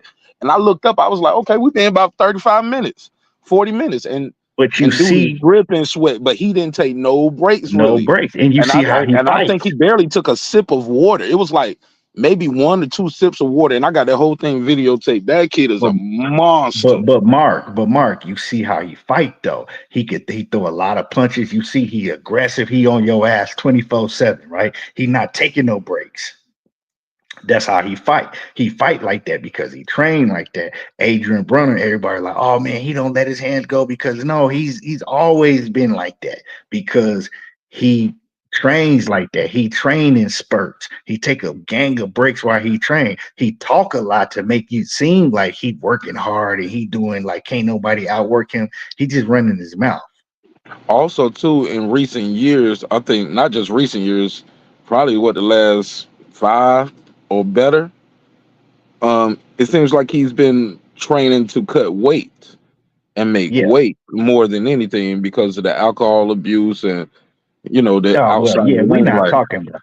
I'm not talking about AB now. I'm talking about because they ain't even. Even back then though, it was just he was able to hide it. I'm talking he about was protected more. I'm talking about a young AB. He's always been like that. Like you know what I'm saying. Like he trains in spurts. Like he'll work hard in spurts, but he take a lot of breaks and do a lot of bullshit in between, and that's what you're gonna get. That's why he's never had a high output. That's why he's never had a high punch output. So a lot of dudes that do that shit, man, they take a lot of breaks training, and then you see it translate to in the ring. Oh, real quick before I forget, Keith Thurman, y'all know how do y'all feel about him fighting over there in Australia? Y'all think he's gonna pull it off, or is this his last hurrah? Cash out fight. You never know when you go across the country like that. You just never know. This guy he fighting ain't, I ain't never heard of him, so I don't know. I gotta check out some videos of him and check out his fighting style. But if Keith Thurman got anything left, you think he'll beat a guy like that? I think he should be able to beat a guy like that. If he got if this man won halfway decent, why would Keith Thurman even go over there to fight him? I'm gonna tell you like this: the concern is not if Keith Thurman can win the fight. The concern is if Keith Thurman can get through a full training camp 100% healthy. If he can get through a full training camp healthy, I think he good. But that's the question. And he's at the point to where now, if the injury is not like severe to where he just can't go, he might go into the fight injured because he can't afford to pull out another fight. So his back is up against the wall. But what do you expect from him in the ring? I don't expect. I'm gonna be quiet. I don't expect nothing from Keith Thurman, bro. I don't expect nothing from him no more. He fought about 2 years, huh? Exactly. Nah, that nigga ain't fought in 3 years. 3 years. That's long. He ain't fought since he fought Mario Barrios. That was 2021. Yeah, look, and Mario Barrios. Hold on, wait a minute. I think that wasn't 20. That was like at least 2022. I don't think it was 2021. Was it 2022 or 2021? It got to be at least 2025. I was 2022. It was 2022. It was like January, February. It was at the beginning of it. Yeah, it was early. It was early. But he beat the shit out of Barrios. Yeah, he beat the shit out of Barrios. Yeah, he beat the mess out of Barrios. And since then, hold on. Let me say this, Doug. And since then, Barrios has been on had a winning streak and has become a world champion in that same division. That Barrios looked like some shit his last fight though. Yeah, he did. But he's still a world champion. Like Keith Thurman, you beat him on a comeback fight. Both of you guys was coming off a loss, but since then he's a world champion. You ain't had a fight since. That's terrible, bro. Like Keith Thurman, he didn't have fights before where he been inactive, and he come back and look pretty good for somebody been out the ring for a long time, but he ain't never been out of the ring this long. Like you say, it's been 3 years. So I don't know what I think Keith Thurman, he probably had since he fought Manny Pacquiao in 2019, was it like July? He got one fight since. Yeah. Since 2019. So one fight in the last 6 years? Damn. So he fought Barrios. Yeah. What did he fight Lopez? What did he fight Riverside Rocky? Wasn't that after Pacquiao? Oh, that was before Pacquiao. No, that was before Pacquiao. Yeah, Riverside. And then he got one fight in like 6 years. Bro, and then got one fight in 6 years. I'm gonna tell y'all what's something that y'all probably didn't realize. Technically, Keith Thurman is eligible for the Hall of Fame right now because he's not fought in 3 years. Okay. Technically, he might get in. He's a unified champion. He only lost one fight. He might get in. He got a strong argument. He beat Porter. So Porter, I think he get in. He's a Hall of Famer. Yeah, he definitely Hall of Famer. A lot of guys from the era. A lot of guys from the era gonna make the Hall of Fame. According to the other individual that's in the Hall of Fame, Keith Thurman is a Hall of Famer. Well, I mean, Tim Bradley, it took him 3, maybe 4 times to get in, and I didn't say first ballot. No. I'm just saying Tim Bradley got in. It took him a minute to get in, but do y'all think Tim Bradley should be a Hall of Famer? I mean, to be fair, he does have 2 marquees. Tim Bradley is the first.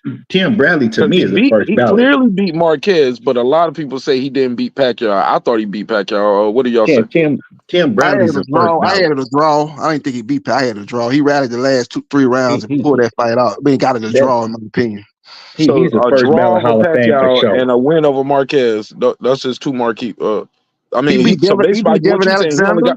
He beat Devin Alexander. Beat the brakes off him. Hold on, come on. Are we gonna give him credit for that? Come on now, Devin Alexander was a champion. That was 2 undefeated fighters. After that, Devin fell off. But when they fought, they were both top champions at 140. Yeah, Devin was like that when they fought. Devin was like that when they fought. Devin was the favorite over Bradley when they fought. Yeah, Alexander beat Madonna before they fought. Man, that was a good Yeah. fight. He beat Madonna. Man, Yeah, so I just looked. Keith Thurman only had in 8 years. This nigga only had 3 fights in 8 years. Stop it, B. For real? That's great. Yeah, 8 that What's years the sounds, he that only three? sounds had about 3 right. That fights. sounds about right. What's the 3? Riverside Rocky, Pacquiao, Nope. and Uh, what? Josecito Lopez, Manny Pacquiao, Mario Barrios. Yeah. Vito. Because remember he set out over 2 years after he fought Danny Garcia. mm-hmm. Damn. We'll That see. nigga, that's 3 fights in 8 years. Is Danny a Hall of Famer because of what he did at 140? Danny Garcia. Yeah, I think he's a Yeah, 2 you division could world put champion. you could put him in there at 140 for sure. 2? Yeah, he got a good resume too. Danny fought a lot of top people, man. Danny fought some people, man. Zab, he fought At Lamont 140, but Peterson. everybody, his Yeah, he best fought some wins top was people. at 140. He ain't did shit at 147. He beat what, the Ghost? Morales, he beat Morales twice, knocked him out. You know, That ended was his no, that career. was that one. That was that 140. That was old Morales too. That was Yeah, that was Morales that fought Barrera when I was a kid, bro. yeah, but he beat him. Yeah. But Fuck Morales, wrong Hall with of you, Fame dog? I fighter. watched Danny Garcia as a grown man beat somebody that I watched go through wars when I was a kid. Yeah, he beat You Amir that young? Khan. Amir You Khan, that Kendall young, Holt. Mark? That's some good wins. I Danny thought got a real good resume. He I ain't fought know you was Porter that and young, Mark. Thurman, lost 2 close fights with them. No, Mark old. I'm the young one, man. Don't let him I fool you. thought Don't let him fool I you. thought Only No, person you that look really my beat him older than bad me age. was Errol dominated him. Then he got knocked out by Lara, but he shouldn't even been up there fighting Lara. Lara too big and too skilled for him fighting him at 160. He never fought it at over Oh, I won 147. bread on that. I knew he was gonna lose that one. I won bread on that. Hold on. On Who what? they got moving up now? They got somebody there trying to move up now to fight Laura. Who? I forgot who they was talking about. Lara was fighting. They was mentioning Errol. They was mentioning Errol Spence. They mentioned a couple of people. But I don't think Is it Errol gonna Cholo? fight him. Is it Man, Cholo? but Arrow my guy, but Arrow need to go ahead and just hang it up. It was Errol. That's who it was. EJ.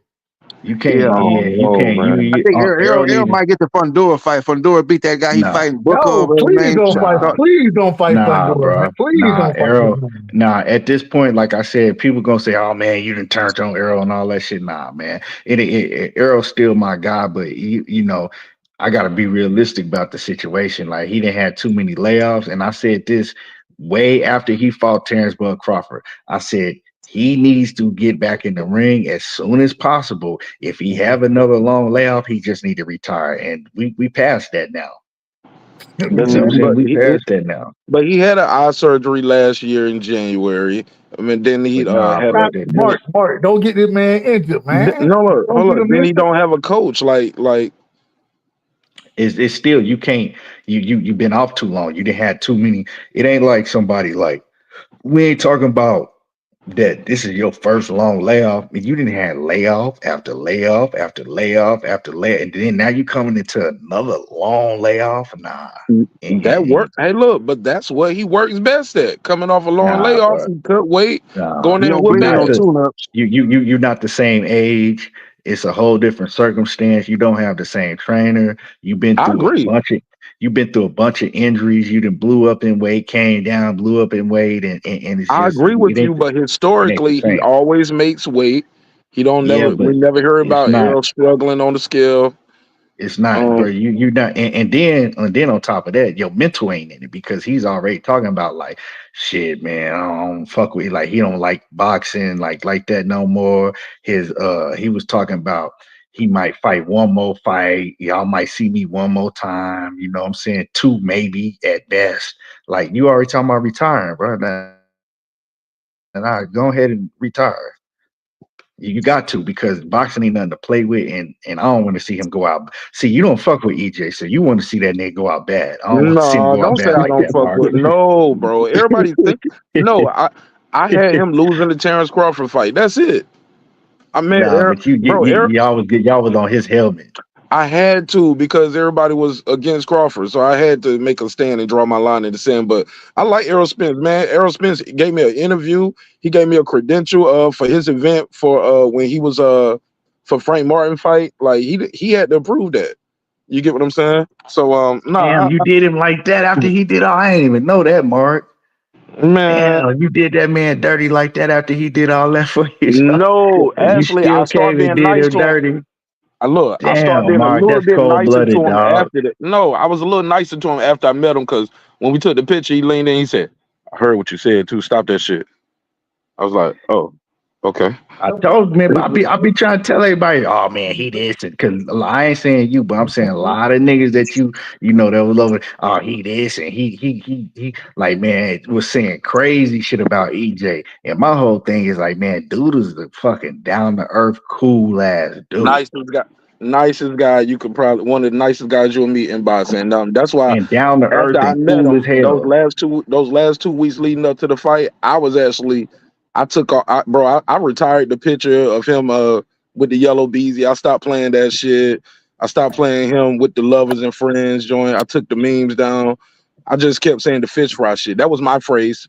It was gonna Like be a I fish fry, seen, but like I I left him alone. literally seen, I seen EJ, bro. I didn't seen this nigga, man, like dying. Like you could tell, like that nigga was dying to get some food and water in his system right after he made weight. Right, he Yeah, he stopped stayed at and 147 too long. he stopped. No, what I'm saying, he stopped. Right, they trying to get him to leave and get in the sprinter and go eat and everything. This nigga stopped and probably signed at least 200 autographs, man, and Mm. stayed and talked to everybody, and he was dying. Like niggas was like, bruh, just go get in that sprinter, bro. Like that nigga was looking, he was looking malnourished. Like that nigga was looking sick. But he did it because all them fans was there. You gotta respect Yeah, shit like no, that. Like you got I to, didn't have man. conversations with the I didn't have conversations with him, man. He just stood and talked to me, you know what I'm saying, in the MGM for 20, 30 minutes, like with like he a cool ass cat. He down So to let me earth. And he so so I do want to see him fight one more time, but I don't want to see him fight Terrence Crawford again or I somebody think he's like gonna that nah, fight because I Ventura. don't I want to think see him I think get he's gonna hurt. fight if Ventura But if win he this want, fight he got coming up. I think they're gonna try to revisit Spence fight. Now, if Spence don't want it, I then he don't think want it. But I think let's see I what they're gonna think look at. nah, I think the only way I want to see him fight if they give him like a real certified tune up type of fight.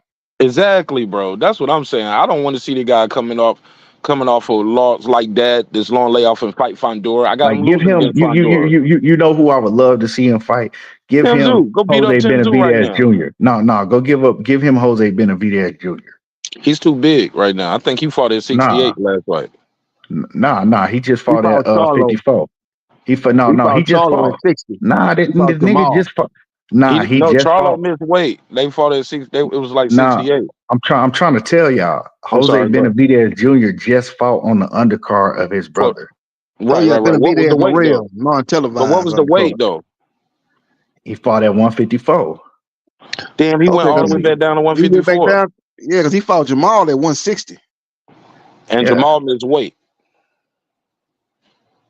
And Yeah, Jamal No, because he ended up fought at coming in at he 168. fought at he fought at 160. My bad. He fought at 160. oh, okay, yeah.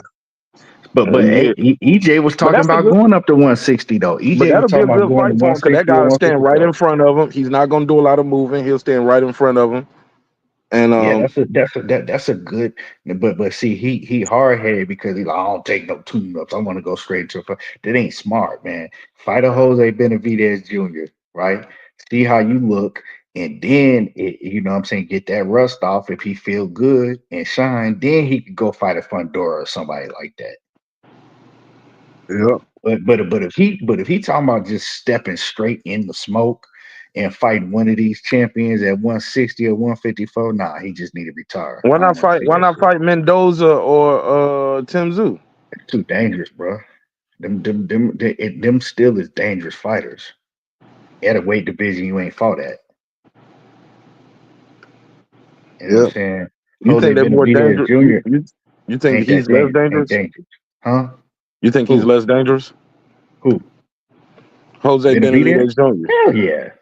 Fuck yeah. Shit, he the one that don't get knocked out. He only got knocked out by Crawford. Shit, Danny couldn't knock him out. Jamal couldn't knock But him it out, don't and Jamal matter. came into It don't 168. you don't need to knock him out. You just get to work. You beat on him. I You get think to he beat needs on him, to you build. fight.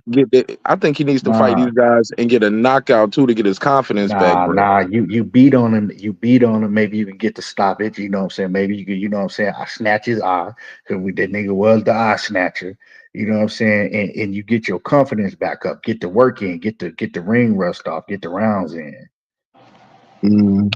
That's what I would like What to happened see. to Derek James, man, his former trainer? He got one fighter left now, huh? Frank Martin, because I seen I don't even Ryan think and left and went over there with Canelo.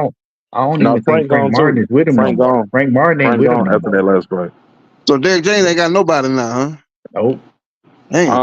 He got some fighters, but they're not like those marquee names. And he got the celebrity boxing gym out there in Texas too. So, and he got a nice gym. So he brings guys in to get work. He got some fighters, but y'all don't know I him don't like that. know. I don't know what Jamel Frank still with him. Martin. Jamel left him too. Jamel. Yeah, I Yeah, he think left. Jamel Yeah, left he too. left Gone after too. Okay. Canelo. Oh, okay. I don't even know why in the world Frank Martin left. Like, you see what I'm saying? It ain't Derek James' fault that you got your ass knocked out. Your promoter though, it's bad business. Like your promoter ain't working with him. I You get what guess, I'm but saying? It makes it it's uncomfortable. like, yeah, I guess. But man, I'm gonna have to wrap this up, man. I'm gonna take my ass to bed. Nah, we here now, Yeah. baby. We just getting Yeah, started. man, I'm about to take my ass to bed, man. I Yeah, it's time to appreciate y'all, ride. man. We was chopping it up for real though, man. Hell of a Yeah, discussion.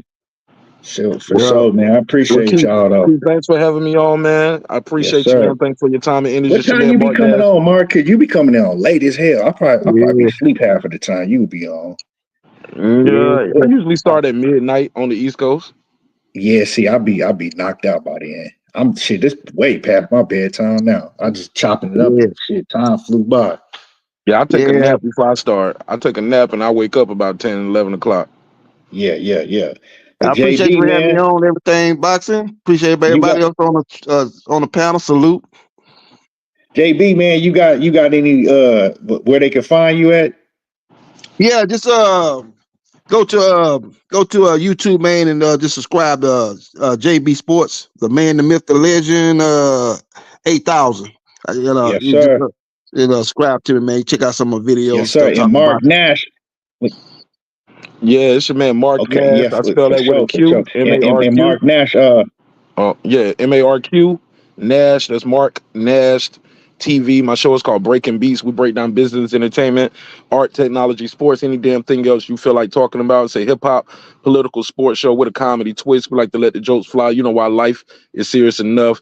And we talk about everything from politics, hip hop, race, religion, sex, boxing, anything that's going on, hot trending topics. Because sometimes boxing get a little dry. My Yeah, audience is like y'all. You know what I'm saying? Sometimes it ain't shit to talk about with this boxing thing. So we still want to have a good conversation. So I try to keep it lit, have a good time. And Keith, thank you again, man. You definitely had one of the best boxing shows on this whole thing. I wouldn't be over here and I wouldn't rock with you like this if you didn't, bro. So there you go, talking that boxing again. And I'm gone. appreciate you. all I right, y'all take it appreciate easy. you. All right, peace. And Diana, the Queen Diana, in here with the blessings with the $10 super chat. I appreciate you always coming through, supporting, always coming through. And make sure that y'all also subscribe to Dub Right Side too. We out. I appreciate y'all for tuning in.